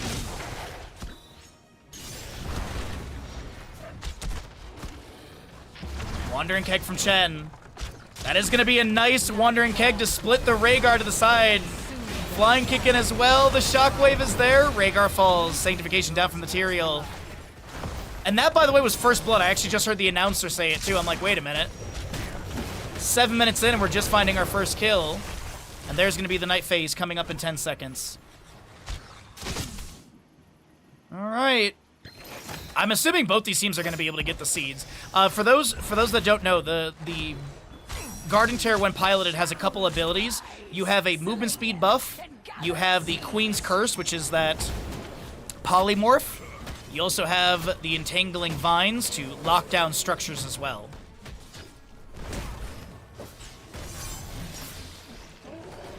So we have the Garden Terror growing over here on the left-hand side.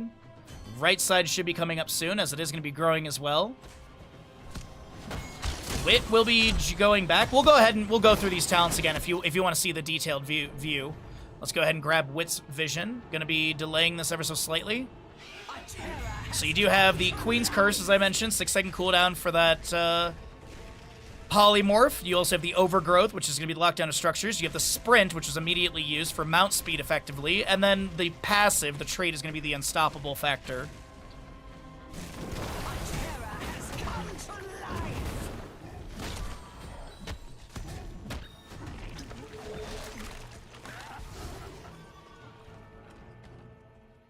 Speaking of Marvel Rivals, by the way, we do have a Marvel Rival sponsor stream on Thursday afternoon.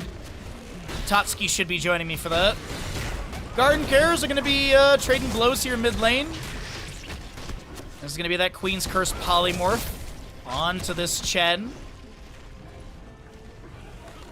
As your Li Ming in bottom lane is looking to clear out the wave. Garden Terror does have that Overgrowth plant active, and Li Ming will clear that out.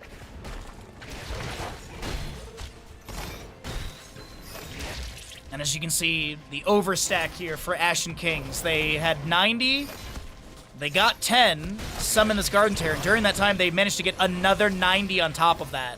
Actually, it's 94. Wait a minute. Oh, the vision isn't correct here. They will be able to have another Garden Terror after this. Now, what is the cooldown? Does it insta-spawn? We're going to find out. Sulfur Smash goes out. Dino will be taken down. Okay, so they should get another Garden Terror, right? Tyrael in bottom lane falls to the Rhaegar. And, The dawn has come. it is respawning in 18 seconds. My children must rest. Okay, that's 1 second for the respawn. Don't let it go to... Don't let it go to your head, chat. Chen in top lane. Dahaka lands the drag, but the elusive brawler was active for Sniper, who's then just able to back away. Yeah, so they are going to get another Garden Terror. Wow, it is back-to-back like that. I thought so. So what are they going to do with this? So who's going to be inside? It looks like Wit once again. Tyrael. And this right side camp will be grabbed here. We're quarter level difference. And that'll be favoring Team McDonald's. Yo, what's up, Soul? How you doing today, bud? Welcome on in. Come to life. A little bit of this scrim block we're casting here, and then we'll do some Heroes Lounge after this. Also have a sponsor stream for one of those movie sponsorships, so I hope you all stick around for that. We'll still be doing Heroes content. It's just there's some interaction stuff on your end that can help us get a better payout. By the way, Garden Terror currently in bottom lane is slapping. Slapping onto the fort, which is locked down by the Overgrowth plant. Minion Wave took out the catapult. Minion Wave will be inspired as well by the Garden Terror here. I'm going to be looking to step up and cleave onto the Minion Wave and get that insta-clear, or nearly insta-clear. Destroyed a fort. Arcane Orb goes out. Chen drinks up some brew. More scatters coming out as well. Garden Terror is still advancing into the keep of bottom lane. It is Tyrael inside. He is going to be holy ground for his level 13. Li Ming coming through to try and clear away the Overgrowth plant. Is there a collapse into top lane onto this Ragnaros? Is watching minimap. Shockwave misses. Staggering blow up against the wall. There is going to be a root from Malfurion as well. Tranquility is going to be activated from him. Garden Terror in bottom lane. Still sieging in. Li Ming rotating out. Wandering Keg from Chen. Wandering Keg is able to roll away. And the armor that's supplied is going to be able to keep Sniper fine in this moment. Garden Terror is still pushing bottom. Feeling like a Greymane today?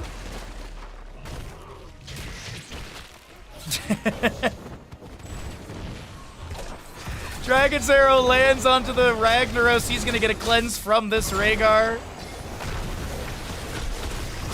Shield Glare fires out once again. That's going to be the bottom lane. Keep taken down by the Tyrael, but Hogger will fall. Disciple is gonna be able to get that reset. Chen flying kicks into the enemy. That was risky right there. No Wandering Keg. Still 13 seconds when he went for that, but Tyrael's still running away, and this is going to be the next night phase available.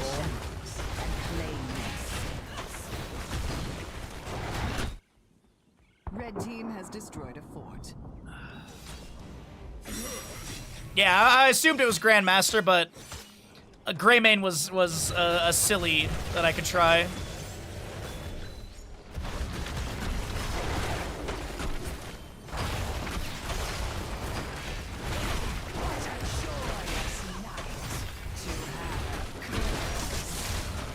Alright, our third Curse Knight is available. Dahaka's already just split from the team to go start grabbing seeds for the team. As I mentioned, small encampments are 15. The larger Garden Terror is going to be yielding 60. Oh my god, collapse onto Tyrael is really good. Does he get any death timer reduction from 41 to 35, I believe? Fierce Smash goes out. Serenity tries to get over the wall with the natural agility. Will be able to do so. And yes, the night is this dark. Staggering blow as Dahaka brush talks in. Essence activated. Shockwave. Dragon's Arrow. Wave before some Li Ming. The Wandering Kick from Chen. Dino's going to be pushed up against the wall. Malfurion traded. As Li Ming tries to get another reset, but is unable to do so into Chen. A total of 8 kills so far in this map number 4 of this scrim block. And bottom lane catapults are stacking up. The fort has been taken down, but still. Moving on up through the lane, and your Garden Terrors. The reason it's not tracking correctly, by the way, is because we held some vision at one point, so the toggle for this is a little broken. We all can count though. We're all pretty good at counting. I want to see if it fixes if they go over 100 and then I let it go.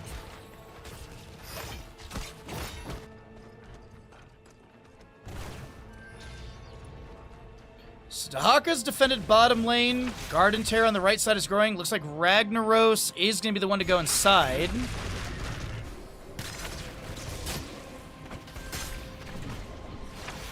Ashen King's looking to step into this. Try and get 40 seeds of their own so they can possibly get a Garden Terror to be summoned.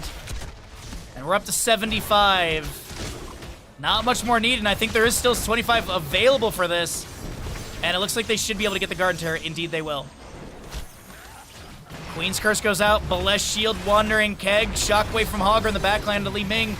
Johanna is subdone. Sanctification from Tiri will also be utilized in this moment. Tranquility from Malfurion as he looks to back away. And can the Chen find a way to disengage here? He's got a flying kick. It looks like his allies are leaving him for dead. And Chen will be taken down. Bottom lane wave is pushing up. Garden Terror of mid lane is pushing out. And this is going to be Wit able to get the channel here on the left-hand side. So what are they going to do with this Garden Terror? Are they going to run it to bottom lane into the core? Are they going to go for like a mid or a top lane fort?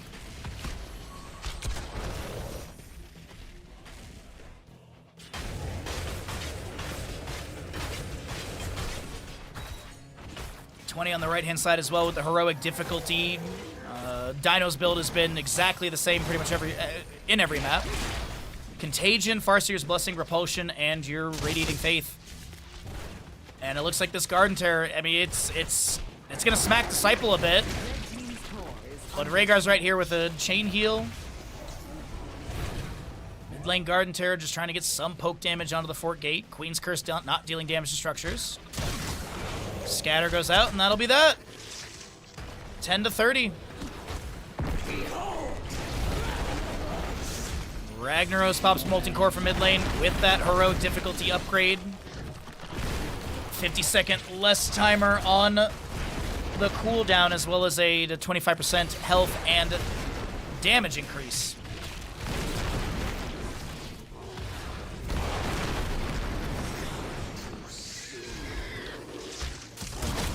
Still waiting for the 20 talents here on the left-hand side.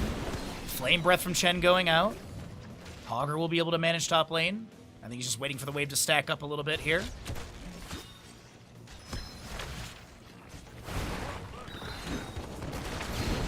Also, Chen does have his 25 stacks, so he's the range keg smash.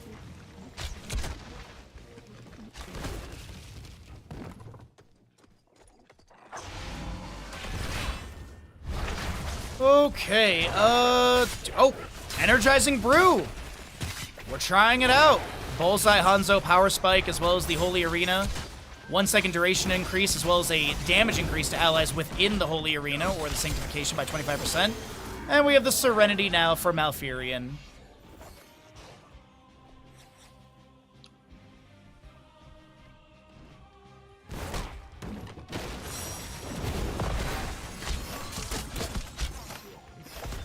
So Camp Stolen over here, gonna get some keep gate damage. We have 10 to 30. Favoring the members of Team McDonald's. The Haka lands the drag, the Sulfur Smash into the Evil. The Blessed Shield comes out as well. And that's Hogger to be taken down.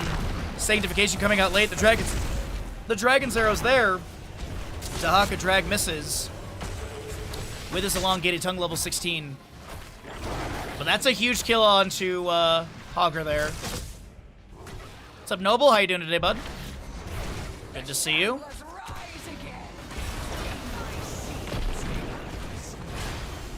And this is just going to be Siege Giants assisted in bottom lane. Some poke from Hanzo to clear things out. Yeah, I'm doing good. Thank you for asking. Appreciate it, bud.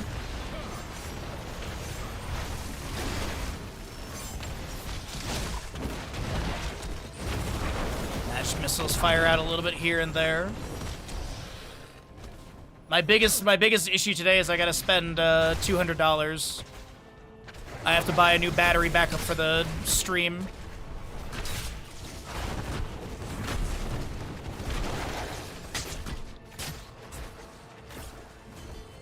Oh, Garden Terror grows on the right-hand side of the map. And I don't think there's enough seeds actually on the left here. It is the counter's broken, but I do believe they'll be up to like, what, 95 seeds here? 85, sorry, math is hard.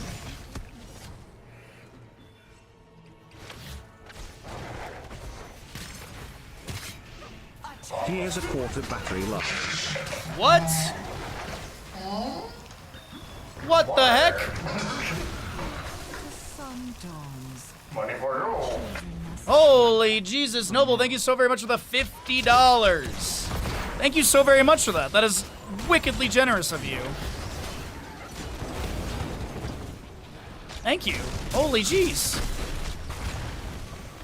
What a noble jester, indeed. That's really nice of you. Thank you so very much. Ragnaros with the heroic difficulty will be popped on the right-hand side of the screen. We do have a Blessed Shield out from the Johanna. That's also going to be a Sulfur Smash into the enemies. A Tranquility with the Serenity active. Garden Terror mid lane will be able to take down the Skeep, which means there's a win condition set up for the side of McDonald's through mid lane. And McDonald's, for those wondering, is a scrim team. Mostly Skibidi Exodia here, but you still have that main tank player from Storm League Enjoyers, and Chantrell, which first time I'm ever casting them.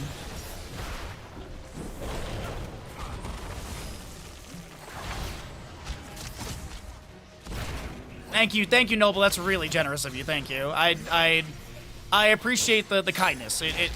The recognition and the kindness is super duper appreciated. Glad you all enjoy the games and the hard work I put into casting. Garden Terror will be cleared away. 21 minutes into this map, just about. We still have Keep available, or Forts available in top and mid for the side of McDonald's. So it's going to be constant catapult pressure through mid lane. At least periodic, and there's periodic catapults in the bottom up against the constant. Blessed Shield misses. But that's the other way around, as we do have the Iron Skin from Johanna activated, eating that Dragon's Arrow stun. Mid lane wave, though, is stacking up a bit here. But as I mentioned, Keep in bottom lane is up. Keep in bottom lane over on the right side of McDonald's has been taken down from Tira, running it down the bottom lane earlier in the map. And so we'll have another Night Terror, Night Seed phase. I think we're still like a good minute plus out from that.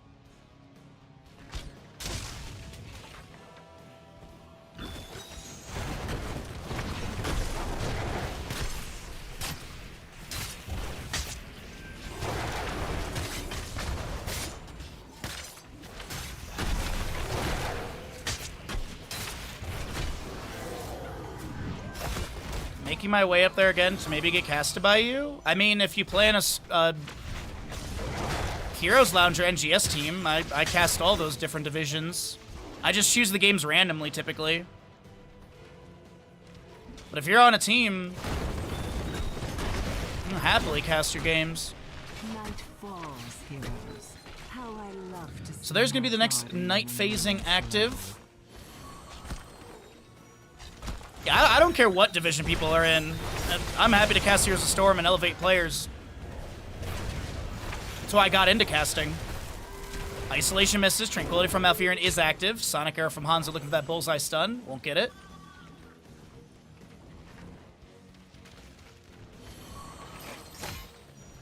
And there's going to be the night phase.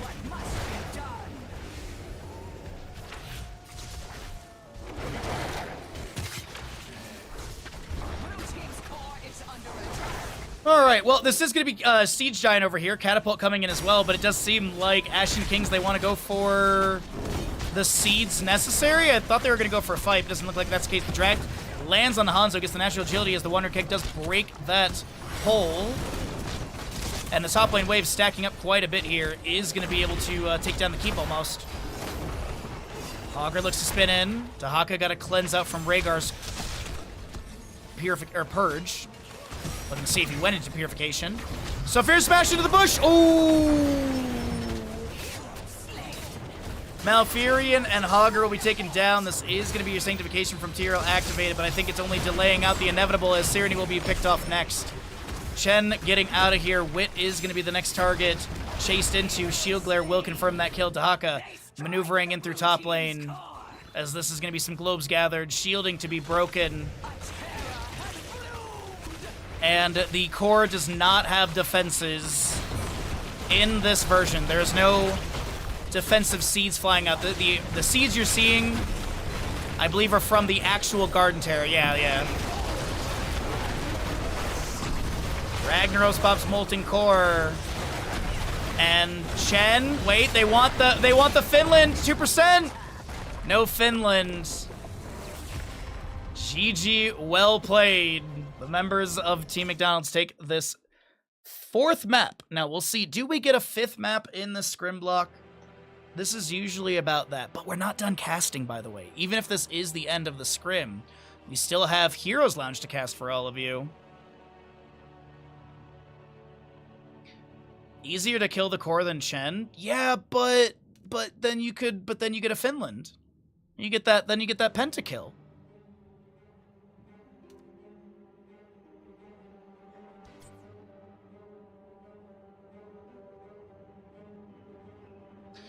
All right, let's take a look here. We're going to run some ads. We run ads in the downtime because we don't want to watch ads in the middle of a game. Why would you want to watch ads when Heroes of the Storm is going on when you can watch the ads now? Or you could just support the channel with a reoccurring tier 1 sub, Prime Gaming tier 2, or you could get the best tier 3 alert in all of Twitch. It's not a bait. That's the truth.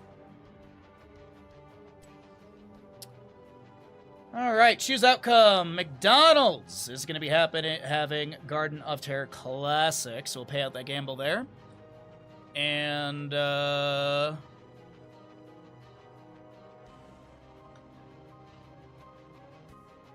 ask Hazu here.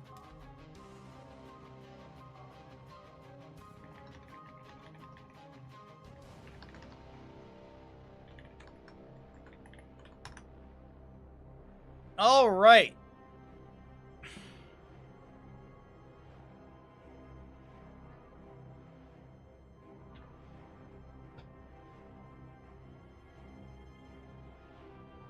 All right, so we've got, let's get all this stuff updated here for all of you, and then we can get going on to more casting. Well, while we wait for the ads to finish out, any fun stuff to report on your Tuesdays? I know a lot of people I've already asked, but we've had a few new viewers come in throughout the day, and also that raid from Rav, and as well as Mouse. So thank you to them for those raids. It really means a lot to me for them to consider our channel.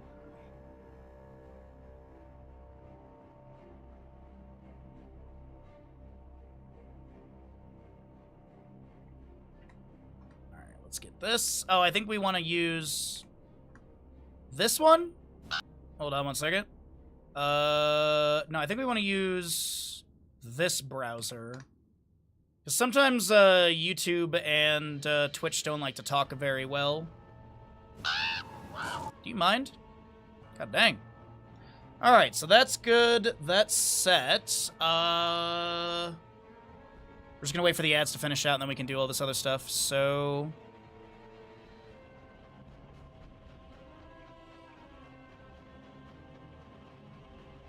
Seem to have a bird problem? I do have a bird problem. I absolutely have a bird problem. Day knows all about my bird problems.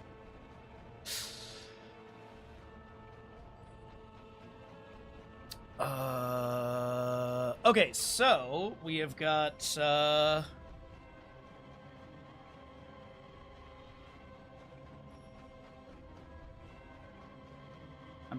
just pre-reading some of this stuff here, so we can be ready for our ad read and all of that. Alright, I think I can minimize this. I make this big again. We go here. There's that. So we're gonna say this is going to be casting Heroes Lounge. Sponsored by Hope. Hashtag ad. Medivh is the big bird problem. That is true. That is true. Medivh is a big bird problem. So, what division do you guys want me to cast? We've already done division 4 and 5 today. So, 1, 2, or 4. Or 1, 2, or 3. Yeah. 1, 2, or 3 for the cast. What are we looking at here?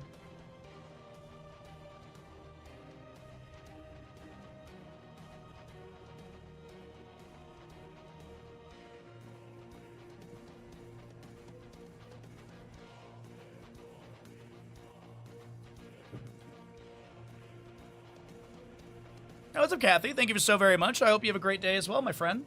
We're just getting ready to cast another series. We're just trying to figure out what we want to do, and we've also got a little sponsored segment. Doesn't really affect the cast outside of you all have to click stuff, but I'll let you all know when that is started.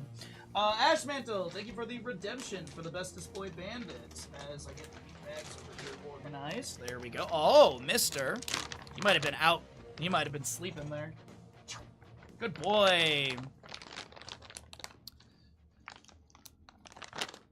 Let's take a look here in Division 3. We haven't really... I don't think we've cast a lot of Division 3, so... Let's see what we want to do for this. Series. Could do that one. Could do Wiener Boats versus Diamonds Never Finish. Lock Strike again could be an option. Or maybe Laser Sharks versus Hauki? Map 1. Just looking at Map 1 drafts here between these teams.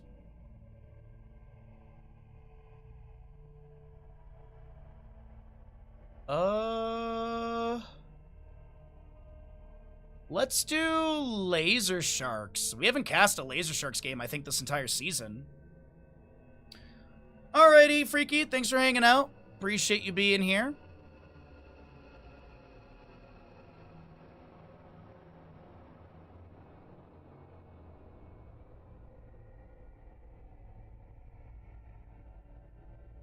Alrighty, so... I think players are on the correct sides. Yep.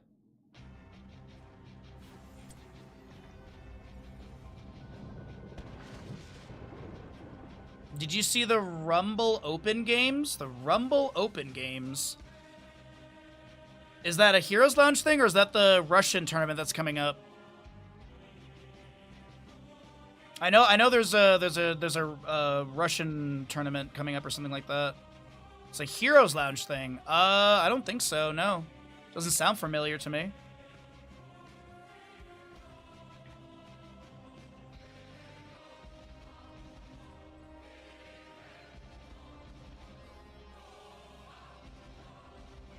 Okay, so map 1 is set up, so we have to do the sponsorship activation, read you the sponsorship stuff, and then we can do casting and have everything be normal.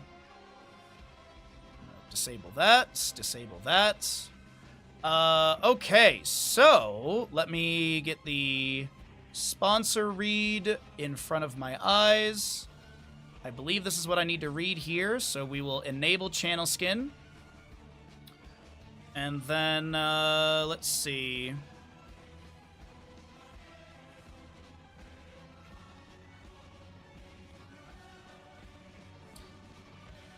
Oh, okay, thank you. I appreciate that. All right, let me turn this off. And let me get you all... So we're going to start the sponsor read. Alrighty, everybody. Welcome in. Thank you all so very much for sticking around for our sponsored segment. We're going to be continuing to do Heroes of the Storm casting, but this segment is going to be sponsored by the upcoming film Hope.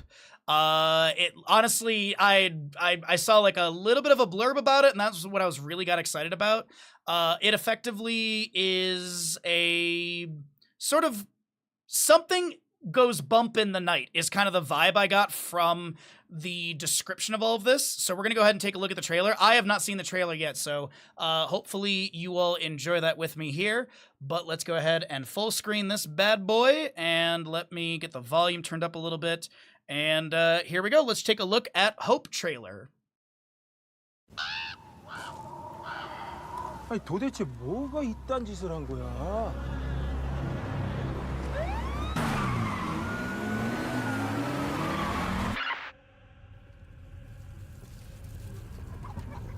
예, 여기에 문제가 좀 생겨서 연락드렸어요.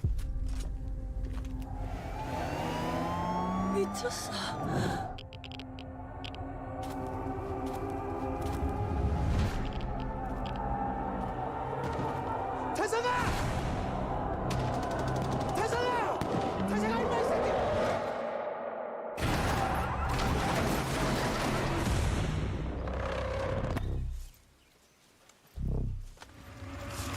보여? 빨리 와, 이 씨발 좀!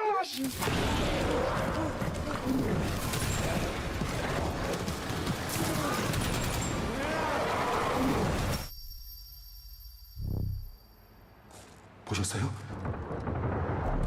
당연히 봤지. 뭐예요? 이거는 우리가 아는 종이 아닙니다. 정비 챙겨. 들어가는 거야. 하나, 둘, 셋. 그럴 줄 알았다.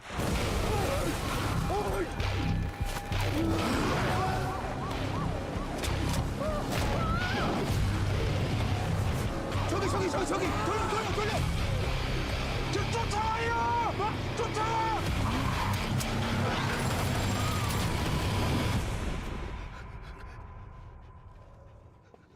Dude, I'm digging this.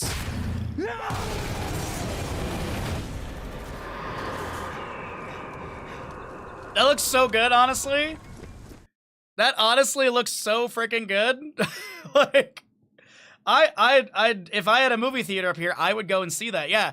The one thing that I really liked from the trailer at the beginning right there, or during it, was that there is a variety within the creatures, and there's the fact that you get to see the creatures. It's not like Cloverfield where you wait like 3/4 of the movie to be able to see the creatures. So that looks really interesting. That is 2000% up my alley. That is creepy things in the forest. I don't know if you saw it at one point. There was like a giant egg in the trailer as well. So that looks really cool. That looks really cool. I'm excited about it. That looks 100% up my alley. It looks like aliens, Cthulhian nature. Everything has gone to crap. It looks really interesting. Yeah, I like, and then seeing the variety of the different creatures already. There was like one that's kind of like, I'd say like more doggish. There's one that's more like humanoid. There's one that looks almost like a further evolved, the one that all the spikes coming out of it. You got to see the ship. As I said, there was a giant egg at one point too, so looks really cool. I literally did not know what to expect going into that, but that is a very, very cool looking trailer. Yeah, there's definitely variety within the creatures, that was the one thing in the back of my mind. I was like, when we were watching the trailer just now, I was like, gosh, I really hope we get to see some variety within creatures. It's okay if there's like an invasion alien movie, they're all kind of the same, but I really love the fact that they have a couple different models, which probably means that there's probably different layers of how destructive they can be. Like maybe the smaller ones that look like dogs are like scouts. Then maybe you get the bigger one, the brute that you saw literally like swinging a human body into someone as it jumped out, as it came out of the building. So I think there's gonna be like an escalation in like the variety and how destructive and stuff they can be. But that looks like a great movie. I would love to see it. So definitely loving it. Very, very cool. We are going to be going into, though, our casting portion during this. Let me go ahead and quickly get a ping over to the players. Let them know I'm going to be casting their game, because we do have Laser Sharks versus the Hauki Gaming versus LSK.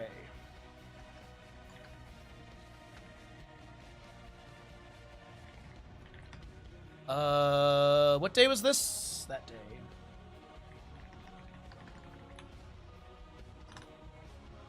Alrighty. So this will be our last series of the day, everyone.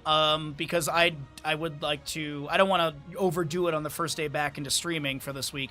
Also, I need to run out to the store and grab my brother a birthday card and get that shipped out. I also need to send him his birthday present, which I'm getting him one of these. I was talking to my mom and dad about it, and I'm gonna get him one of these, which is a battery-powered duster. I used this to clean my PC a couple days ago, and I absolutely love it. Not part of the sponsorship in any way, shape, or form, but if you are looking for, if you're tired of having to get the cans of compressed air, that thing was really nice. We just played it. You did indeed. It was this morning, actually. Yeah, I actually almost messaged you guys about this game, but then I ended up getting into that scrim that we just did. You just rewatched the trailer. You're not a huge horror guy, but you're definitely watched this. Yeah. It looks like it looks like a really nice blend between like action-y horror Probably there's going to be some jumps in there as well. It also looks like there's like a little bit of comedy here and there. The moment they were doing the count-in scene where they go in, where they're like, you know, on 3, then we'll both go in, and then they didn't. That is like classic like horror movie. I love that stuff. Even though it's on the nose, it's been done before, it will never not make me laugh. I absolutely love that. I believe that there is a channel skin overlay going on. And please do click on the channel overlay so that way stuff like that. What time is it?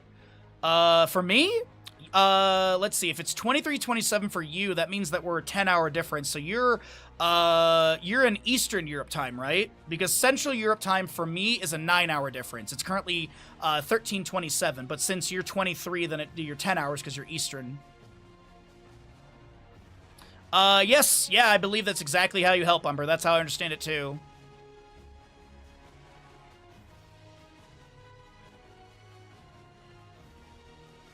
Yeah, I honestly think we have seen...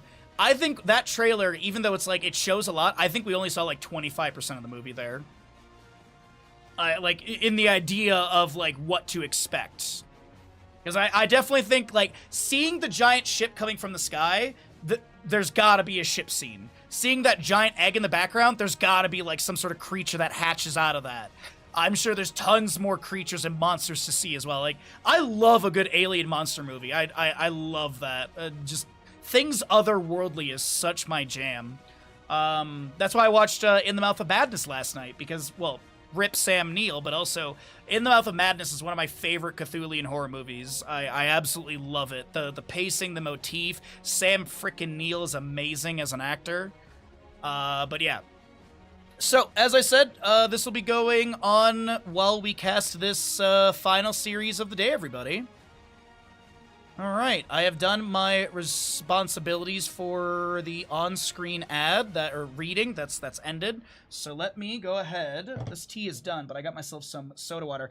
I don't know what it is, man. I've tried so many of these. The black cherry is so good. The black cherry is my go-to. I don't know why. This one just hits. The Georgia peach was like, ugh. I don't know. There's something about the black cherry that just slaps on that flavor. Alright, so Vala is going to be going into W build, so let's go ahead and do a Twitch prediction for the Vala on her level 1, as I'm just getting stuff organized on my end. Let's get the audio back for that. Let's jump over to here, and we will start prediction. How many level 1 stacks for Vala by the end? I'm going to go with, it's Infernal Shrines... And Vala's up against May, Greymane, Dahaka. I'm going to go with, like, 80. I don't know why. 80 feels like the spot. 80 or more, 79 or less. 5-minute gamble. Let's get into our final series of the day, everyone. Thanks again for hanging out. Thank you again, Ash Mantle, for the redemptions 13 minutes ago. And it looks like we're all ready to rock and roll. Laser Sharks left. Laser Sharks left.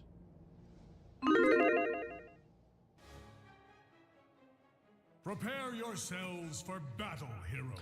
Welcome in, everybody. On the left-hand side, it's going to be Laser Sharks, as we have your Greymane, Anduin, Dahaka, May, and Junkrat. Right side will be the Hauki Gaming Squad with the Lucio, Falstad, Muradin, Vala, and Leoric. And Vala's going to be going into Fire at Will, the W build.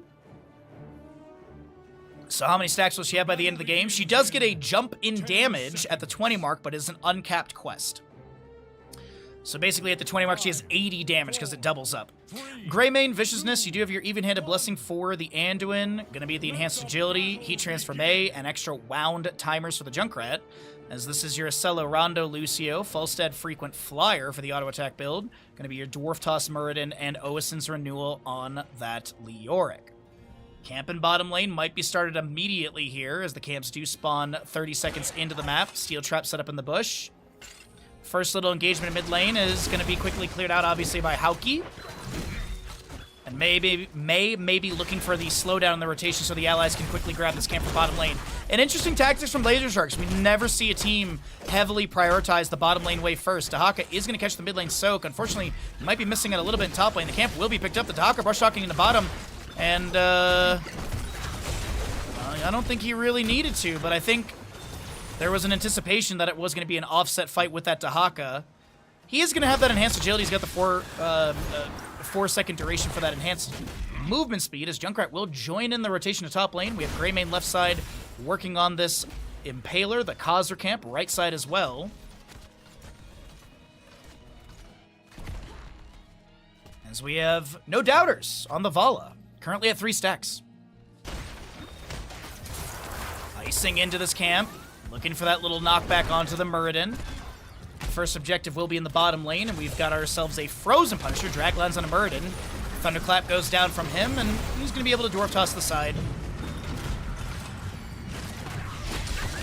Concussion Mine blasts Vala further away. Blizzard down from the Mei, gets a small stun onto the Lucio. And Lucio will amp it up. Hey, Stark, what's up?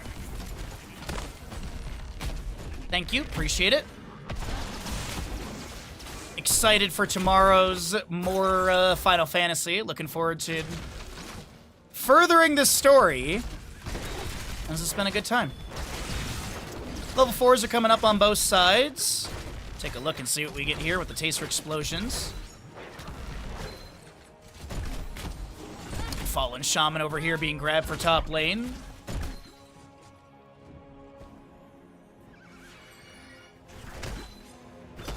Oh, that's a casual lot of channel points. Okay. That's a lot of channel points. I did return channel points recently to people. Best of luck, chat. If you want to try and steal Stark's points, you got a minute left.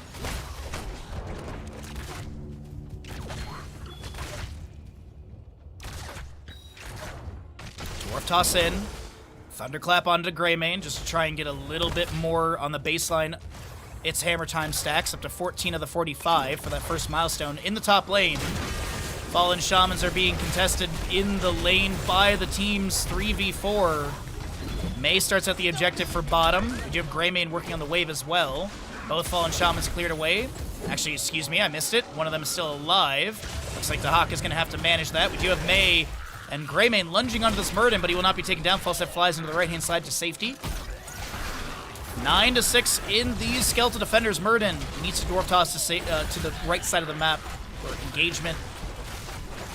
For better positioning. Multi-shots are firing out. Hammering from Falset as well. Barrel rolls to the side. Icing from Mei comes in. This is going to be Muradin Dwarf Tossing again. Dahaka brush talking in. Does he have a drag onto anyone? Maybe Leoric? Ah, the Wraithwalk is active, so no. 26-22, getting really close. Actually, it jumps up to 32-23. And we do have Laser Sharks maybe chewing through the first objective. Frozen Punisher to bottom lane, and the gate has taken some damage, but the Punisher will not be able to jump onto an enemy hero. Unless they do step out a little too far like Vala here, but no, she is able to get that W out. The multi-shot does have the Arsenal at level 4 as well. A deathless game so far, as Concussion Mine will push Vala further back. Frozen Punisher will be able to lock down structures for a moment. Muradin Dwarf tosses over the wall. He gets stunned by the Mei Blizzard. And first blood over to the side of Laser Sharks. Now, Punisher will be taken down here. Next one's going to be at 7-minute 26. 6-minute 56 is going to be the next announcement. Until then, we're going to be on the road for level 10s. Maybe a little bit more experience than that. Can they take down this bottom lane fort? The minion wave is thinned, and then I don't think they want to give Vala any more stacks. So she's up to 26, not too bad.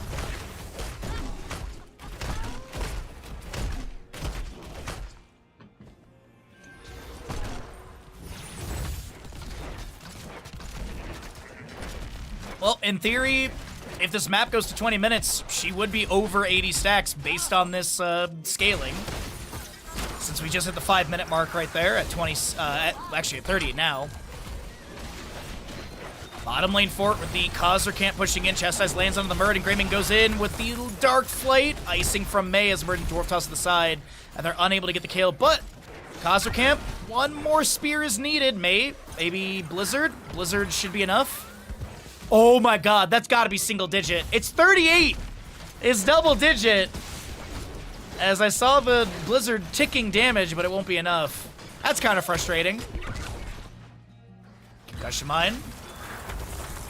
As Lucio pushes off, we do have Dahaka and Leorc doing some double soak while this bottom lane pressure has been applied for so very long, and we're also getting that 10 talents here coming up, so I'll cycle through the other numbers, but I mean, realistically, yeah, Mei can just throw Snowball, Junkrat Grenade, but hold on, Muradin launched over the wall by Concussion Mine, and does he back away? The damage won't be there, I can't believe it! Wait a minute, Mei? Muradin, trait kicks in, he's also gonna get that movement speed bonus from Lucio, a little bit of armor as well, and Muradin does not go down.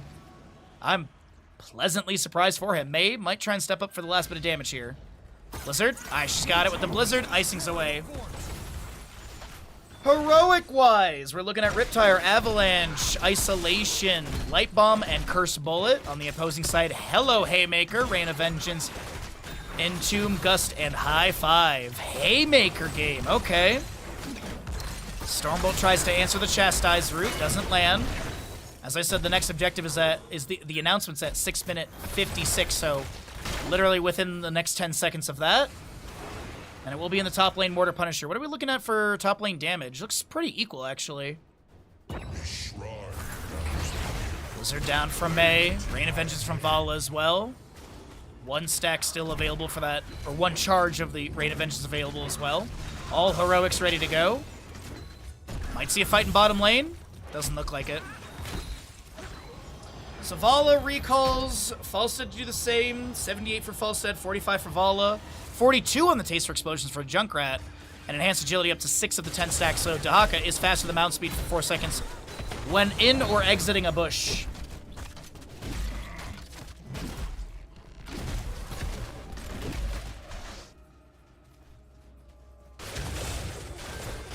Try and get an 8th stack off this bottom or potentially mid lane wave. Dahaka should have Brush Talk available. He does, so he can Brush Talk in. There's actually a really nice flank Brush Talk as well. He's going to go for right side. Lucio, Boombox will discover this immediately. Blizzard comes down from Mei. 25-2 in Defenders. Drag lands onto the Leoric. There's going to be a multi-shot up from Vala. Divine starts from Anduin. Entomb captures the Anduin, the Rain of Vengeance as well. The Isolation onto Leoric, and he's still going to be trying to get some damage in here. We do have Rain of Vengeance again into the enemies. There was a Light Bomb somewhere in all this. Riptire from Junkrat. Gets some damage onto the enemy. The enemies of Hauki Gaming. Oh, that is Vala able to back away. I thought she was going to be taken down, but 2-0 in kills, and it's looking pretty promising for Laser Sharks to get a second objective. Soundwave from Lucio's. Dahaka is stepping up for a potential drag. Does have that Feeding Frenzy at level 7. He burrows for a moment, anticipating some incoming damage. So the Mortar Punisher moving in. Dahaka's already split out. Leoric is going to go soak elsewhere for his team.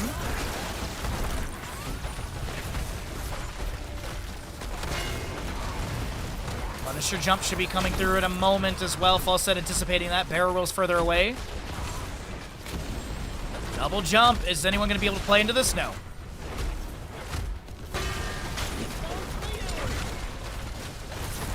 Icing from Mei lands onto the Falstad as he needs to barrel roll to the side. Next Punisher at 12 minutes, 13 seconds in game time. At least for the contested phasing. But it's 13 up on... for both teams. A quarter level difference. Wait a minute. Hold on. Muradin, Vala, and everyone, they want to try and take down this Junkrat. The Hammering goes out. The Rain of Vengeance is there. Lucio gets blasted in the fort gate. He's going to take a couple tower shots, but he's A-okay to rejoin the team and steal away this camp. High five for Lucio. I jokingly said that Vala would have double the stacks at 10 minutes, and she basically does. She was around 30 stacks at 5 minutes, and she's around 60 plus stacks at 10 minutes, so trajectory is pretty good for her. Entomb from Leoric captures this Dahaka. Hammering goes out, Rain of Vengeance as well. And Dahaka gets picked off. A second kill over the side of Hauki Gaming, who are turning up the beef. Mid lane is where the next objective is going to be. Falstad with relatively no mana, but he is a auto attack bully, looking for the ability to at least throw the Hammering out for the increased damage with the secret weapon level 7. And is getting very close to the second milestone at the 150 mark for the 50 additional damage to make it 70 in total.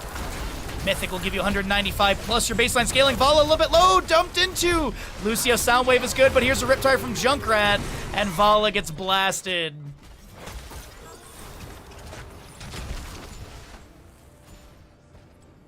$154 overkill for those wondering, because I know some of you do like to see that. Yeah, what's up, Saddle? How you doing, bud? For those wondering, we do have a sponsorship during the final series of the day today. There is a banner around the screen. Please click it, because your interaction with that allows us to have tracking onto the sponsorship segment. And the more people that click, the higher payout, as well as more opportunities in the future for more sponsorships. So please do check it out. It is a very interesting movie, I'm not gonna lie. To be honest, even if I wasn't sponsored by them, I'm probably still gonna see this movie. It looks really good. So 16 does roll through on the left-hand side. Icing from Mei, looking for something. High five from Lucio. As the Blizzard comes down and no root or stun onto anyone, excuse me, as the Falstead Bear rolls out to the right. Rain of Vengeance from Vala. And the next shrine is center of the map, as I mentioned. 12 minutes something. Falstead resets for full.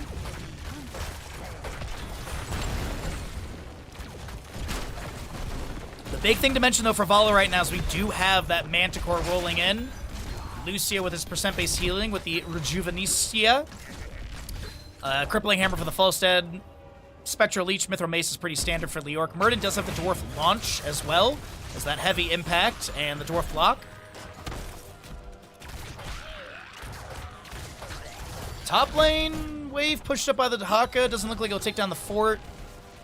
Objective, though, looking pretty good for Laser Sharks.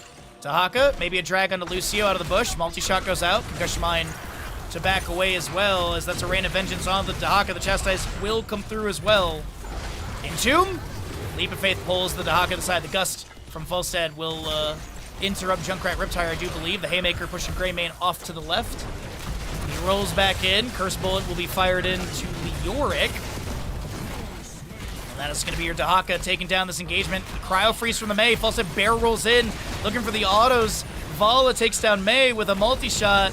This could be an Anduin kill. It will be. Murden will fall, as LSK might try and go for Pluck here. Unable to do so. 36-25 in defenders, and Junkrat might try and steal this with a few grenades. He is going to get a couple here, up to 38. Uh-oh, that Rain of Vengeance catching the toe of Junkrat, and he does go down. Greymane, the only defender. Will he try and steal this? Nah. Red team has summoned an arcane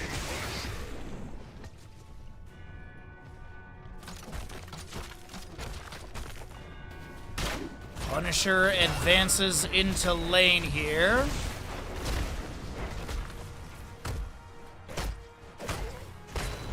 Oh, good roll from Greymane, but they still rotate into him and get the kill.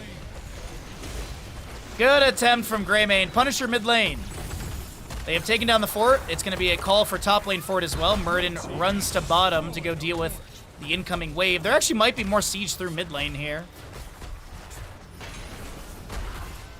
No, it looks like they just steal the Fallen Shaman. Oh, Vala's up to 76 stacks. Trajectory is good for the believers.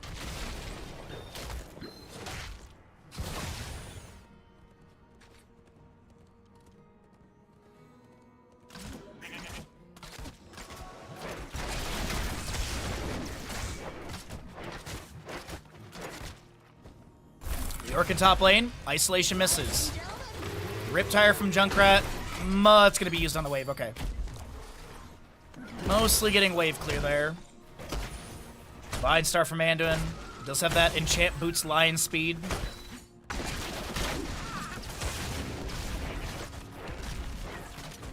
Stormbolt from Muradin into Mei. I was wondering if he was going to Dwarf Toss over her to, like, Haymaker her through the wall, because I do believe it would. Or did she just collision into the wall? I can't remember.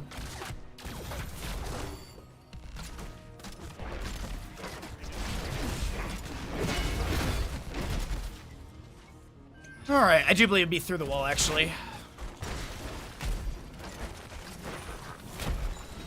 Well, 20s are almost here on the right side, and it is going to be Hauki Gaming turning things around. as the Mortar Punisher in top lane is going to be soon. Wind Tunnel, Farflight Quiver, Mountain King. You do also have your House Party and Leoric with Buried Alive.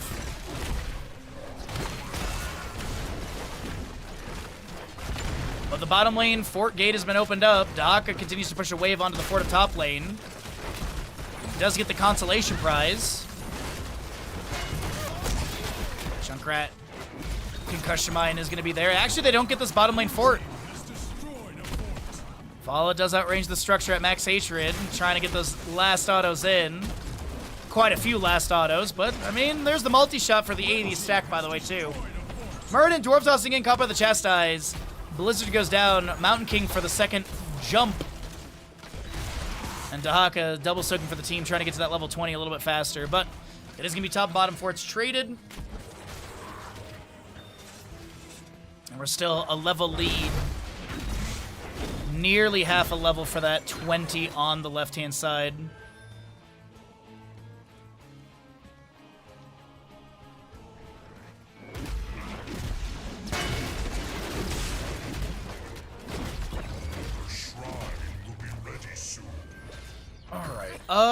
What do we got here? They'll easily be able to get 20 in this moment. I think they've got a wave in mid, which is going to be just ever so shy. Top lane wave could be enough. I think Dahak is going to get bottom and then just brush talk in, or at least use his movement speed. All right, what do we got here? Flash Freeze, Cannonballs, Inner Fire, Apex Predator for faster brush talk and half the cooldown at 120 rather than 240. And also you do have the Blunderbuss for the Greymane.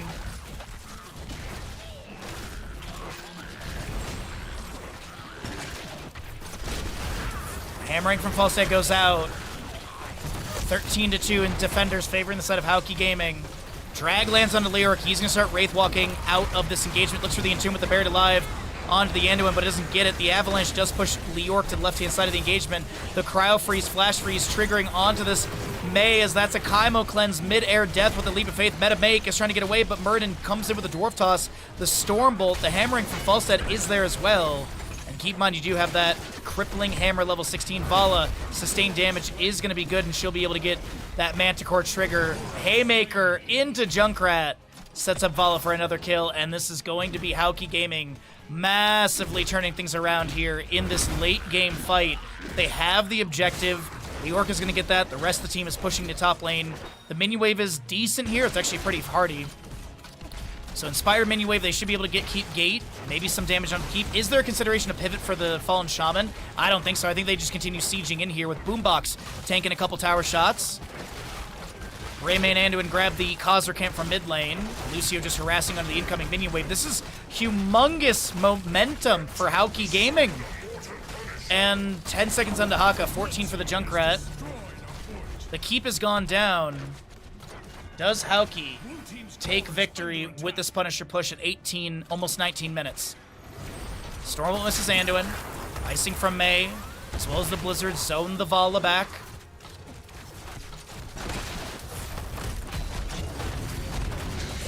Punisher pulled towards mid lane. The Riptide from Junkrat will get some activation on Murden. He's going to be launched to the Hall of Storms, then bonked back out. Entomb Leoric connects onto the Anduin. He's getting low, but it's actually made to fall on the north side of the screen. Leoric will go down, but Anduin's traded. Gus from Falstad with Wind Tunnel pushes the Junkrat further away. Lucio with the push-off will be able to get that kill.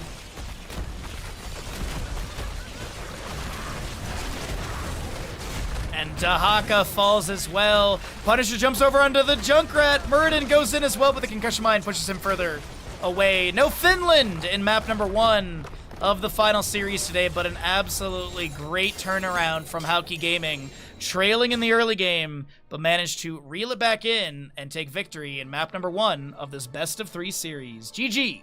Well frickin' played.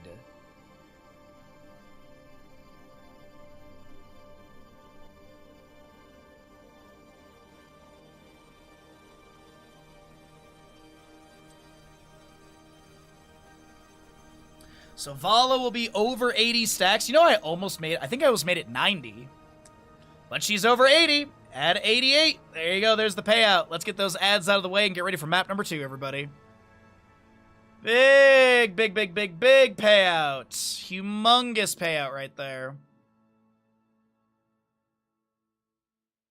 Some channel points to spam or gamble with or whatever you may want to do.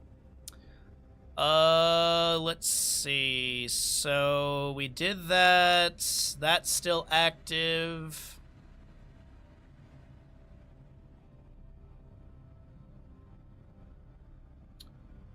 Alrighty. Ben Star thumbs up. Indeed. By the way, speaking of Ben Star thumbs up, time to farm some points again. You'll get him back. I'm sure of it.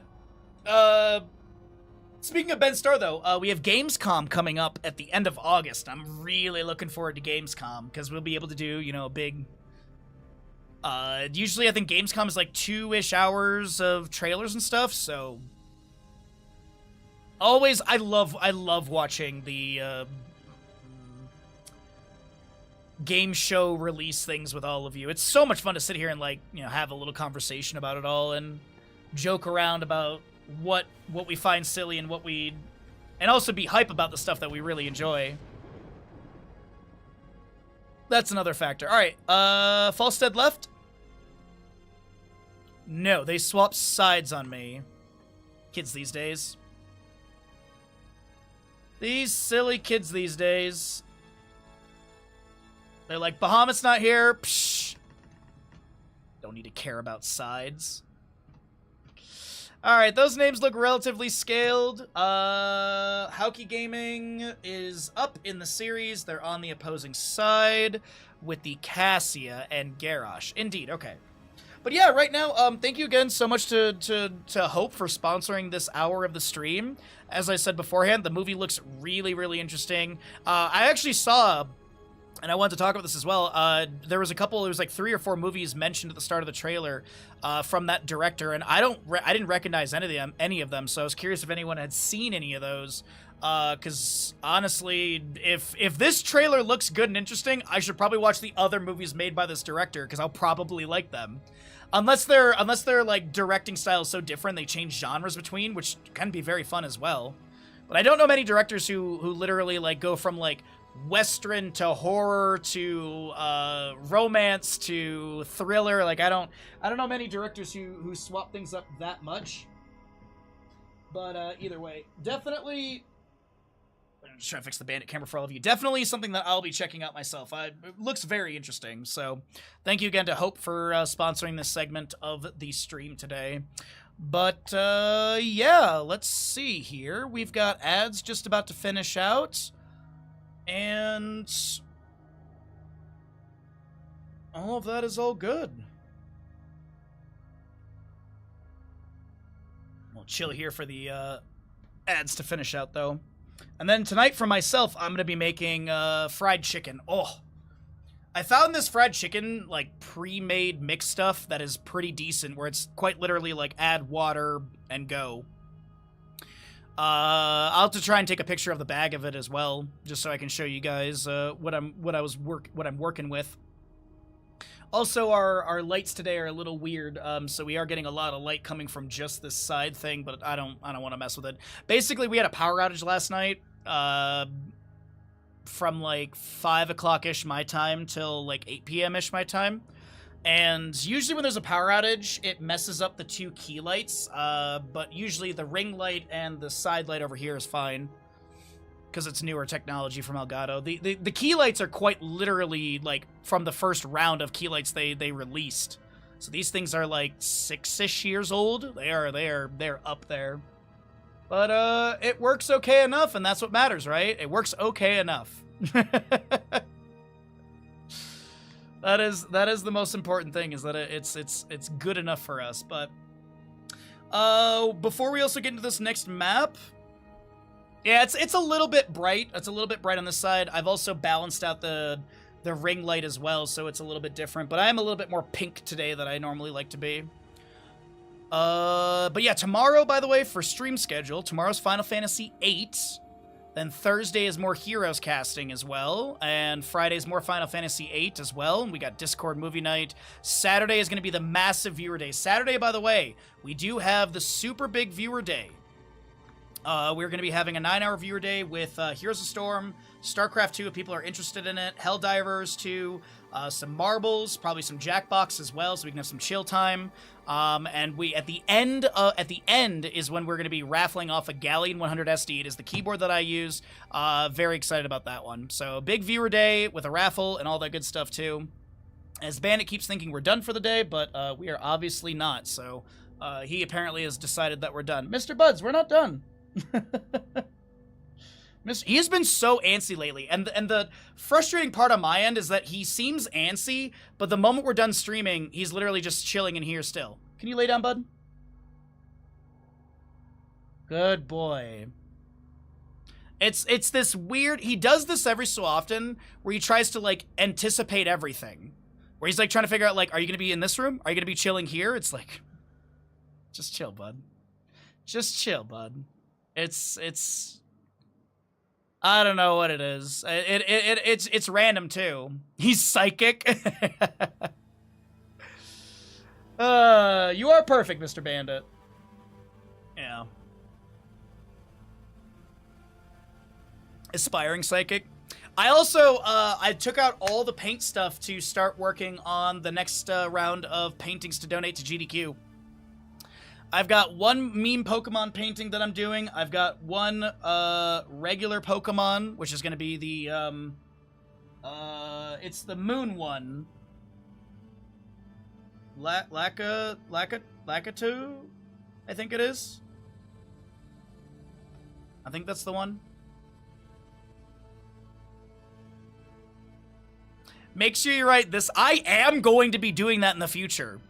I am going to be doing that. I will be writing this side up.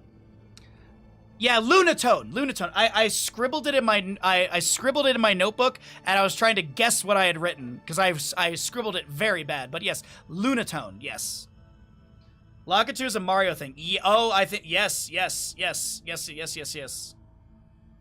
Probably that's where I messed it up because I was like, oh yeah, it looks like this one thing. But yeah, Lunatone, and then we have a meme Pokemon painting.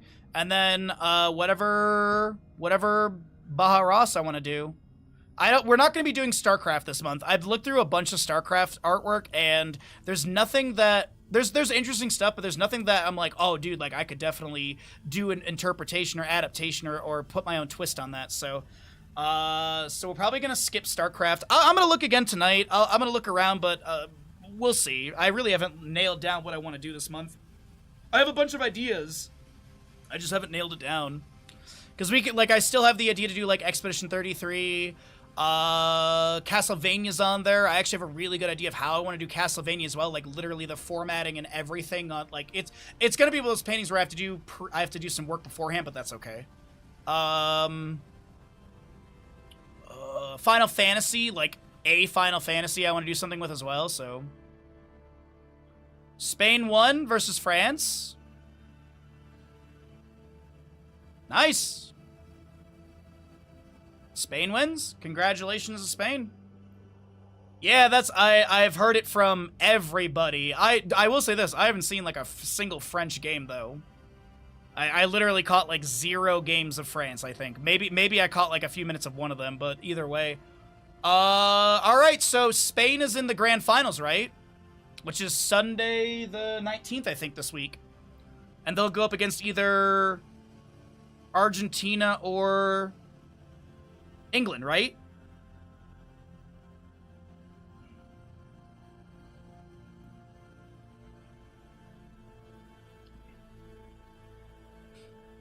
Oh, good for Spain.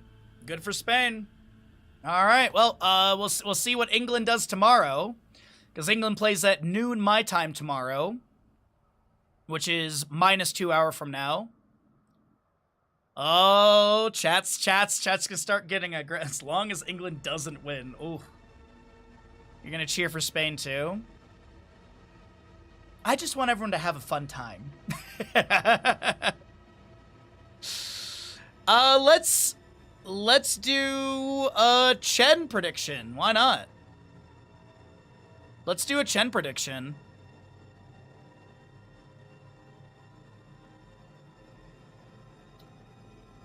Alrighty. How many level 1 stacks for Chen?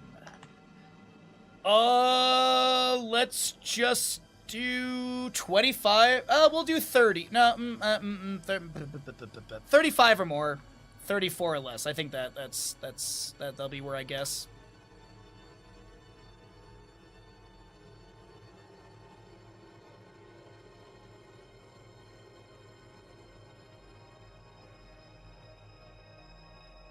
Tomorrow's match is Alien versus Predator. Kind of is Alien versus Predator kind of deal for me. Whoever wins, we all lose. You know what's funny? I was memeing when I was saying Alien versus Predator, and then I fully understood that you actually were saying Alien versus Predator. I was gonna be like, oh, I'm gonna meme this, and then I realized, oh wait, no, you are actually already making the joke. Nicely done, Empress. Alrighty, shall we get into this next map and find out who is victorious? Will we head to a map 3, or will it be a shutdown 2-0? Prepare yourself for battle. Heroes. Left-hand side of the map is going to be Hauke Gaming. They did swap sides on us, as we do have the Chen, Cassia, Garrosh, Ana, and Mephisto. Right side of the map is going to be your Laser Sharks, looking to slash up the enemy, or chew up the enemy. And take us to a map number 3 with their Anduin, Falstad, Hogger, Junkrat, and ETC. The battle begins in 10 seconds. We've got your Unyielding Power, Mephisto, Unrivaled Strength for Garrosh, 5, 4, Lightning Stroke, Cassia, 3, Frequent Flyer, 2, Contact 1. Healing, On the Prowl, Proc Rock, Fight. Even-Handed Blessing, a Junkrat, probably extra Wound Timers, as it is. And Chen will be going to that Accumulating Flame.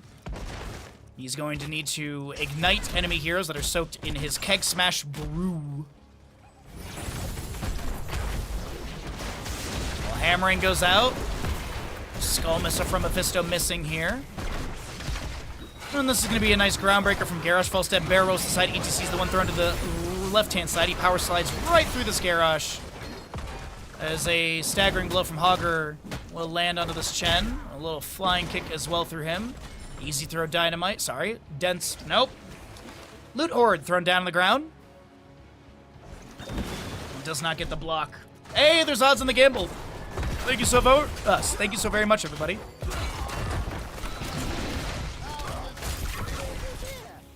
As this will be Chen pressuring the Hogger in top lane. Lightning Fury firing out. A couple of these grenades as well from the Junkrat, as Falstad is going to float around. He's going to join in with the ETC for the right side camp. Left side being started by Mephisto as well. Chen will do his best to clear out whatever was pushed into the fort gate by Hogger. Not a lot of damage onto that gate, as we're going to go ahead and get some vision control here. Actually, let's leave it onto the Ana so we can see who she's got dot on. Nearly, oh, actually, well, according to the percents, it is perfectly balanced. Perfectly balanced on the gamble.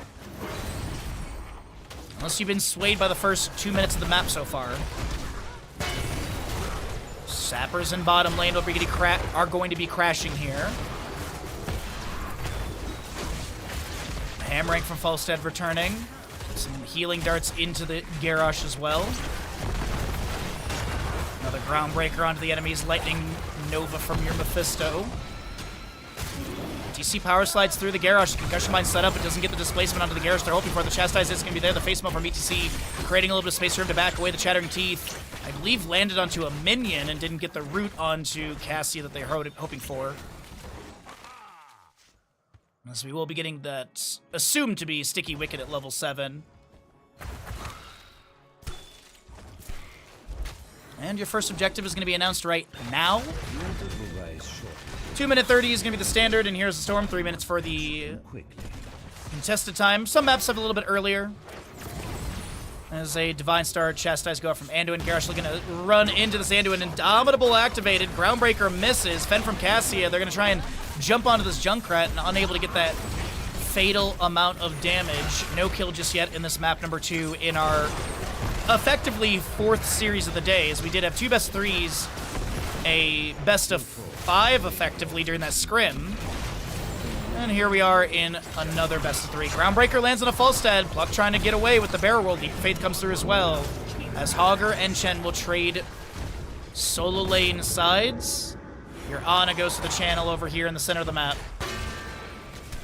TC gets the Face Melt Interrupt. He does have that loudspeakers at level 4. Concussion Mind is going to push Garrosh to the side. Does he have an Indomitable? Indeed he does. Does he have a Bloodthirst as well? Throws the Junkrat over with the Wrecking Ball. Chen is able to run down the Falstad on the right-hand side, and now a very low Garrosh is actually turning the tide into this ETC. The Sleep Dart misses onto Hogger, but I'm assuming it'll be 4 shots into the core of Laser Sharks, as we're sitting on 9 stacks for your Chen on his accumulating flame. And mine alone.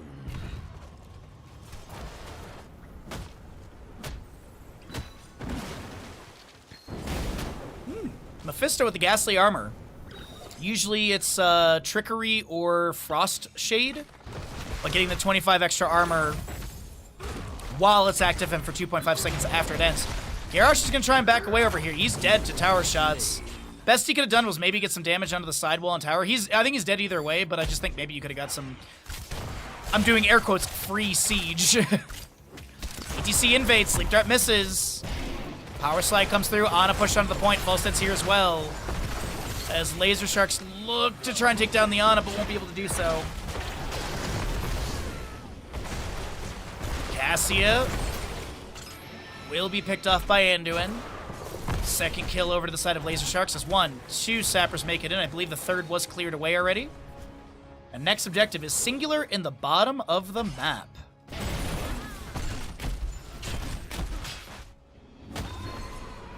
Five minutes in, that laugh means the boss is up. Another 7 minutes to go for the center teleport open up and the structure upgrade, so long as there's no contested objective during that moment. Couple grenades on the bottom lane fort gate. We do have the Sapper Camp stepping in. Indomitable from Garrosh. Wrecking Ball throws the ETC to the side. The Concussion Mind does not get any displacement under the Cassia. She sidesteps it. Mephisto Shade with the Lightning Nova. Actually, that was not Shade forward. That was standard.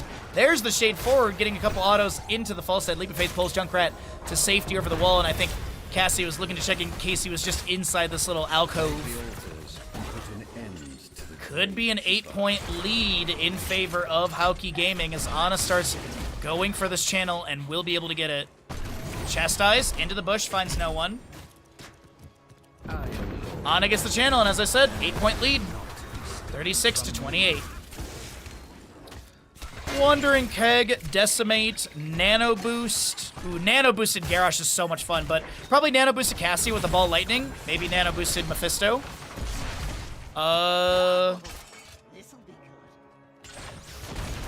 Mephisto holding 10. He Consume Soul? Hello? Alright.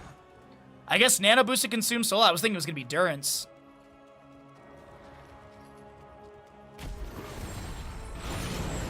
Chastise into the bush, finds the Ana. Skull Missile onto the wave. 31 of the 40 stacks from Mephisto, by the way. As a few more grenades from Junkrat will be fired into Cassia, who throws back the Lightning Fury.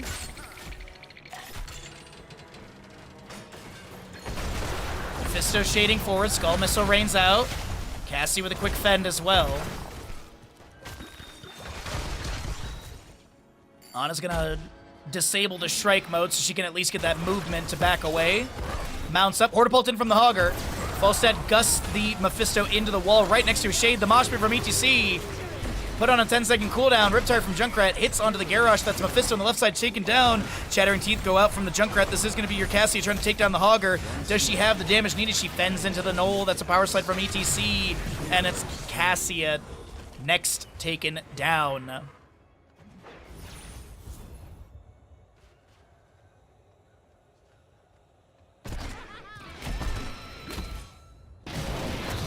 Power Slide into the wave from ETC. We do get... I assume these to be traded. Like, Junkrat might have some poke here and there, but I think Garrosh is mostly going to step up and eat any of the incoming damage. That is a risky moment. As Concussion Mine lands Garrosh right next to ETC. No Mosh Pit, though. I thought they might trigger the Mosh with a solo target dance and then be able to get the kill. Still remains to be an 8-point game, leading in favor of Hauki Gaming. The experience is slightly over to Laser Sharks here. As a Chen flying kick goes through the Hogger, he'll bounce off the high side of the wall and gets to a safe spot. Garrosh in the bush, Decimate into a Groundbreaker Wrecking Ball combination. Gus from Falstad actually pushes Mephisto right next to all these. That is going to be a Consume Soul. No Nano Boost activation, which honestly I think could have gotten the kill. Riptire goes out. Hauki Gaming continue to try and steal this campus. Pluck on the right side of your screen. Hearth's out on Falstad. Sleep Dart went fishing for a target. None to be found. It is a single objective coming up in the center of the map next. Shattering Teeth from Junkrat chase the Cassia. Falstad flies right on the point. Mephisto is going to shade in. He is going to be... No, it's Cassia with the Nano Boost. The Holy Word Salvation from Anduin on the other side of the wall as the Nano Boost of Cassia will expire. Moshpit from ETC getting the double mosh over here, but there's no one to find any kills. Garrosh is low. Decimate spins. Let's see if a Bloodthirst to heal up a little bit. Doesn't look like it. Sapercamp did go over to the right-hand side. One of them is on literal sliver of HP. And your Garrosh to Hearth out.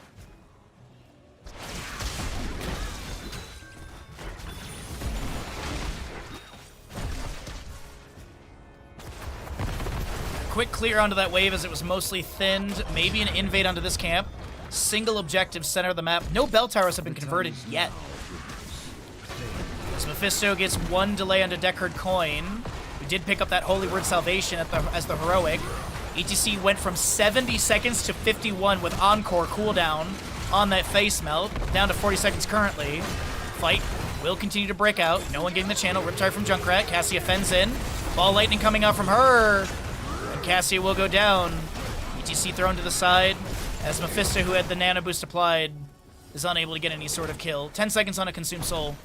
And that might have been what they were aiming for. There might have been an interrupt on a Consume Soul, and they were trying to get that Nano Boosted value. Power slide from ETC into the Mephisto. Decimate spins from the Garrosh are here as well. The Wandering Keg is pushing ETC into some tower shots. As Garrosh gets another Wrecking Ball, there's going to be an Indomitable to try and get out of here. Hoarder Bolted from Hogger. And they block the Mephisto from getting to safety, and that will be 4 shots going into the core of Hauki Gaming. 4-point game, 28-24. Map number 2 of the series. So, things are a bit closer here as the Sapercamp will be stolen away by Laser Sharks. Also a 2-kill advantage and nearly a level lead because of that and some minion experience. Chen, by the way, up to 15 stacks on his level 1, so he's working his way up there for the Twitch gamble. Also did go into the Ring of Fire after igniting enemy becomes bathed in fiery aura, dealing 104 damage every second to nearby enemies for 6 seconds. Power slide ETC, face melt into the Garrosh. He pops the Indomitable. Wrecking Ball onto ETC. He's taking too many tower shots and we're taking down the Cassia. He is going to get the Nano Boost as she looks to chase onto this Anduin. The Lightning Fury misses the Holy Word Salvation. There's no interrupt onto it.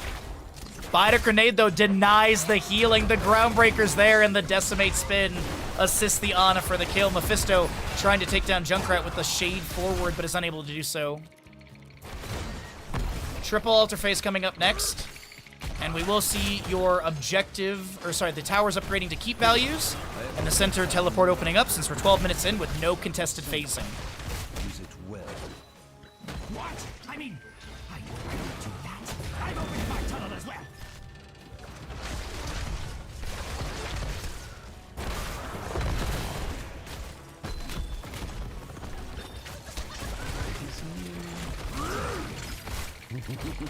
Alright, Shattering Teeth are chasing out Groundbreaker. We do also have a Sleep Dart into ETC, and he's going to be able to step up.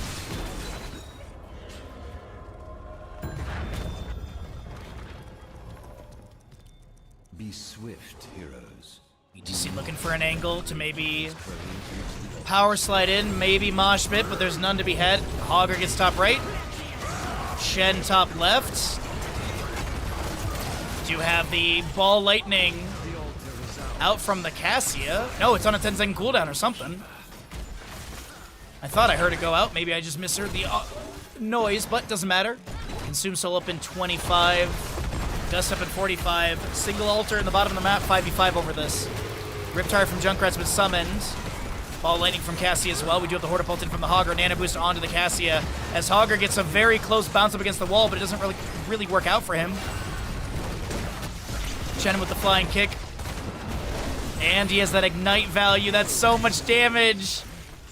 Anduin tried to use Holy Word Salvation. I heard the start of it. You can see the 10-second cooldowns on 5. Consume Soul might be a kill into Junkrat. It's close to it, but not going to be the case. As Garrosh will be taken down, eating too many tower shots. But a flying kick goes in from Chen. No Wandering Keg for 30. And we are looking at 5 shots into the core of Laser Sharks. 24 to 15 in core HP is looking like the setup.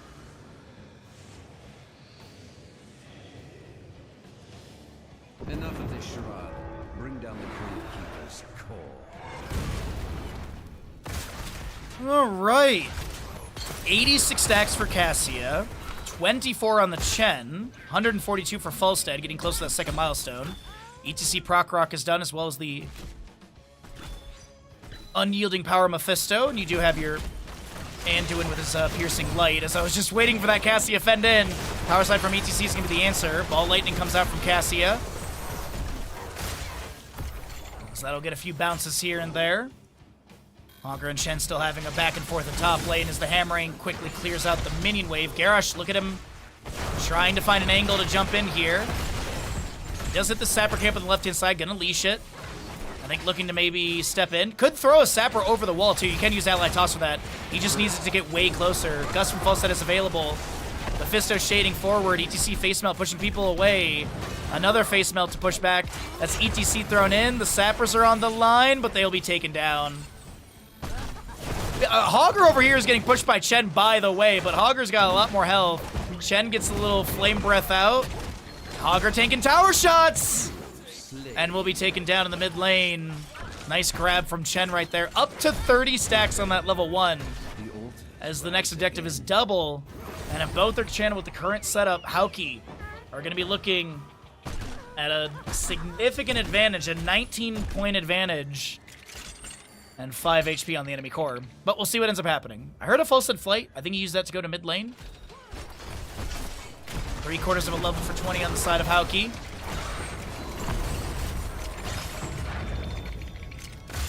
And Chen is going to get a little bit more soak in top lane. Might grab mid as well. Steel Trap goes down. It might be a 5-3 trade. Might have a little bit more sustain in this engagement. Keg Smash with the range. Goes out. We do have Mephisto already getting the bottom. Another delay. There's Consume Soul. Any nano boost application? No.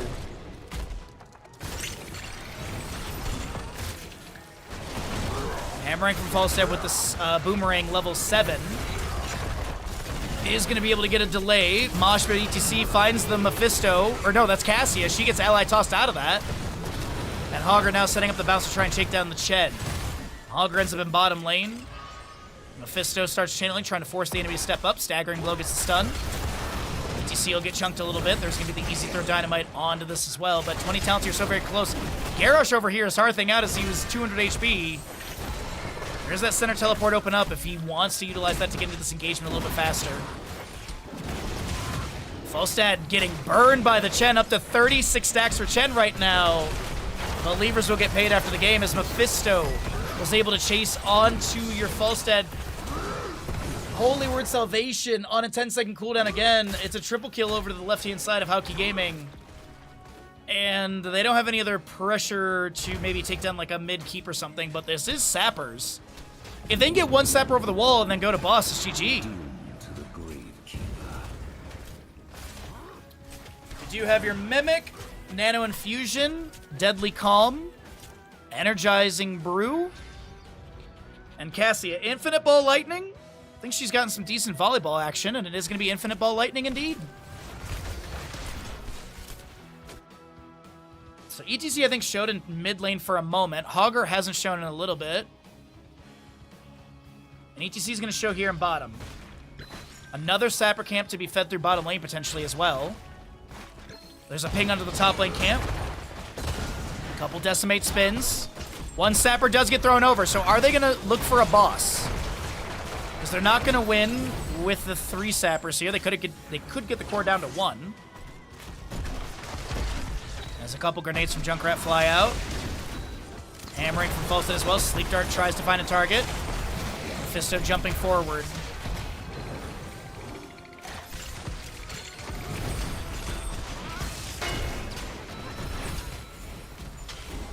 We also got to be careful of the death metal cannonball. There's going to be your loot horde as well, or the secret stash for the Horde of Bolt. Wind Tunnel and Center Anduin. Center objective, singular on the map. Consume Soul for the Mephisto is utilized.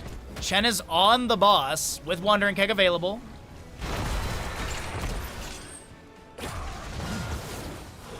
And Chen's going to leash that boss. Okay.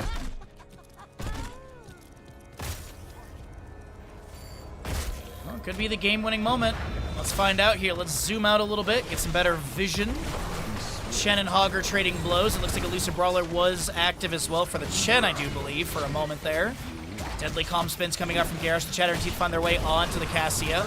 Wind Tunnel from Falstead pushes a couple enemies away. It is not going to be Light of Stormwind, and that is, so no cooldown reduction value. Junkrat's the first one to be taken down in this engagement. Wandering Keg coming through, and Deckard Coin will be run down by that Chen Wandering Keg. This is going to be ETC falling next. Death Battle will trigger as Hortipult in from Hogger with that secret stash, but everyone's favorite Northern European country, Finland, is going to be picked up by Hauki Gaming, and that is going to be the final shots going in. GG, well played. Hauki Gaming takes the final series of the day in a 2-0 victory, a 9-kill advantage, and 24 HP remaining. Some humongous plays here.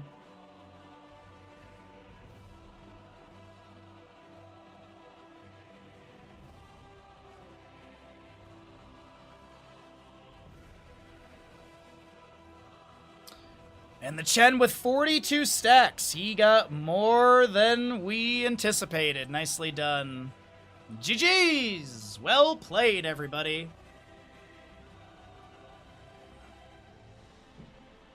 All right, well, thank you everyone so very much for hanging out with us today. Bandit and I are going to get out of here. We got a bunch of house chores we got to get done, so we're going to be wrapping up slightly early, but, you know, that's all good. So we're going to go ahead and get a host and raid going this afternoon. Do you see how he looked at me? He's like, host and raid, that's the word, Bahamut. So let's get a host and raid going this afternoon. Let's go raid over to another streamer and support someone else. And what do we want to raid? You know, I haven't raided Dr. Doot in so long because I think he went on vacation or something. And I think Dr. Doot literally just started up his stream. So let's go raid over to Dr. Doot. If you don't know who he is an amazing streamer. He plays Souls games, typically hitless or deathless, and does it with an electric saxophone. So right now he's currently working on Dark Souls 1. It is an enemy item randomizer, permadeath. So he's literally trying to do a deathless run in Dark Souls 1 with his, I was going to say Vuvuzela, with his electric saxophone. So go right over to Dr. Dude. Thank you again, everyone, for hanging out. Thank you so very much to Mouse and Rav for the raids. Thank you. Welcome to all the new viewers. Thank you all so very much for the resubs. Thank you all for so much support. Thank you for being amazing. Go right over to Dr. Dude. Have a great night. Have a great day. I'll be back tomorrow morning with Final Fantasy VII. More Heroes of Storm casting on Thursday. We also have a sponsored stream with Totski for Marvel Rivals on Thursday. And then Friday will be more Final Fantasy VIII. Saturday is the Massive Viewer Day. And Sunday is the third day of the Eternal Conflict. Go right over to Dude. Have a great night. Have a great day. See you all later. Bye!